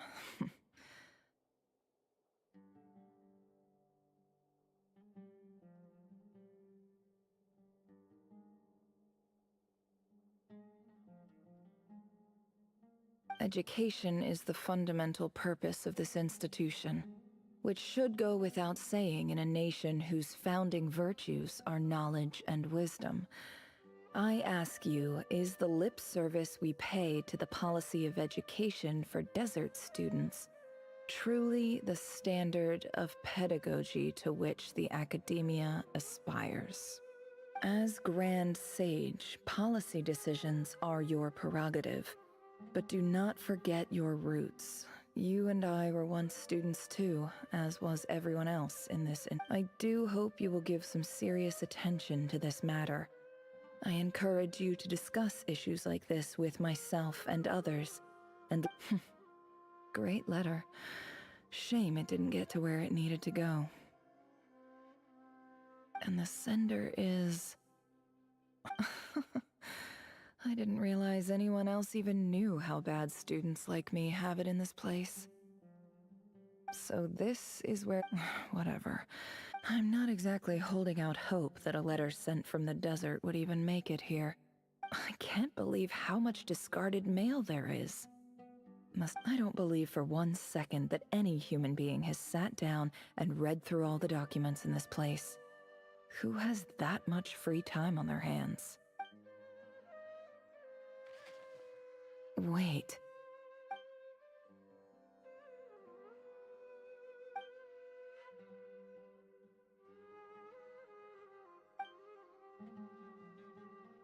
Greetings, Halil.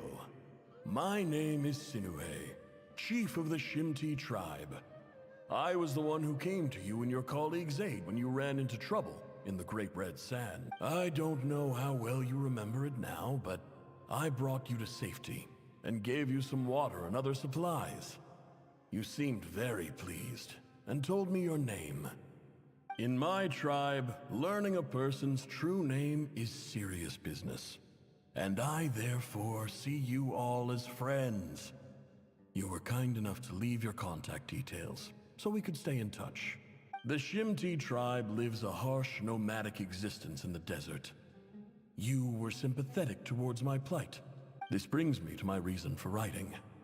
Our tribe has fallen on particularly hard times, and I would like to ask for your assistance.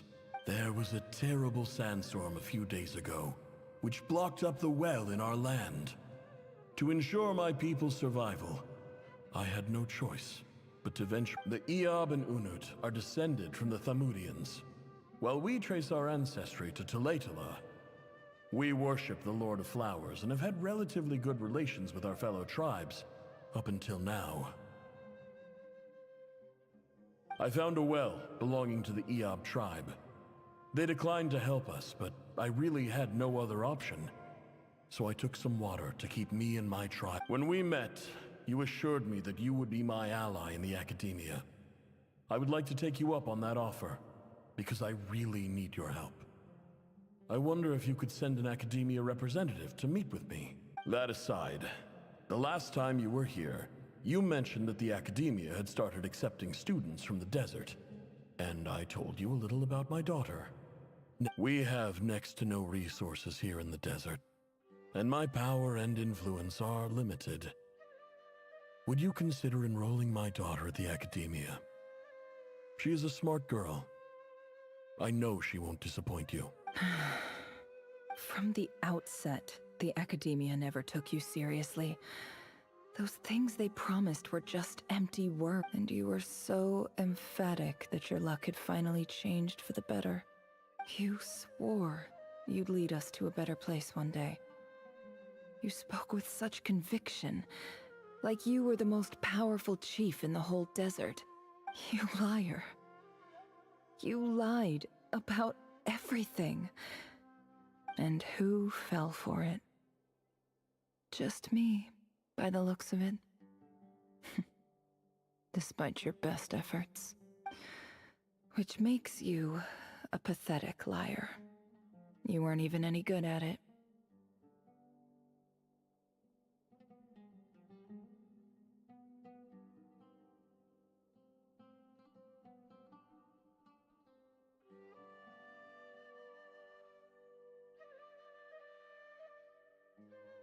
I think I'll take over from here. Let me show you.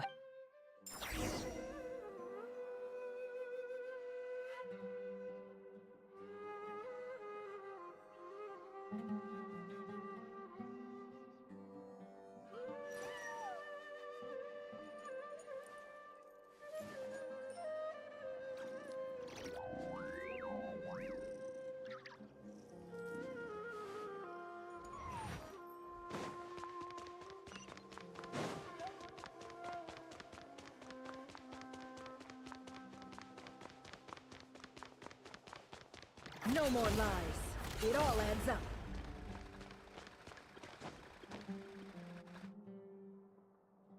I just came to say goodbye. Nefer? You packed your bags. Where are you going?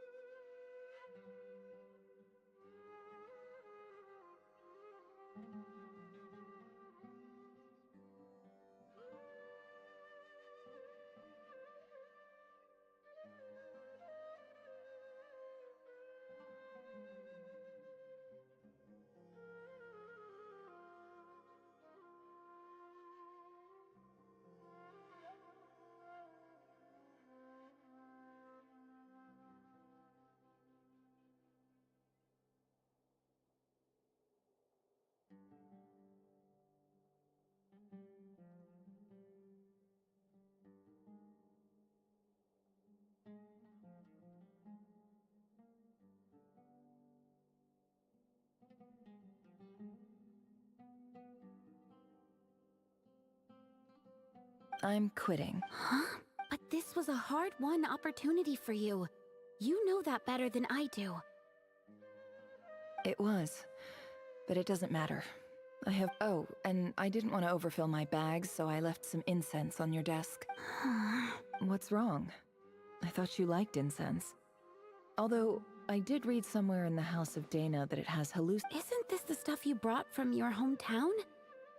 You're just letting me have it? But you said it's a rare and valuable commodity. Yeah, I lied. It's not rare at all. There's this bunch of ruins near my hometown that are practically overgrown with this plant. It's not worth much. Keep it. But Nefer... All right, that's all from me. You take care.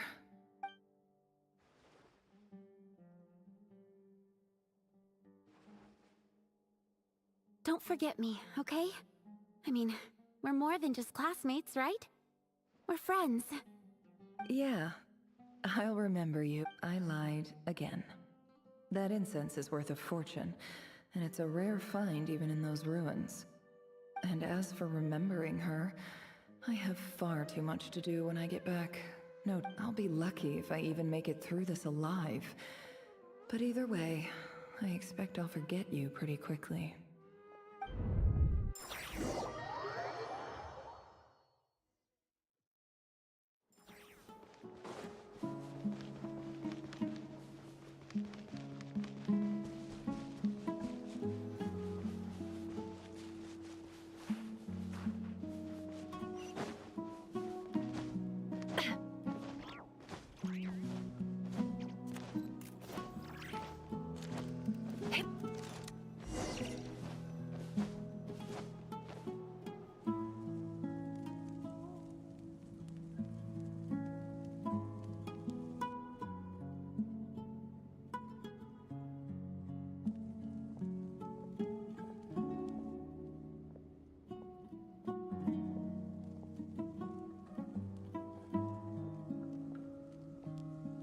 It's a pleasure to meet you, Mr. Arif.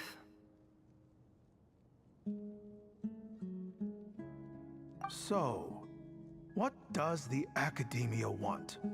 Since they've sent their special ambassador, I assume there's a big business deal to be made. If not, I'd be very disappointed. Please, sir, lower your blade. You're lucky I'm the one they sent. Not all special ambassadors share my admiration for the Eab people. The ever-shifting balance of power in the desert reduced the once great civilizations of this region to... Huh.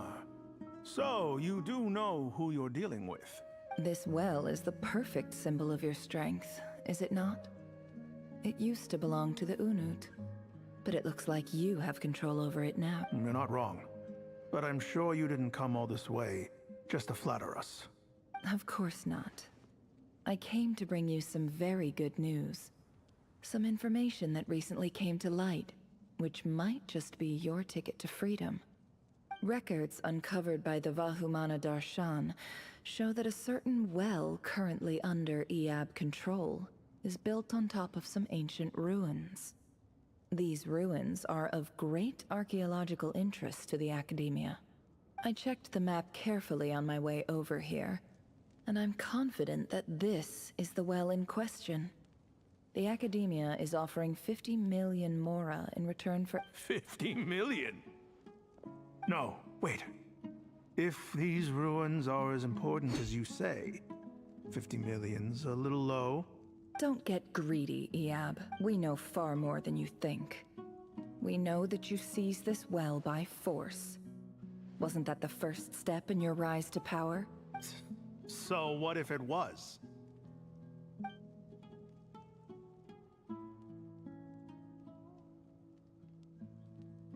Don't worry. As unscrupulous as it was, it's something we're willing to overlook. The Academia is only interested in dealing with the de facto power holders in the region. I hope I am making myself clear. And I hope your words are the truth. If I find out the Academia is trying to play me, I'll hunt down every one of your people and make you watch as I cut their heads off one by one.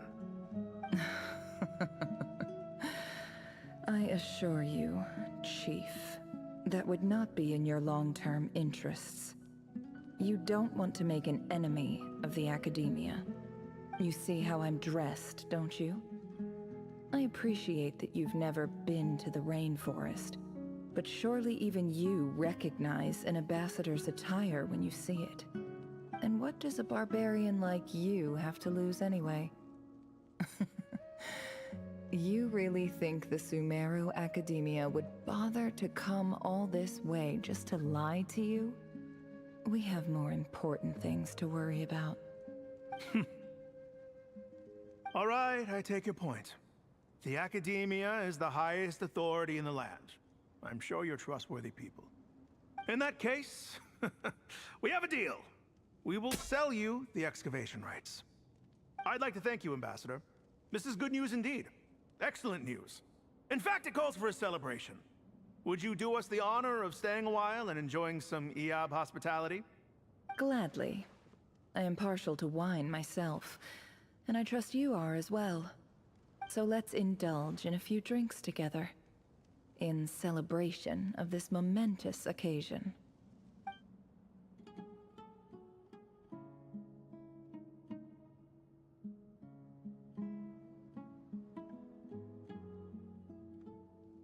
Chief!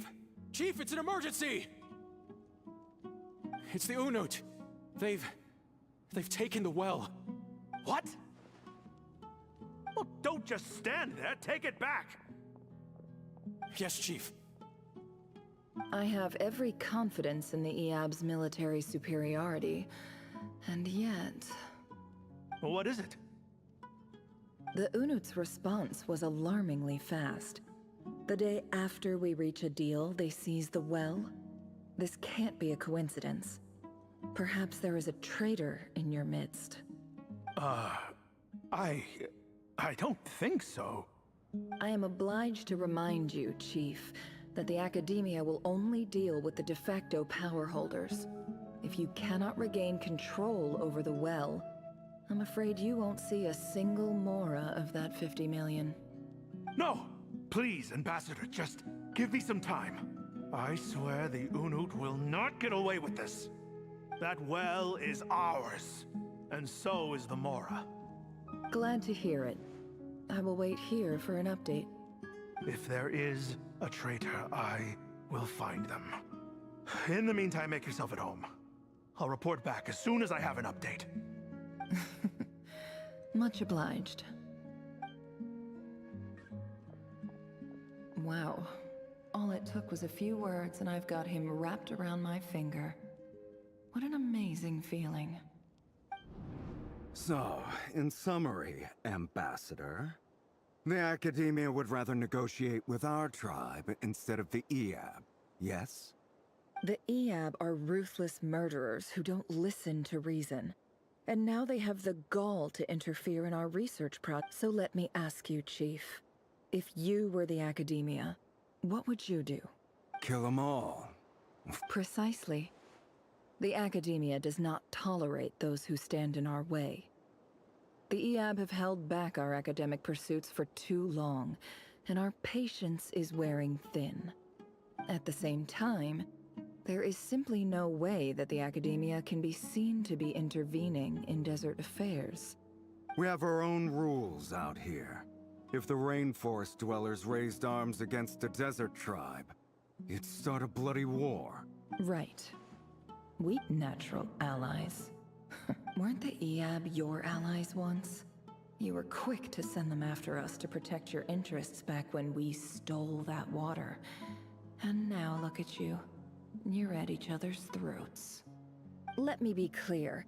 The Academia wishes to collaborate with the legally recognized rulers of the desert in this matter. Say no more. Good. Then I suggest you get to work. Get us access. You see, Dad? Lying is easy when you know how. People will believe anything.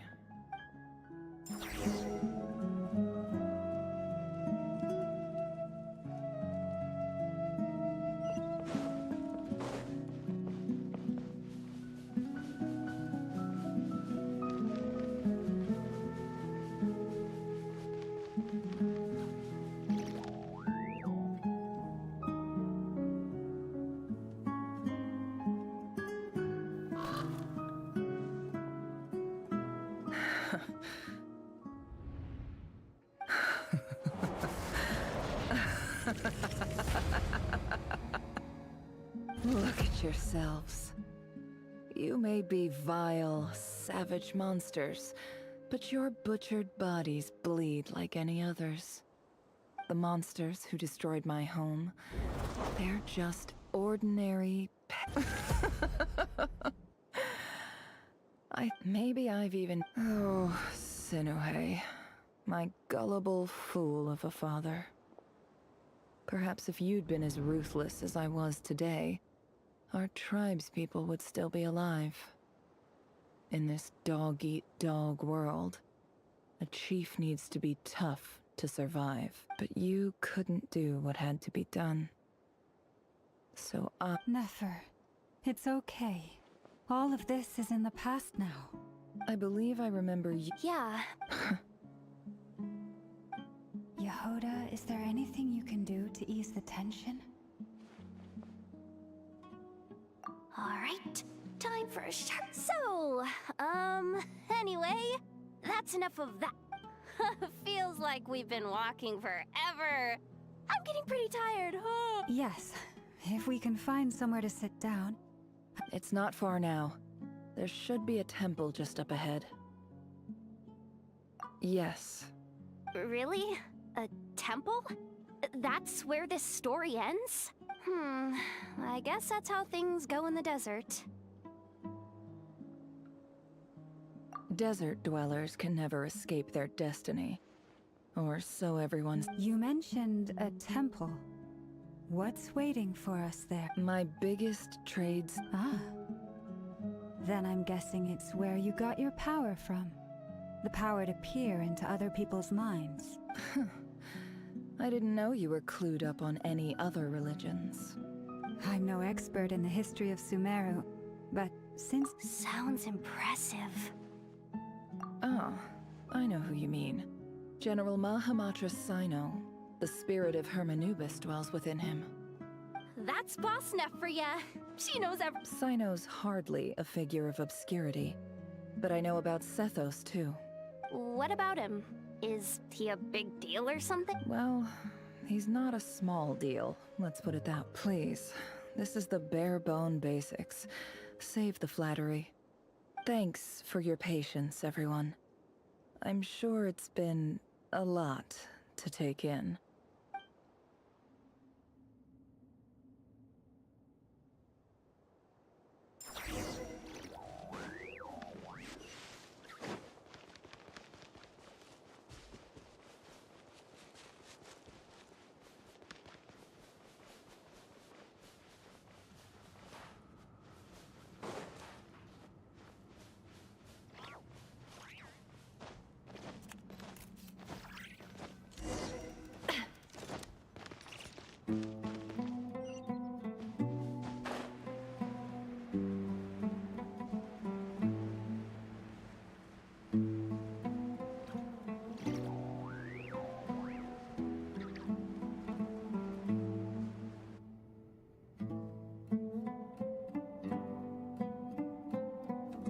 Uh-oh. I'm totally out of my depth here. I don't have anything to add. I want to do the whole name-dropping, this girl knows her stuff thing too, but I've never seen anything like it before. A statue with the head of a bird. That's Thoth, the Ibis King, one of the 7 pillars of King Deshret. The legends say that he, the Crocodile King, and the Goat King were the 3 retainers of King Deshret. Let's take a look.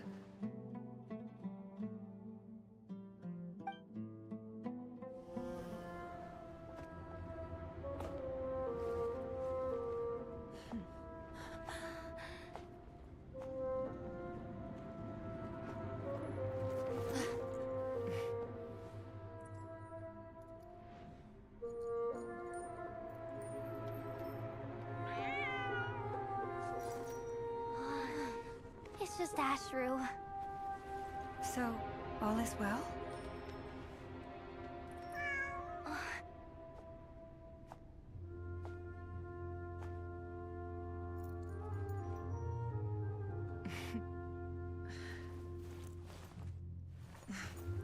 Typically speaking, at this point, the world disintegrates. Then we find ourselves back in the outside world. Besides, these are my memories. There's nothing to fear. You're sure? Of course. It's almost over.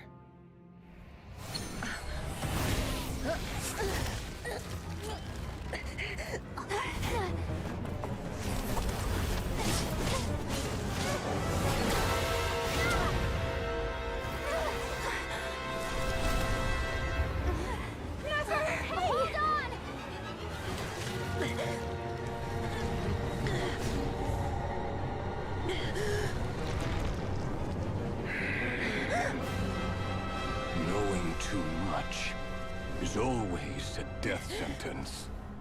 Speak for yourself.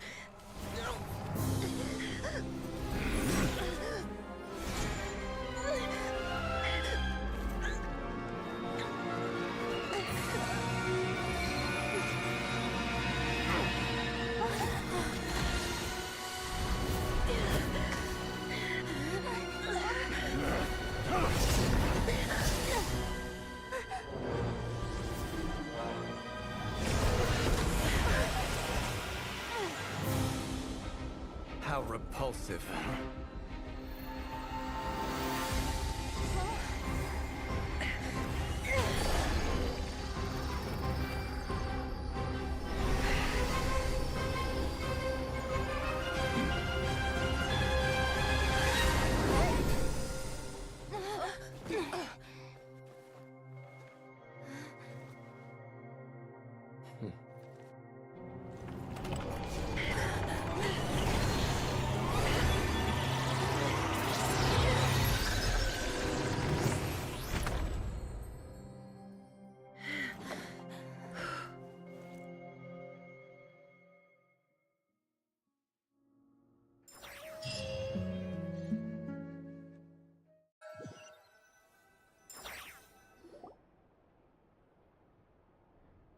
timed that pretty well, didn't I? It's okay. I'm just glad no one was hurt. Paimon noticed you doing something too, Dainsleif.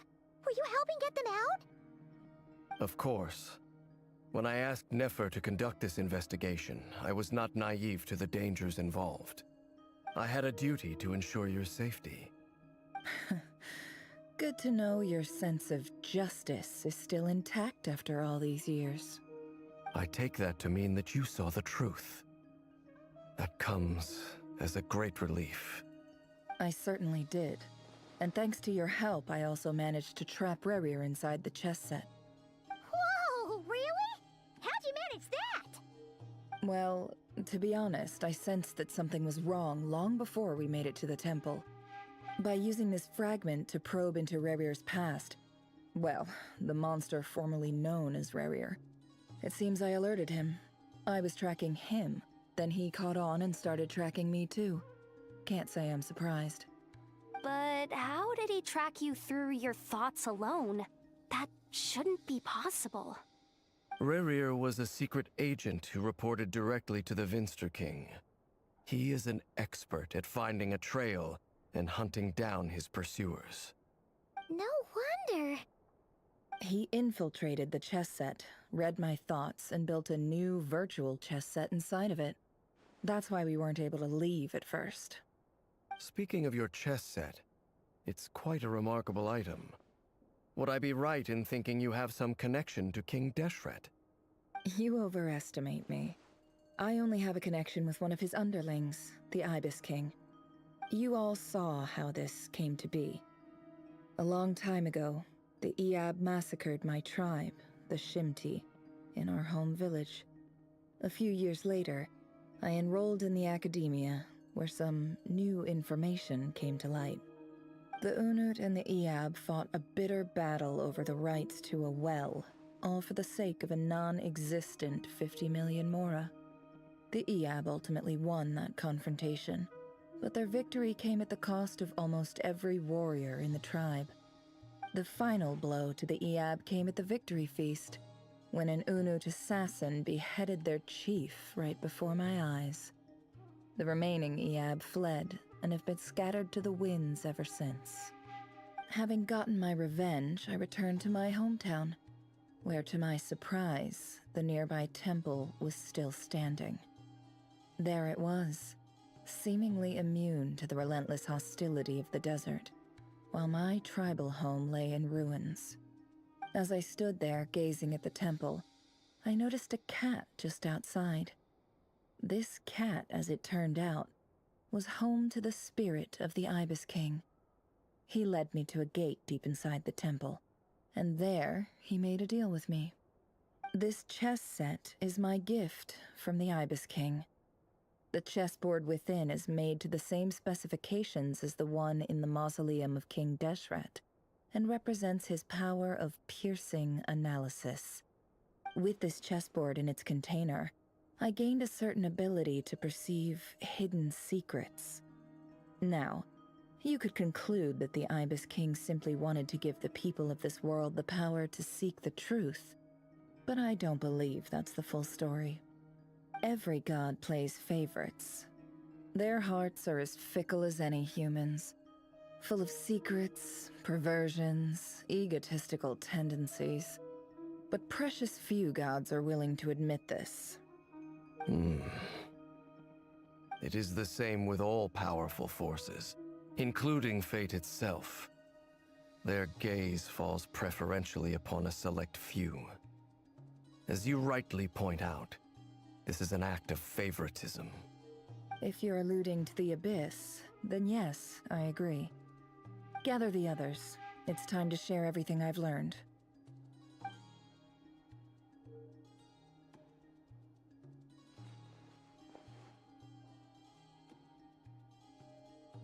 Thank you all for being here.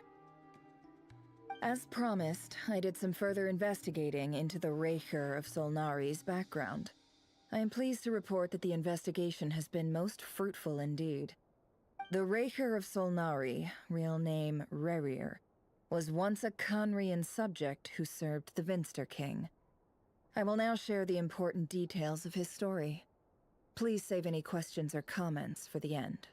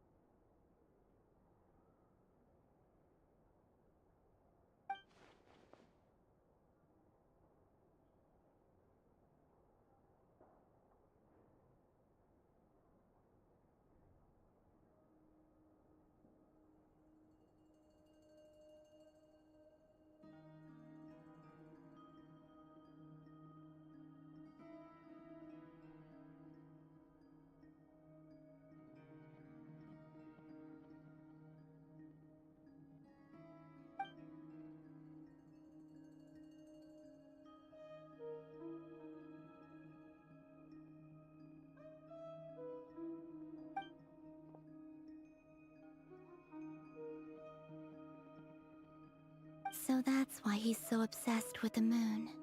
A tragic tale, to be sure. But it does not excuse his many transgressions. No matter how much Rerir suffered in the past, the fact remains that he is what we know today as the Wild Hunt, wreaking havoc upon innocent lives in Nodcry. He becomes more dangerous with each passing day. If left unchecked, it is simply a matter of time before all of Tevat suffers the consequences. This is a threat that the Knights of Favonius cannot ignore. A question for Miss Columbina. Forgive me if this is presumptuous, but have you ever seen the spatial gateway that appeared in Rerir's memory? Never. But I have heard stories of something called the Moon Gate, and this seems to fit the description. Miss Lauma, any thoughts on this? In the lore of the Frost Moon Scions, the moon is believed to hold many secrets. Some sources speak of ancient knowledge, others of a gateway to the unknown. The term Moon Gate is one I have heard before. But as is the case with all of our legends, there are no records of any first-hand witnesses. We cannot know whether it truly exists. Then back to Miss Columbina. As a moon goddess yourself, do you have some idea of where the Moon Gate leads to? Not at this stage, sorry. I do hold the power of the Frost Moon, and my strength is recovering well. I can sense that the gate would open at my command, but... But there's more to the power of the Frost Moon than that? Yes. A moon goddess has the right to open the Moon Gate, since it is a path to the moon. But as never mentioned, holding open a spatial gateway takes a huge amount of power. And right now, I need to conserve my energy to fight the Ray Hero Sonari. I'm afraid this is one mystery we may have to leave unsolved for now. I agree. Better to save your strength. But if you'll humor me for a moment, I have a bold conjecture of my own regarding the world beyond the gateway. I highly suspect that neither Tholindis nor Rerir made it through unscathed. The evidence pointing to this is the fact that the Rehir of Solnari exists in the form of countless fragments. With the abyssal power he wields, no ordinary foe can touch him, let alone tear him to shreds. And yet, the Wild Hunt proliferates wherever his scattered fragments lie, drawing hordes of monsters to many different locations across the land.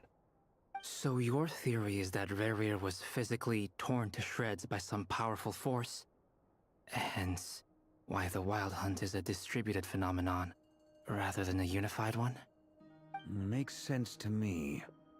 Explains why the Wild Hunt is so pervasive, and why he's been trying to piece himself back together. He was whole to begin with, and he wants to be whole again. Without the power of the Abyss on his side, he almost certainly would have perished the moment he was torn apart. But the Abyss, much like a curse, has kept him alive. I could not agree more. The power of the Abyss is most surely a curse. It is a compelling explanation, and one that accords with my present understanding of Abyss creatures. Whether the life form in question is primitive or advanced, if a curse has extended its lifespan unnaturally, it will continue to survive in spite of everything. This raises some interesting questions. I will run some experiments and see if there is any validity to my suspicions. That being said, regardless of whether my research bears fruit, I would like to thank Miss Nefer for conducting such a thorough investigation. Already it— My pleasure, Mr. Albedo. I too hope that the information I have shared today proves useful as we look to formulate the next stage of our plan. Hey! What is it, Dainsleif? You look really upset! It's just... when I think of the man I once knew as Rerir, I struggle. The two of you used to be friends, didn't you? I don't know if these words will bring any comfort, but my heart— Mine too. We can never know all the hows and whys of the way things are. The moon and stars are full of untold secrets and lies, and the skies are host to many more mysteries than these alone. Yet, none of that can begin to compare with the complexity of human life. Those are the first comforting words I've heard in a long time. Thank you, both. Well, I think this is a good place to end today's meeting. I'm sure Nefer needs some time to recover. That's very thoughtful of you, Lum. Of course. Sounds good to me. Take some time to rest and digest before we reconvene to nail down a plan.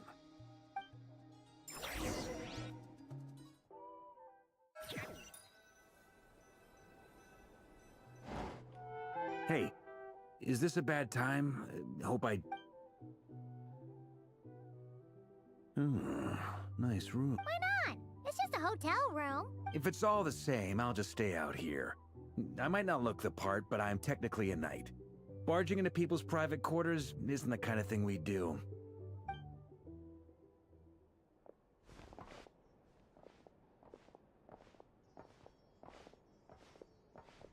Anyway, Nefer went back to the curatorium to get some rest. But before she left, she shared some things with me that I thought you should be aware of. Firstly, although she managed to trap the Raker of Solnari inside her chess set, there's no guarantee that the power of the Ibis King is any match for one of the 5 sinners. Their powers are beyond our comprehension. It's only a matter of time before he finds a way to break out. We have to come up with a plan and take care of him before that happens. Honestly, my mom figured that might be the case. Well, I asked her that same question. She talked for a long time, but for the most part, it seemed like she was trying to convince me how precious her chess set is. What a long and storied history. It felt like some kind of sales pitch, you know? The kind where you end up handing over Mora against your will? 2 days? Holy moly! That remains to be seen. Which brings me to the second issue. Dainsleif is obviously conflicted about this whole thing. But given how little time we have, you have some history with him, right? Do you think maybe you could talk to him for us?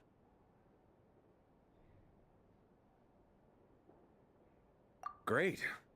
All right, on to item 3. So, Albedo, Durin, and I put our heads together and came up with a plan. Can't promise it's gonna work yet, but we figured we'd bounce the idea off you first. We'll explore it further once everyone's recovered. Oh, Paimon's dying to hear this. All right, so...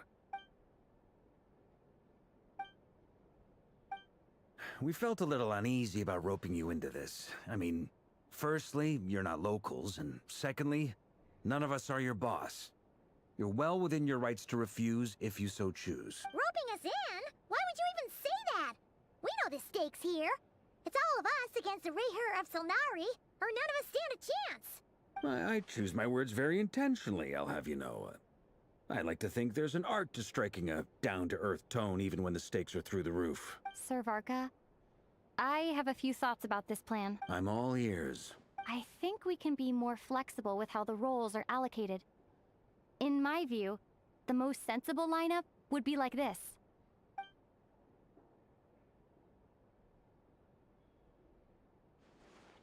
I see your point, yeah. But if that's how we're going to approach this, to be clear, I don't doubt your abilities. Far from it. I just want to make sure. Are you really willing to take all this on? I want to do everything within my power. The Rayher of Solnari is a truly fearsome opponent, and if I do my part, it'll greatly reduce the risk for everyone else involved. Well, that tracks with what I've heard. Jean's mentioned in her letters that you're so diligent it's almost abnormal. As in, most people weigh up the risks and rewards in situations like this. But you seem to just march towards danger. Of course, everyone appreciates a fearless pioneer. But all that aside, I'm the Grand Master of the Knights of Favonius, and you're our honorary knight. I want to make sure your courage doesn't come at the expense of your safety. Thank you, Sir Varka. I should be the one thanking you. It means a lot to have you on board. I'll give some serious thought to your suggestions.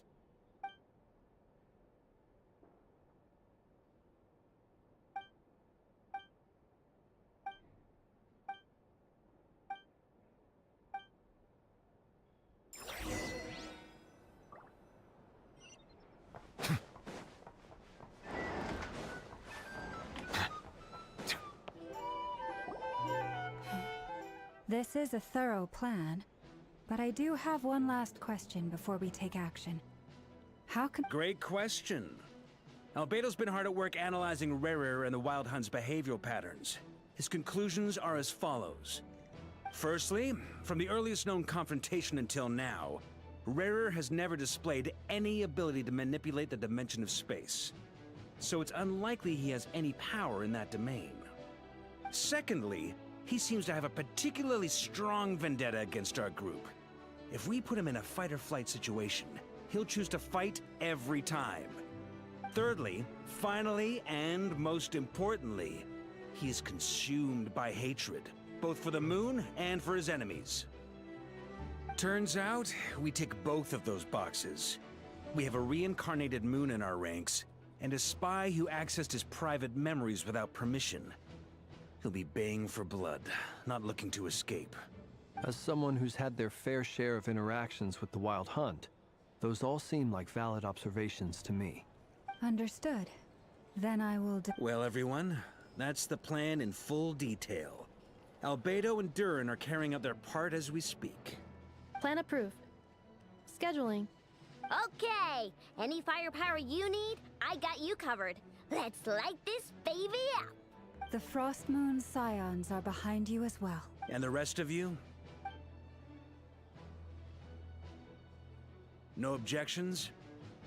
Wait, we can still back out of this? Everyone says things they regret, right? I don't want anyone feeling trapped because their mouth said yes before their brain had time to think things through. A very people-first approach. Who'd you hear it from? D-Luke? We don't use people's real names at work. This contact will be known only as Owl, please and thank. This plan can only work if everyone does their part. Flint's and I will absolutely support it. We shall indeed. You'll be glad you accepted our help. Also, you are the last person I expected to see here, Miss Dory. It's not often I get called Dory in a work context. My peers usually call me Lord Sangamabe. So, the longer your name, the higher your net worth. In that case, Mr. Flint's here must be worth a fortune. That's right. The walls are thin here. I'd appreciate you keeping that a secret. Okay, fine. I'm actually... Oh! Does this mean someone out there actually... It most certainly does not. We have a long-standing and mutually beneficial business partnership. She's actually the mom of a friend of yours. Said mom supplied me with a great little trinket, but now that lady's ruined everything. If I don't start building a little goodwill now, my whole business in Nodcry is gonna go down the drain! Okay. So what exactly is so special about this pendant? It's a lucky charm that a great mage made for me. We have a business relationship, and she was worried that something bad might happen to me. I finally got it all fully charged up with Kovaki, and then never went and used it all up at once! Never lost so big in my life! You're right. It was all my fault. I didn't mean to drain all the Kuvaki in the pendant. You will? I knew you'd say that. You're putting me in a difficult position here. It's a very useful thing to have around, but I have a funny feeling it won't be around much longer. I guess we'll see in a couple of days. Looks like bankruptcy for me. Hey, don't be so pessimistic. See this through and you never know. You might find a new business opportunity on the other side.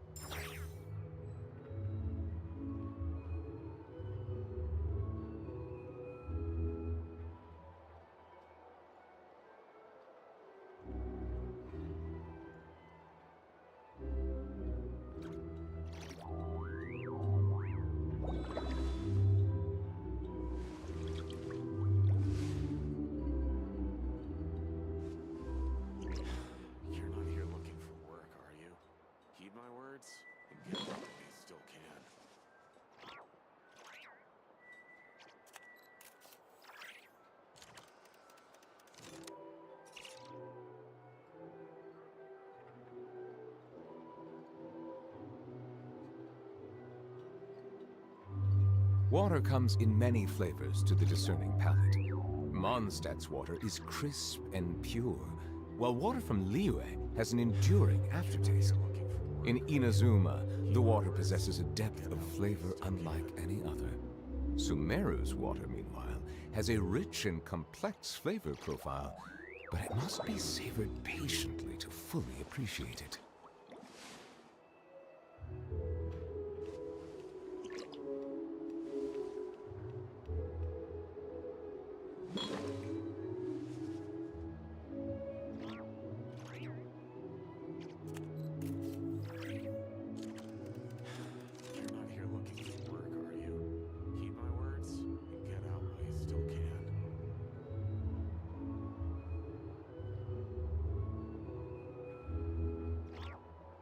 Melusines are beautiful creatures. They are the pride of Fontaine. Be sure to befriend them and cause them no harm.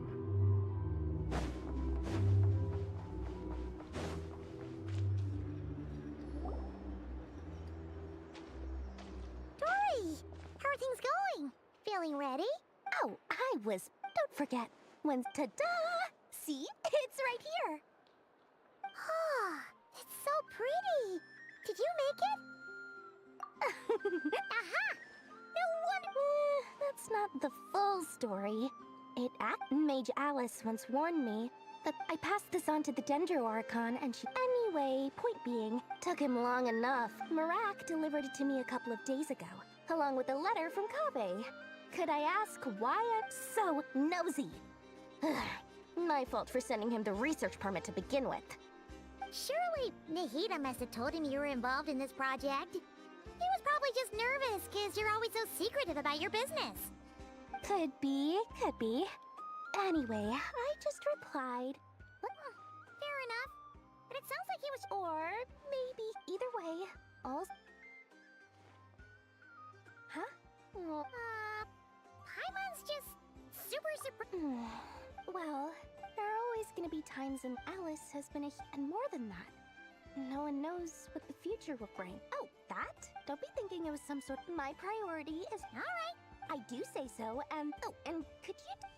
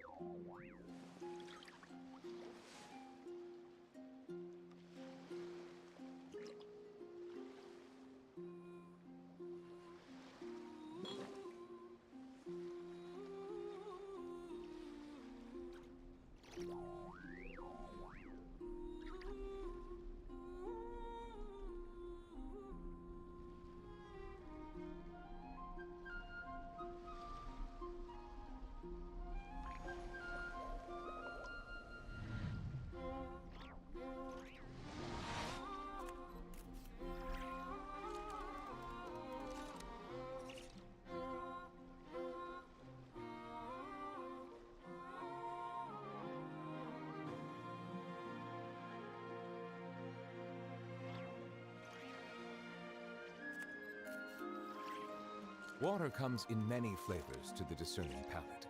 Mondstadt's water is crisp and pure, while water from Liyue has an enduring aftertaste. In Inazuma, the water possesses a depth of flavor unlike any other.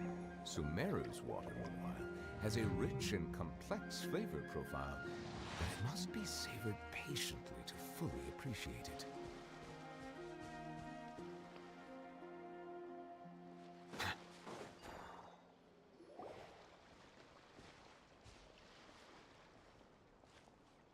Traveler, Paimon, it's good to see you. Everything going smoothly over here? Sort of. As you're probably aware, Varka, Durin, and I captured some abyssal creatures from the Wild Hunt. Per the plan, we dissected and analyzed some samples of these creatures. The process went very smoothly. The findings, however, come with some troubling implications. What? You can actually dissect the Wild Hunt? That depends on your definition of Wild Hunt and dissection. Harmless, lifeless. These words are accurate descriptions. The Wild Hunt is an interesting phenomenon. In and of itself, it doesn't seem to possess anything akin to a human personality. But taken as a collective, the medium through which the Wild Hunt is summoned does appear to have a soul. Master griped a lot about the wise Horoptetyr, and seemed somewhat fascinated with the foul Certology. But she barely mentioned Rerir at all. I don't think that was because of his lower social standing, though. Anyway, it's a pity. I should like to hear her thoughts on the nature of the life form he has become today. It's a strange mix. The furious energy of an abyssal being channeled through a fractured physical existence. A consequence of being torn apart by an unknown power. Perhaps the only explanation for his survival in this state is that he sacrificed a degree of individuality in exchange for a continued existence. Oh, sorry. Once I get talking about interesting research, I have a tendency to go on indefinitely. Back to our research findings. Essentially, they confirm my hypothesis. Rerir's corpse is completely contaminated by the Abyss, and the effects are irreversible. You could think of this as Rerir in mutated form.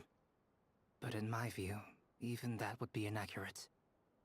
In reality, his whole being has been consumed by the Abyss. In other words, he is now nothing more than a manifestation of abyssal power. Unfortunately, at present, we have no means of completely eradicating abyssal power. Hence, we cannot fundamentally destroy the Reihir of Solnari either. Oh, that's terrible news! So, that's it? We can't defeat him? Not even if we get the power of the Three Moons? Miss Columbina's situation is a difficult one. She can never achieve wholeness when the world does not accept her presence. It's as if her creator banished her to a place she can never be accepted.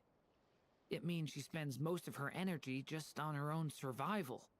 Given the circumstances, it's only natural to despair. But we must see this plan through to the end. Time to kick off the backup plan. Oh, Paimon almost forgot! This is for you. Dory asked us to bring it. Ah, how wonderful. Well, thank you for making the trip. Durin and I will be heading off shortly. I'm sorry I won't be there to protect you in person this time. Please be careful.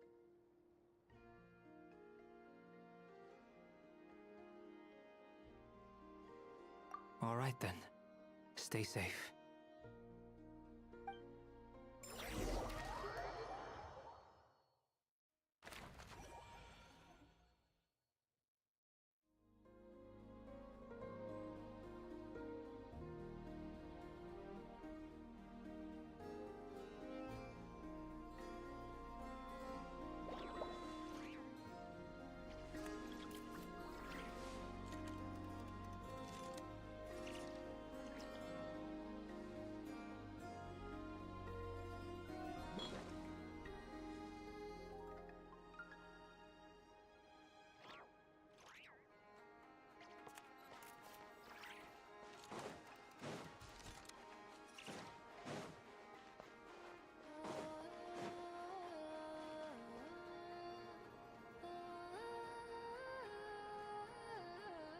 Miss Lauma, is everyone here?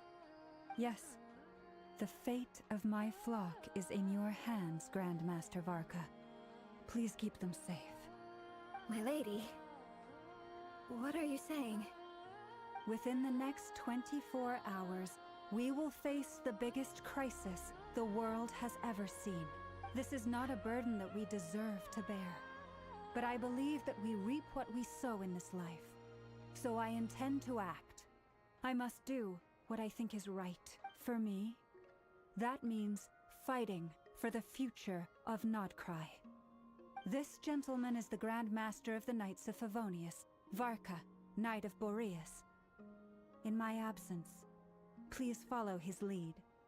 Hey, everyone. Guess I should introduce myself. Well, to start with, I know my way around a battlefield. Biggest strengths are honesty and hard-workingness. Anyway, point is, I don't intend to let Lauma down. I'm gonna do everything in my power to keep every last one of you safe and sound.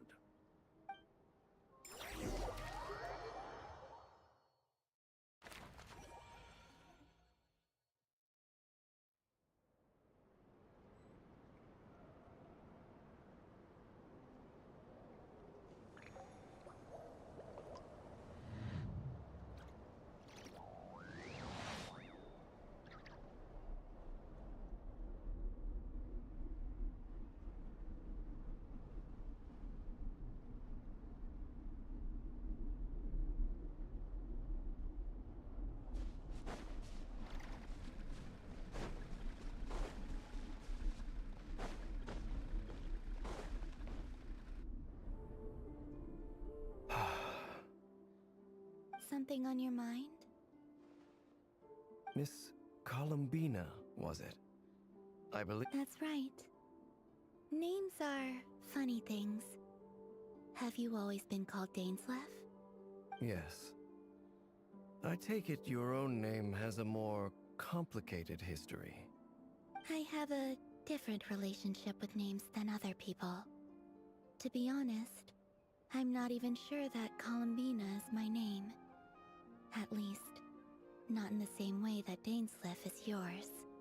But it's what everyone calls me, and I go along with it. A lot of my life has been that way. I get so used to things that I forget to question why they are so.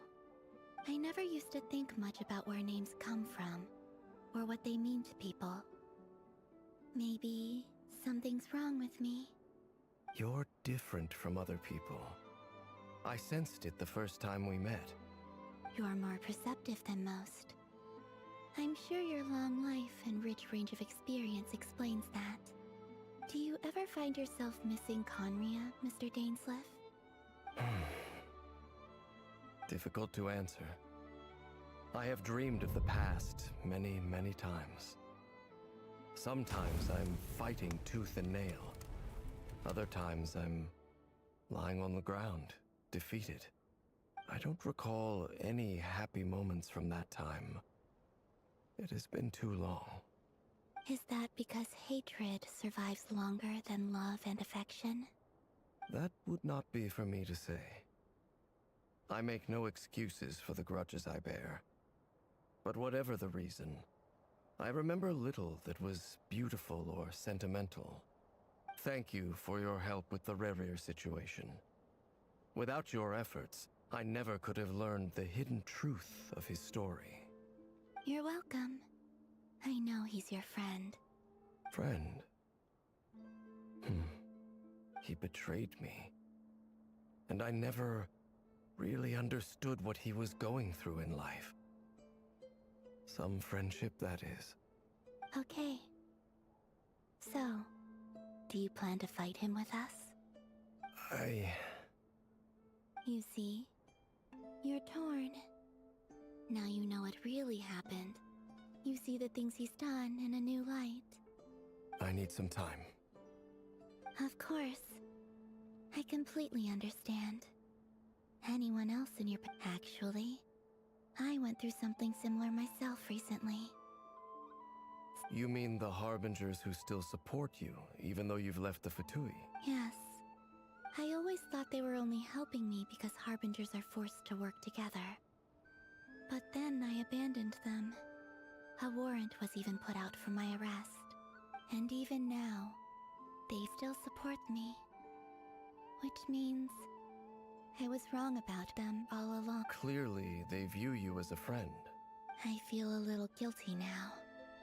I regret not seeing her help for what it was, and not treasuring it. I see the guilt that you're feeling now, because I feel it too.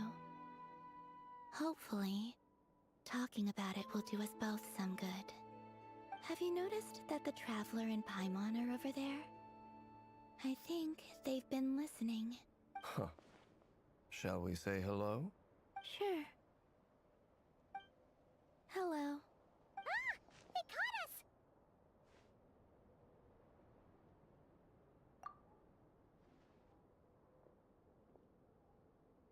I apologize for making you worry.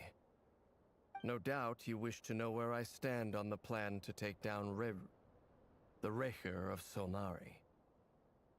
I'm afraid I need a little time, but I will seriously consider joining you.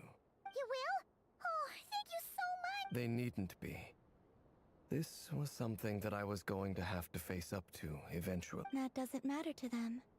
They're grateful to you regardless. You can't control their gratitude, so just accept it. And that...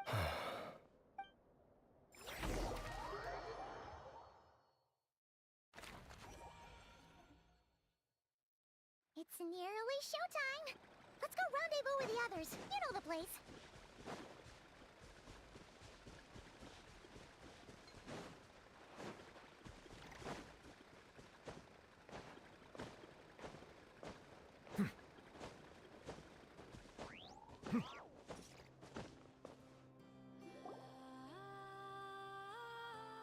Ah, you're earlier than I expected. Hey, Flint's! Been waiting here... Not too long.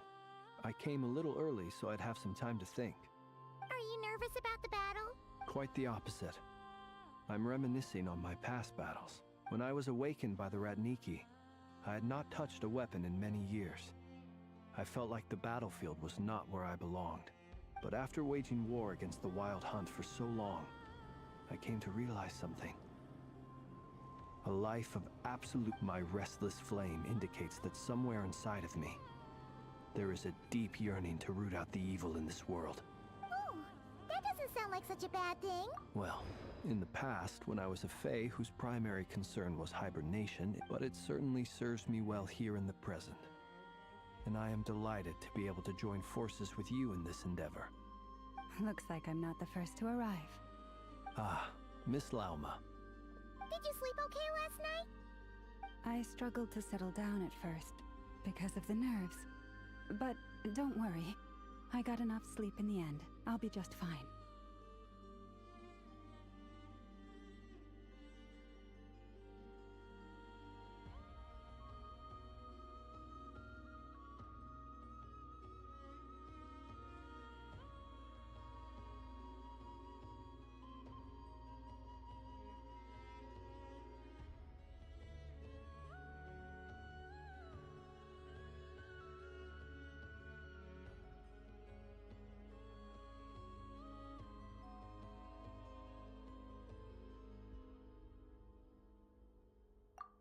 Please, I'm just doing my part.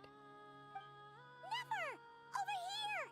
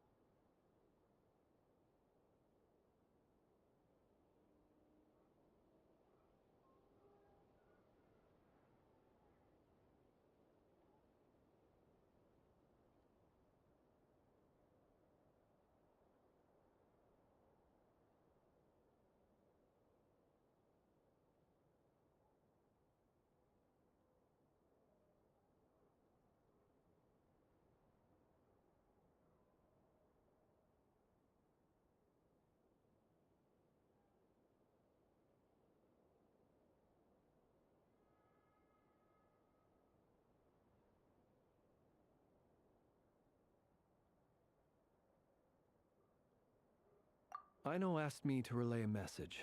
She said Anefa will be on high alert and keep a close watch over all secondary districts where defense is required, providing support as necessary. Meanwhile, Aino herself will provide range support to us directly, using her latest invention. Excellent. My thanks to all involved. The chess set's looking a little unstable. It won't hold him much longer. We should be prepared to engage at a moment's notice. No sense sitting around waiting. Let's make the first move while we still have the option. I agree. Paimon, find a safe hiding place. Got it! Be careful, Traveler! I will.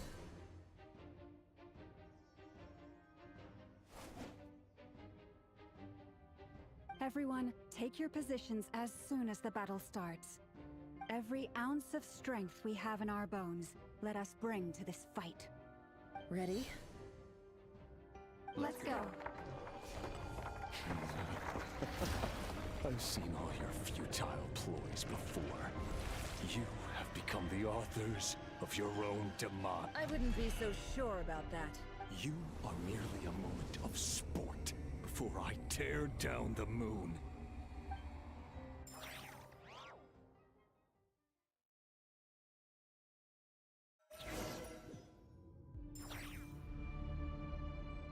Stay on your toes. Yep, you too. Let me help you guys.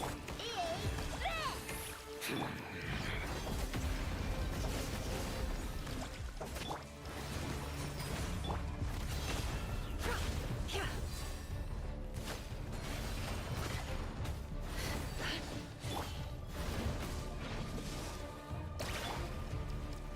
The moonlight. Close your eyes. Betrays you.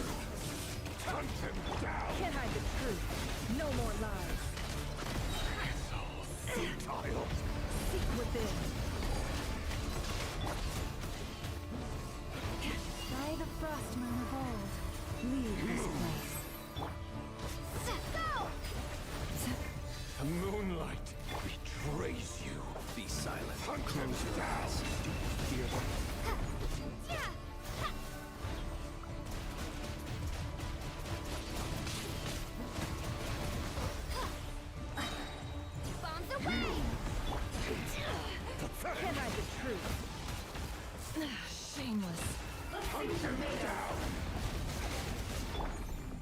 Moonlight. It's all futile. Be silent. Observe.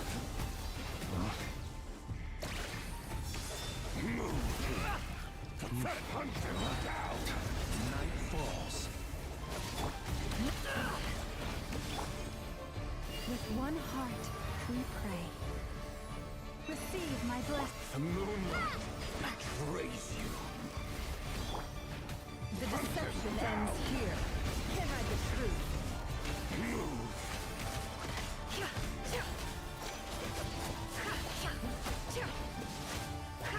It all adds up. It began with the moon, and so shall it end. The moon will protect you.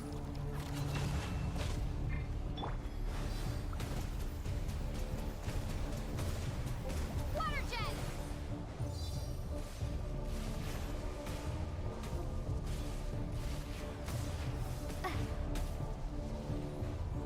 Water jet!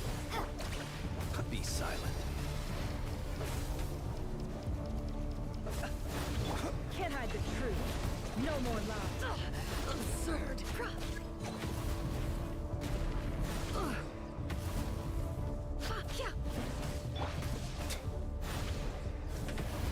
Observe.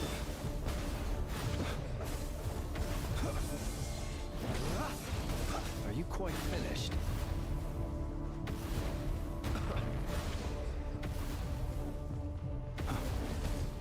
Do you see now?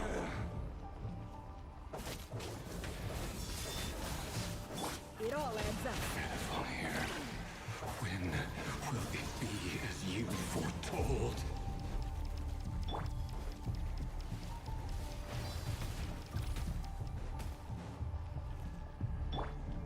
Be silent. Observe. Can't hide the truth. No more lies.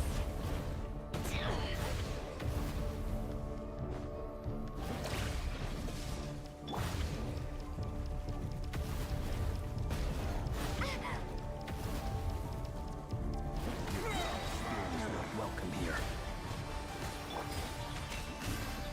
Within. No more lies. For the everlasting forest. Beware the creatures of the night. Be silent. Close your eyes.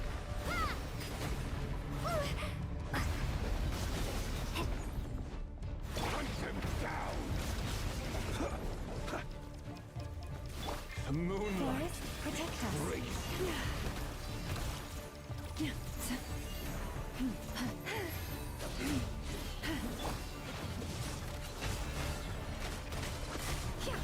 It's all futile. Can't hide the No more lies. The deception ends here.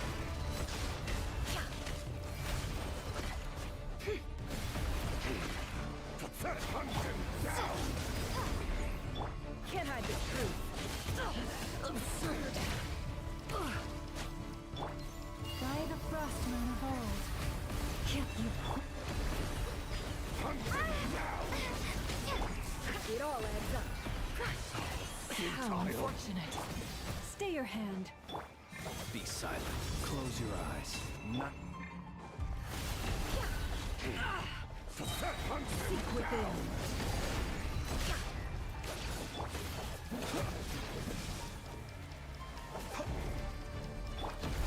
Forest, protect us. futile.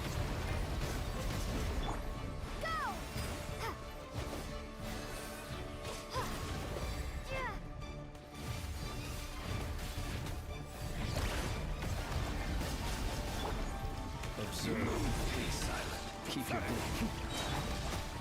What a joke. Water jet! The moonlight betrays you. Your little game of heroics is over. The moonlight will go first.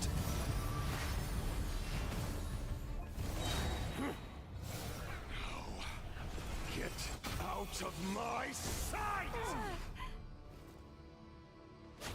No! We've been separated. You okay? Never! Where are the others? Stuck outside the barrier. I guess he really doesn't like us. I too much is always a death sentence. Reborn. Be careful what you wish for.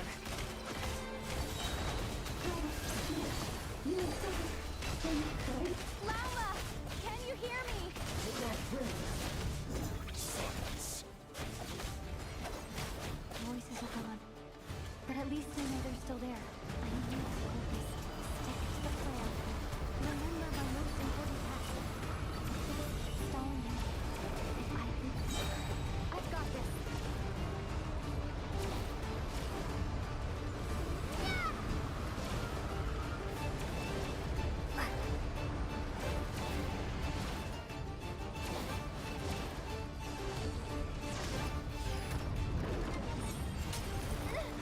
The shield's broken.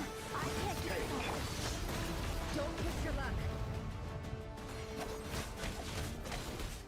Can't hide the truth.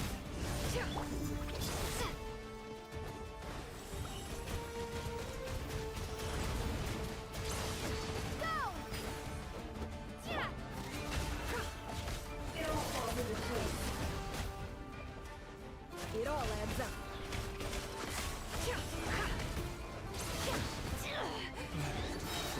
Seek within. It all falls into place.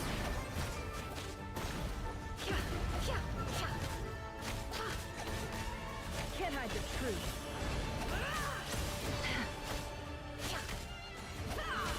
No more lies. Water jet!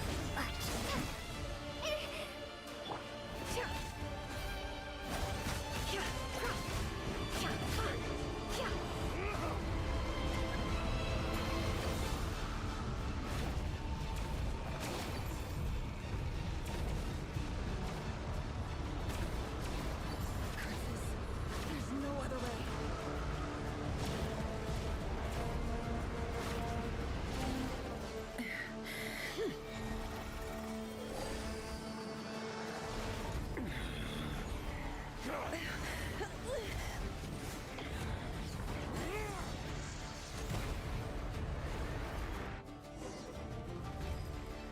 The only way to defeat Rarer is to borrow. That means Columbina will have to disappear while you two bear the brunt of his attacks. You have to hold on. Find a way to keep him focused on killing the two of you.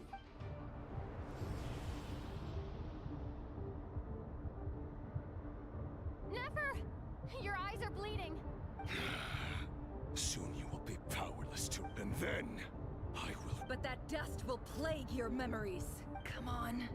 Keep holding up. Any other tricks up your sleeve, as entertaining as they are, you've backed yourself into a corner. You don't fool me. I see your feet. I have to stoke his rage.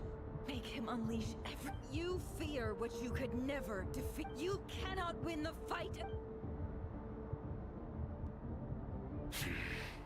Is that what you think? Well, now it's your turn to feel afraid!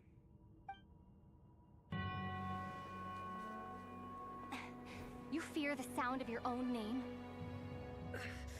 Is it us you hate? Or is it what you've become? Let's see what becomes of you!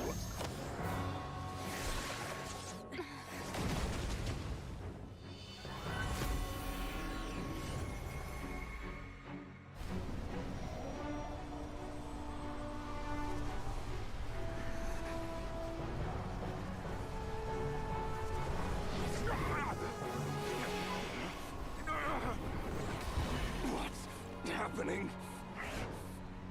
That power. I've seen it before.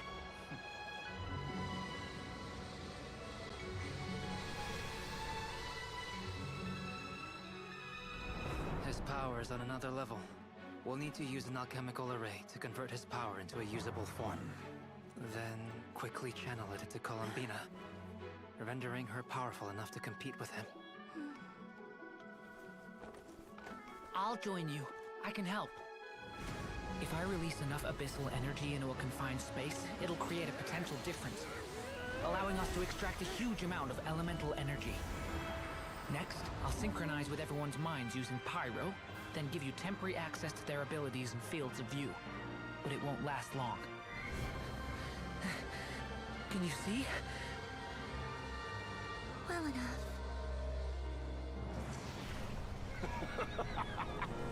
So, we have a student of Gold Rhine-Daughter in our midst. How about that?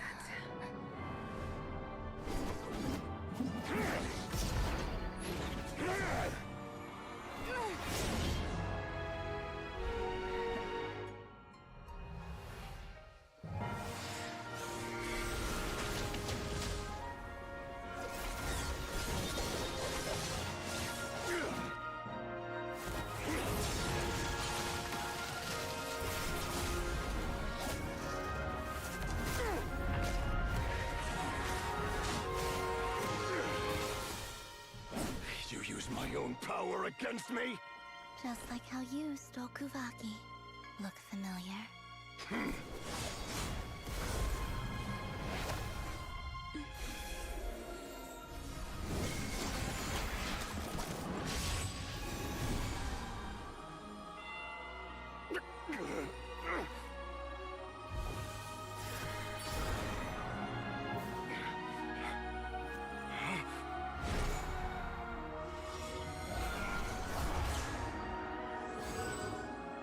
Don't you realize? You don't have the power to hold that gate open. I don't, but someone else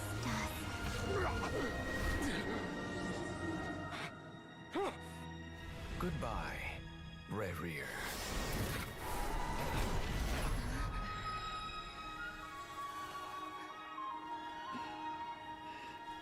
We won.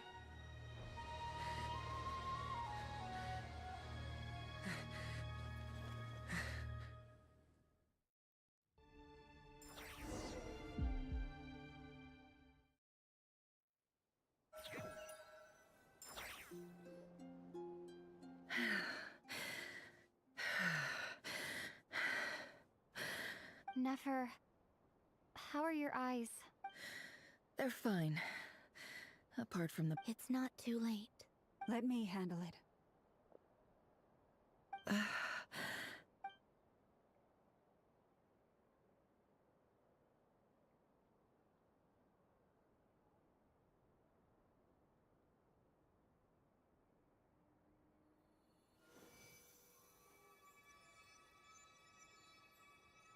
Miss Nefer, it's not like you to lose your composure. That was the most reckless thing I've ever seen you do. Reckless how? The situation was critical. Our lives were at stake. We had to do something. Even so. Okay. I guess you're right.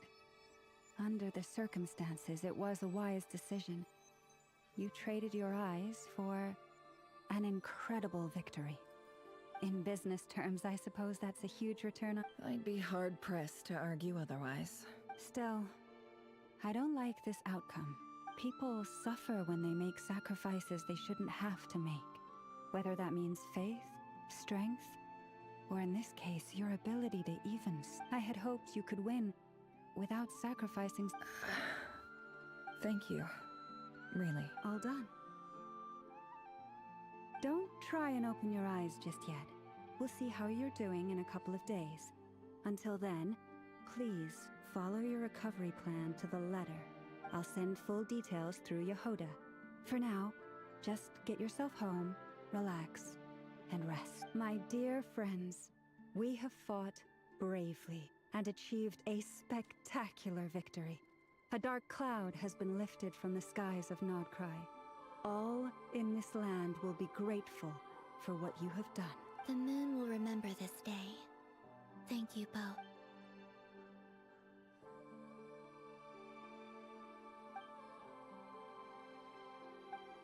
There's something I want to let you know. What is it? When Durin connected everyone's minds so I could access their powers, I also felt everything they felt. And since Nefer's eyes were injured, my eyes are hurting now too.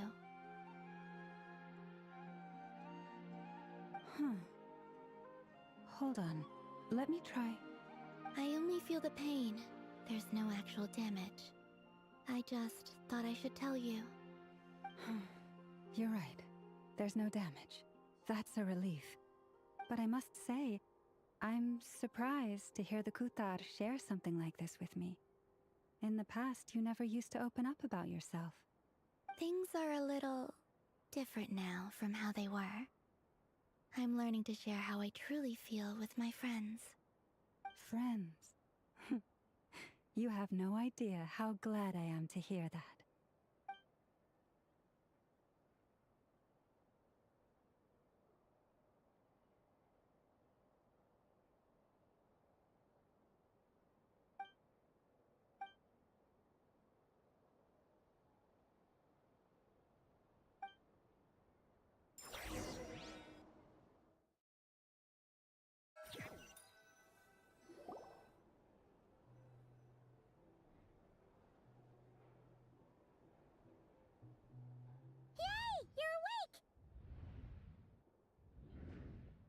How are you feeling?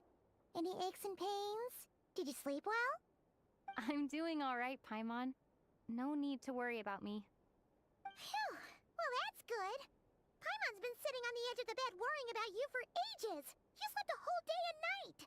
Poor Paimon. Glad to hear you didn't starve. How was the food? Well, it wasn't the same without you there to share it.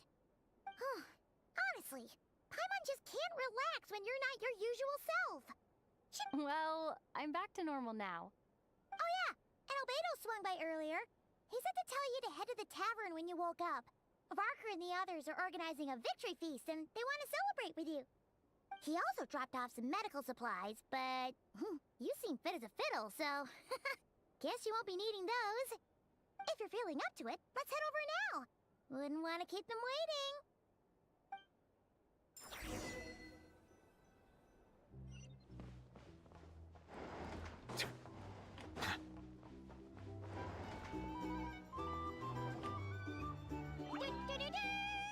We're here! Oh, Traveler and Paimon! Perfect timing! We were literally just saying how there's no way we're holding this victory feast without you. Any long... How are you feeling today? Much better, thanks. Don't worry about me.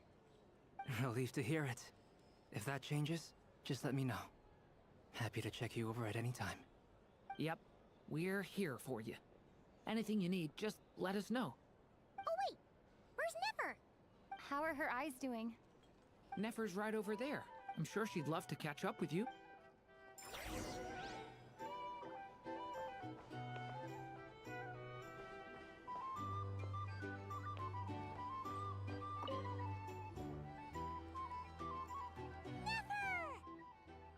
Traveler, Paimon, are you recovering well? Turns out that moon chanter has some real talent after all. My eyes were mostly recovered after just a couple days rest. I can actually open them again now. Yeah, but you gotta be careful. Lauma says not to strain your... Yes, thank you. I'm well aware.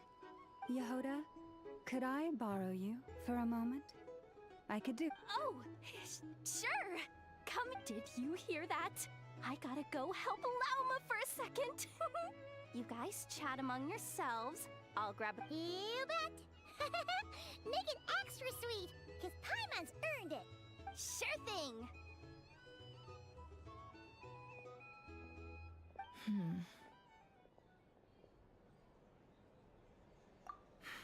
The Raker of Solnari. Kind of a snake, don't you think? No, definitely a snake. A poisonous one who spewed his venomous hatred everywhere. Anyone who seeks revenge out of hatred for other people has become a snake. That's something my dad used to say. Perhaps. I'm sure it sounds like a very wise and open-hearted perspective to your ears. What else is left when everything you depended on in life gets stripped away? Something's gotta fuel that drive to keep on living.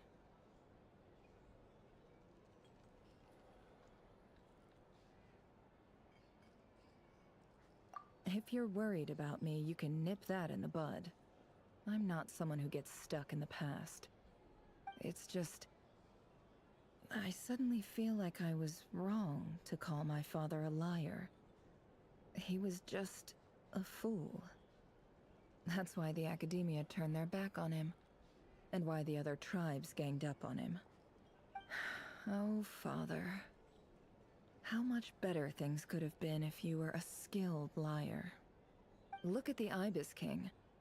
Thoth is a fiendishly cunning liar. And yet, strangely, he feels more like a father to me than my real dad ever was. He's never brought it up, but I'd bet he feels the same way. Why else would he give me the power to perceive the truth, while at the same time training me in the art of deception? Well, King Deshret banished him to Aru, which is essentially a prison, and posed 3 questions to him. He promised that he'd have his freedom if he could find the answers. His response was to take on a physical form and approach me, hoping that I could become his envoy and search for one of the answers on his behalf. Did he really think I'd fall for that? He's stuck there. He can't make me return what he gave to me.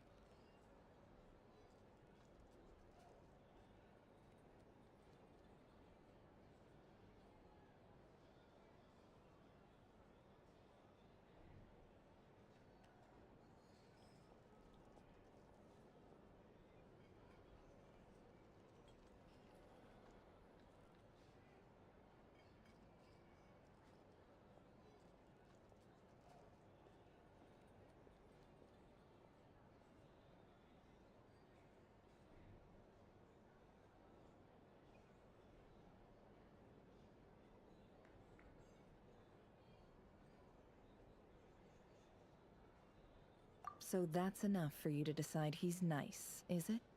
He's a prisoner, and he was scared. So he decided to perform some good deeds to win people's approval. He lives in fear because he's a deceiver. How is Rerir any different? You can't work as a spy your whole life and expect a happy ending. It's preposterous. Yet I can't say I don't understand it. Liars live in the darkness of their own making, but it's still human nature to want to go on living. They say that a liar's soul is the most worthless thing in the world.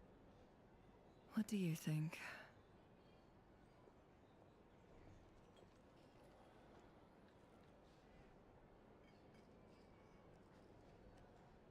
Oh, really? If you ask me, the soul of a liar really is worth nothing. Because all they care about is themselves. For example, when something good falls into my lap, I don't go sharing the news around. Stops other people trying to steal it from me.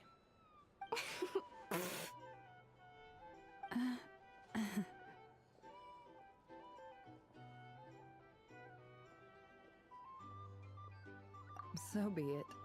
They have sharp ears. I can't keep anything from them. Wow, is that what it looks like?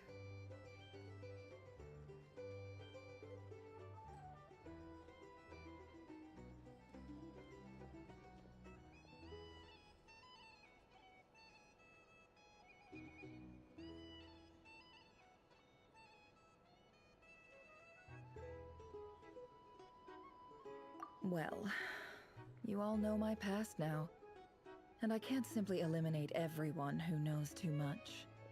So I guess I just have to put up with you, for the foreseeable future at least. When you find yourself in a situation you can't control, the safest play is to keep calm and start monitoring everyone involved like a hawk. In the intelligence world, you need to have a sense of perspective and play your hand accordingly. If you understand what's at stake, please ensure my secret is safe with you. Very good. Oh, wait! Now that the panic's over and we've all calmed down, after all that build-up, our mystery ally never showed up even once!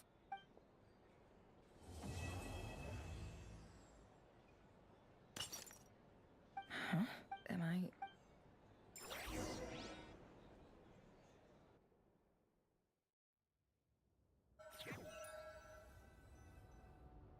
So, that close colleague who stayed behind with you?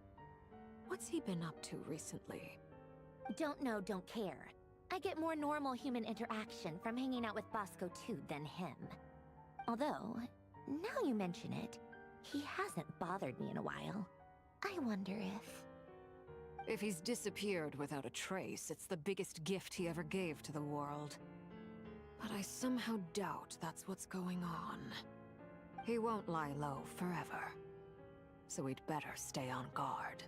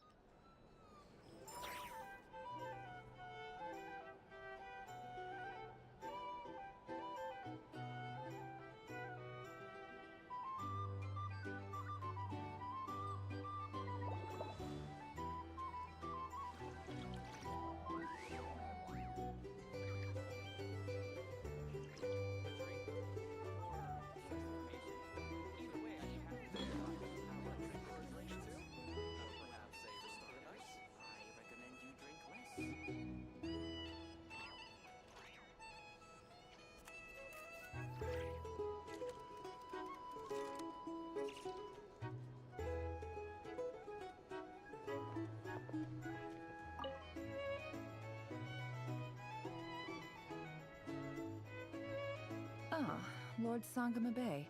How lovely to see you. I must thank you for the device you provided. It was an enormous help. Would I be right in thinking that it was developed by the Academia?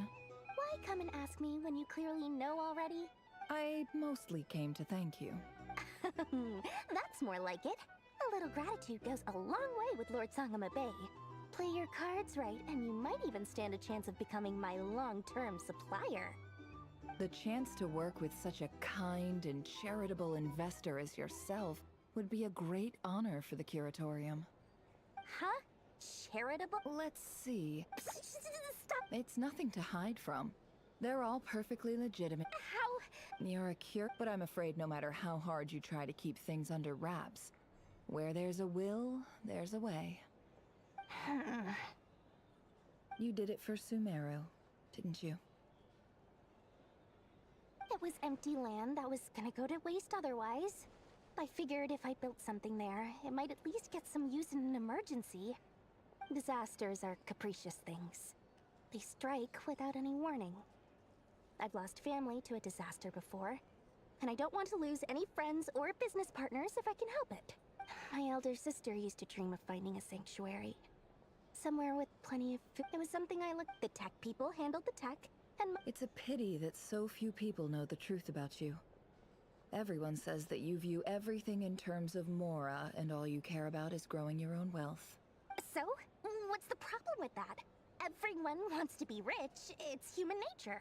So yes, I love Mora, and it's nothing to be ashamed of. But surely you have dreams of your own, beyond just making Mora. You don't get it, do you? My dream is to invest in other people's dreams. And, you know, make a nice little slice for myself along the way. Just thinking about it makes me happy. That sweet, sweet sound of Mora. Thank you. For the device? And the pendant. Oh, that. I was just returning a favor. Don't worry about it. Seems like we've both been away from home for a very long time. Yeah. So long that I barely remember what my family even looked like. That would be your mother, father, and sister? Yeah, though it's been years since my sister passed away. It's not like I want to forget them, obviously, but memory can be even more ruthless than the most calculating business person. Beyond a certain point, if something isn't helping you, it just gets rid of it. My sister can't help me now. Slowly but surely, her face is fading from my mind's eye. It's become a vague impression. Not everything will fade. When loved ones pass away, the beautiful memories are the ones that last the longest. Yeah, that's true. If you ask me, that's the one silver lining in all of it. Well, that, plus, I'm sure that life is much better now than it was back then. Oh, Absolutely. I have tons of Mora, a big beautiful house, business is booming, and I'm as happy as can be. You've got a lot going for you too. Boss of the Curatorium of Secrets? I'm sure there's plenty of Mora to be made in that line of work. I appreciate the vote of confidence.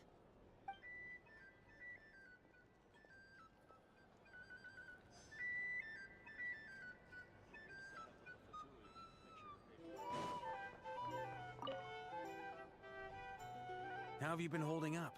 Any adverse reactions?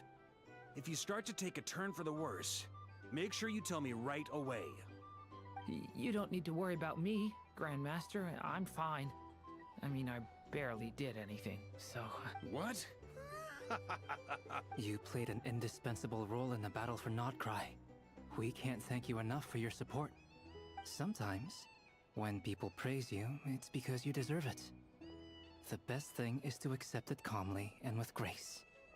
It's important to learn how to respond to words of admiration. Let's do a quick demonstration. Albedo, that was an incredible feat of alchemy. The pressure was on, but you worked flawlessly at lightning speed to get the job done. Thank you. I can't take all the credit, though. Durin played a big part in forming the alchemical array. See? Did you catch that? A masterclass in how to take a compliment. Okay, yeah. I did work pretty hard to help prepare for the battle. No point denying that. Hey, you guys!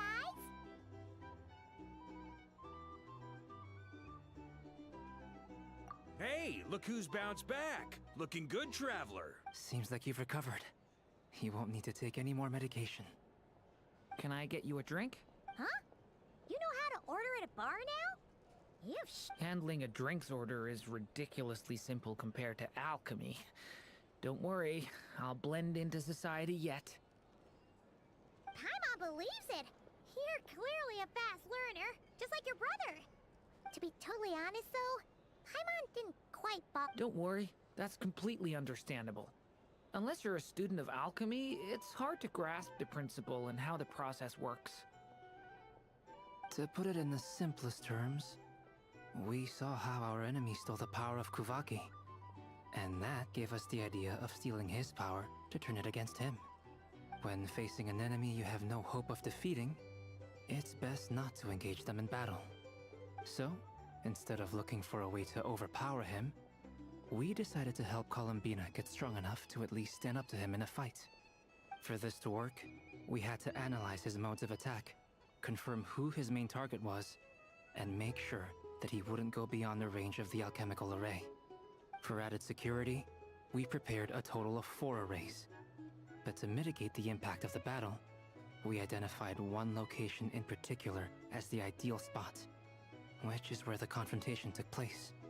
The alchemical array absorbed his abyssal power. Then Durin processed it to render it usable by Columbina. That power enabled her to do what would otherwise have been nigh on impossible. What surprised me was that Dainsleif actually agreed to join us. Given his history with Rerir, he had every right to sit this one out. But we're extremely grateful for the decision he made. It must have been a painful choice to make. But I'm sure that making a decision was far better for him than staying in limbo. Absolutely. He was torn between 2 paths, but in the end, he made his choice and stuck to it resolutely. He doesn't strike me as the sort of person who'd stay trapped in limbo for long. Anyway, however you cut it, everyone gave a stellar performance. And now, it's time to kick back and celebrate.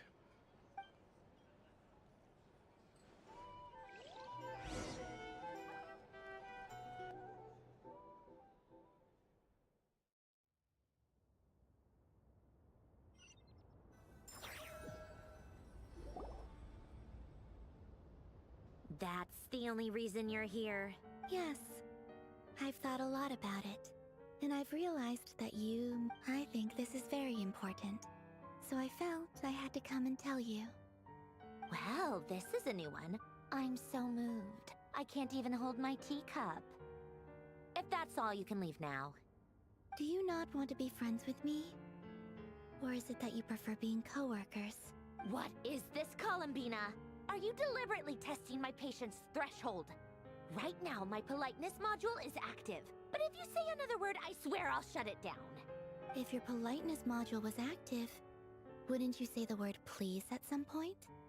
Polonia, please see Lady Columbina to the door. Will you still invite me to your next tea? What? Yes, I think you will. Bye-bye, dear Sandrone.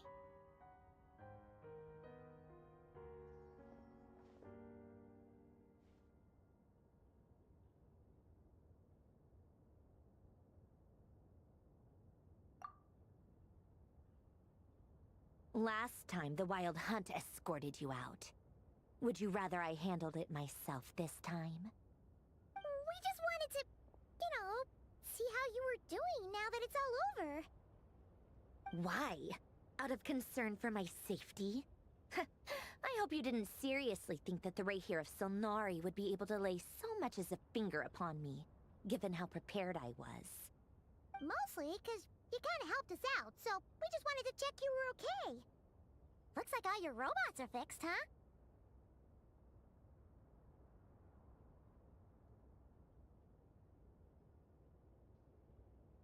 Oh, don't you worry about that. Tea time is already a write-off. The visitor before you managed to kill my appetite. If you're in the mood for tea, go ahead and help yourself. Otherwise, it's going to waste. My coasters are still missing in action, though.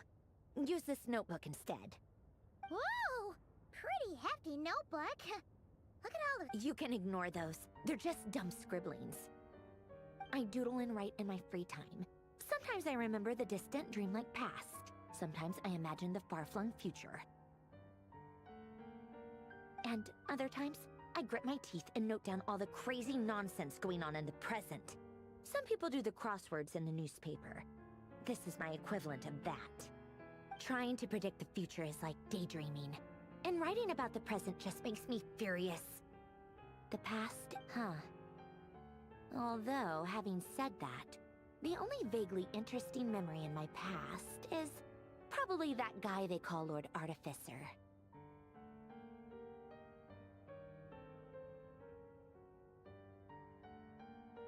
Who else?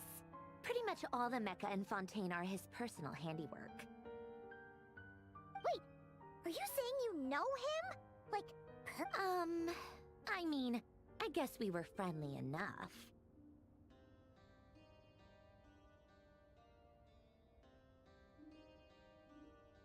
Yep. In fact, I'm probably the only normal person left who knew him at all. We used to chat occasionally back when he was still around. Before he passed away, he asked me to destroy all his manuscripts. I honored his request, but I did read through everything first before destroying them. I mean, I couldn't let the genius of Lord Artificer Alain Guillotin disappear like that. Would have been such a waste. So... that's where the formulas in your notebook are from? I just told you. Those are my equivalent of crossword puzzles. They're just dumb formulas that I solve for fun when I'm bored. Alain's work was like epic poetry. The formulas in my notebook are just silly little riddles in comparison. Not that there's anything bad about them. I mean, at least, solving those riddles isn't going to hurt anyone. Except me, 'cause I lose a few brain cells in the process. Anyway, while we're on the topic, I might as well tell you about what happened to him and his friends. Alain Guillotin had two close buddies, Renee and Jacob. They spent their childhood years together in the Narzissenkreuz Institute. They were all quite competitive, so there was some rivalry between them. But it was a friendly rivalry. But beneath the friendship and the rivalry ran something deeper, a sense of nostalgia for the past. Unfortunately, childhood would end. The prophecy would come true, the apocalypse would arrive, and the future would never be. A mad dream that would normally only capture the minds of lunatics began to take root in their hearts. A dream of saving the world. And if Renee and Alain had been people of lesser wits, that dream would probably have ended up as something for them to joke about in their older years. But alas, they were some of the sharpest minds around. They nurtured that dream with the full power of their intellect, and it grew into something that ate away at their souls. The first of them to fall under its spell was Renee. Against Alain's wishes, he persisted in experimenting on a mutual friend of theirs to try and save their life. Alain did not approve and parted ways with Renee. It's complicated. Alain wanted to believe that Renee only did what he did for the sake of their friendship. But when he told me about what happened, I could tell he still had some suspicions about Renee's motives. Perhaps the seed that would grow into a nightmare had already sprouted in Renee's mind. Even then, the next time they met, Renee's soul had been completely engulfed by the dream of salvation. His futile attempt to change the tide of fate only resulted in a wave that swallowed up the world, even before the apocalypse came. And although that wave died down eventually, I hear that it just recently came back with a vengeance. As I understand, Renee wanted to live out his dream of salvation once more. But I'm told that the attempted resurgence finally died out for good. At long last, Renee awoke from his deluded dream. Though of course by then it was far too late. What do you think of Renee? Do you admire his transcendent genius? His view that any price was worth paying to achieve the lofty goal of saving the world? Or do you despise him? Dismiss him as an evil madman who wrought havoc on the lives of everyone around him as he pursued his delusional dream. Same difference, really. Just a matter of perspective.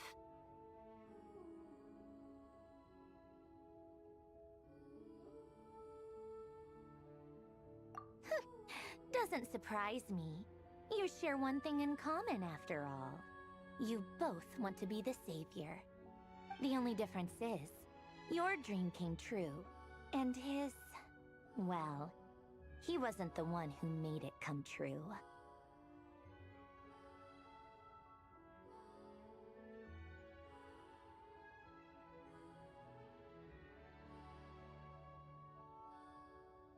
I don't like fanatics who give up their whole lives for their ideology. Nor do I like fools who let their delusions take control. Maybe I could understand if Renee had just been an ordinary person. But he had a sage-like intellect. And still managed to get himself lost in the labyrinth of his own desires. Anyway, that's enough about Renee. Now, moving on to Alain Guillotin, the Lord Artificer. He managed to put a stop to the first storm whipped up by Renee. But to his credit, I suppose, the loss of his family and friends was purely a tragic accident. It's not like Alain sacrificed them for his cause or anything.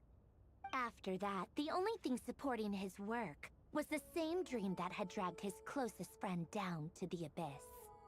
But although the desire to save Fontaine drove him to found the Fontaine Research, I think that formulas and machines derived solely from human intellect were the only thing that gave him a sense of spiritual comfort. Yet Alain's intellect was simply too great. It barely left him space to breathe in his lifetime. Once he realized that the end of his life was approaching, he finally accepted the truth. The Nazissenkreuz Institute needed someone, and a human being, to see its story through to the end. He quit working on his formulas, trading them in for the fairy tales that had played such a formative role in his childhood, but which he barely touched in his adult life. He told me that the director of the Nazissenkreuz Institute used to read those fairy tales to the children as bedtime stories. Apparently, they worked wonders at sending kids off to sleep. I think that all he wanted at that time in his life was to be able to sleep deeply without being plagued by depression. By that point, nothing else really mattered. At the very end, he laid down to rest in the ruins of the former Nazissenkreuz Institute orphanage, while the Fontaine Research Institute he had founded continued tirelessly with its work. Many years after that, tensions over competing dreams would once again cause a rift. This time between members of the Fontaine Research Institute. And that is the story of two people from the Nazissenkreuz Institute who both wanted to save the world. One went all in on his fantasy of salvation, without the other sought desperately to burn bright in his life. I do sometimes wonder, why is it that people like them have such grand hopes of saving the world? Even the grandest tree starts as a tiny seed. So they were young children with friends and family who mattered to them. Desires to explore the meaning of life. Or maybe they just wanted to find something to anchor themselves within the chaos. To stop them getting quietly swept away by the storms of life. But instead, the search for their own salvation took them down the rocky road laid out by fate. Do you think the desire to save oneself is enough of a justification to try and sensible answer? Glad to know you've got your head screwed on straight. Alain would disagree, though. I asked him the same question back when he was in his prime, putting all of his energy into his work. Yes, it's a no. No elaboration, just a quick, short answer before getting right back to his work. He was always that way. All right, tea time's over. I owe Arlecchino a favor for telling me these stories. I'll have to bring a whole sack of gifts the next time I visit the House of the Hearth. I'm gonna go tinker with Polonia now. You guys can do whatever you want, as long as it doesn't involve interrupting me. Polonia, exit hibernation mode. Begin.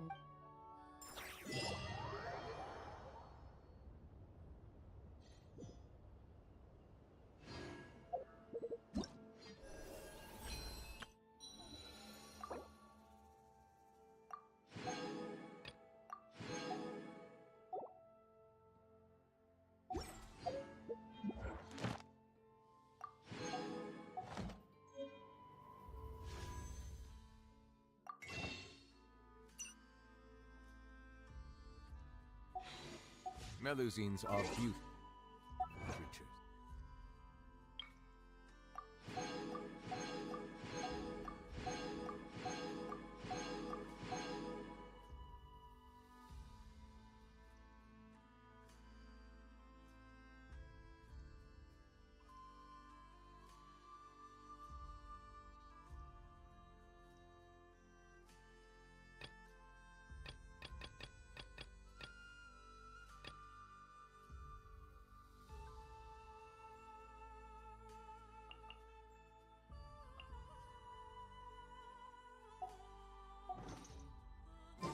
They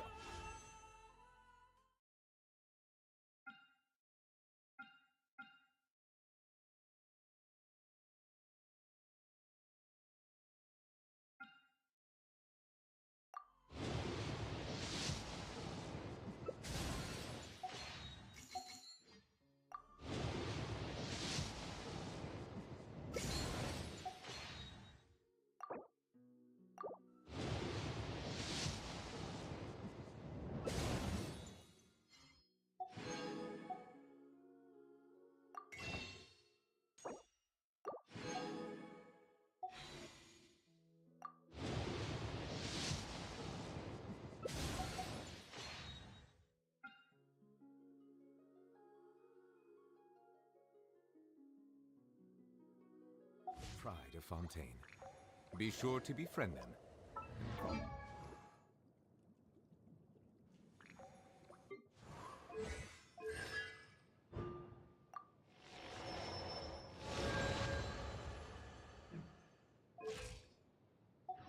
Them no harm.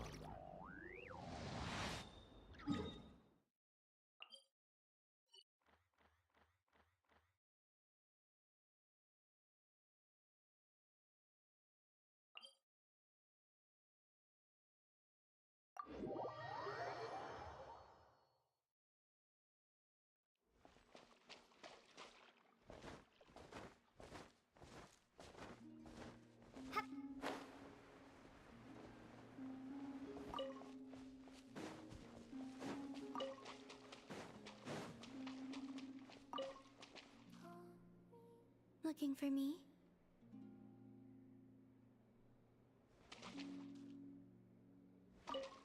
Arlecchino often played this game with me, but I only won once.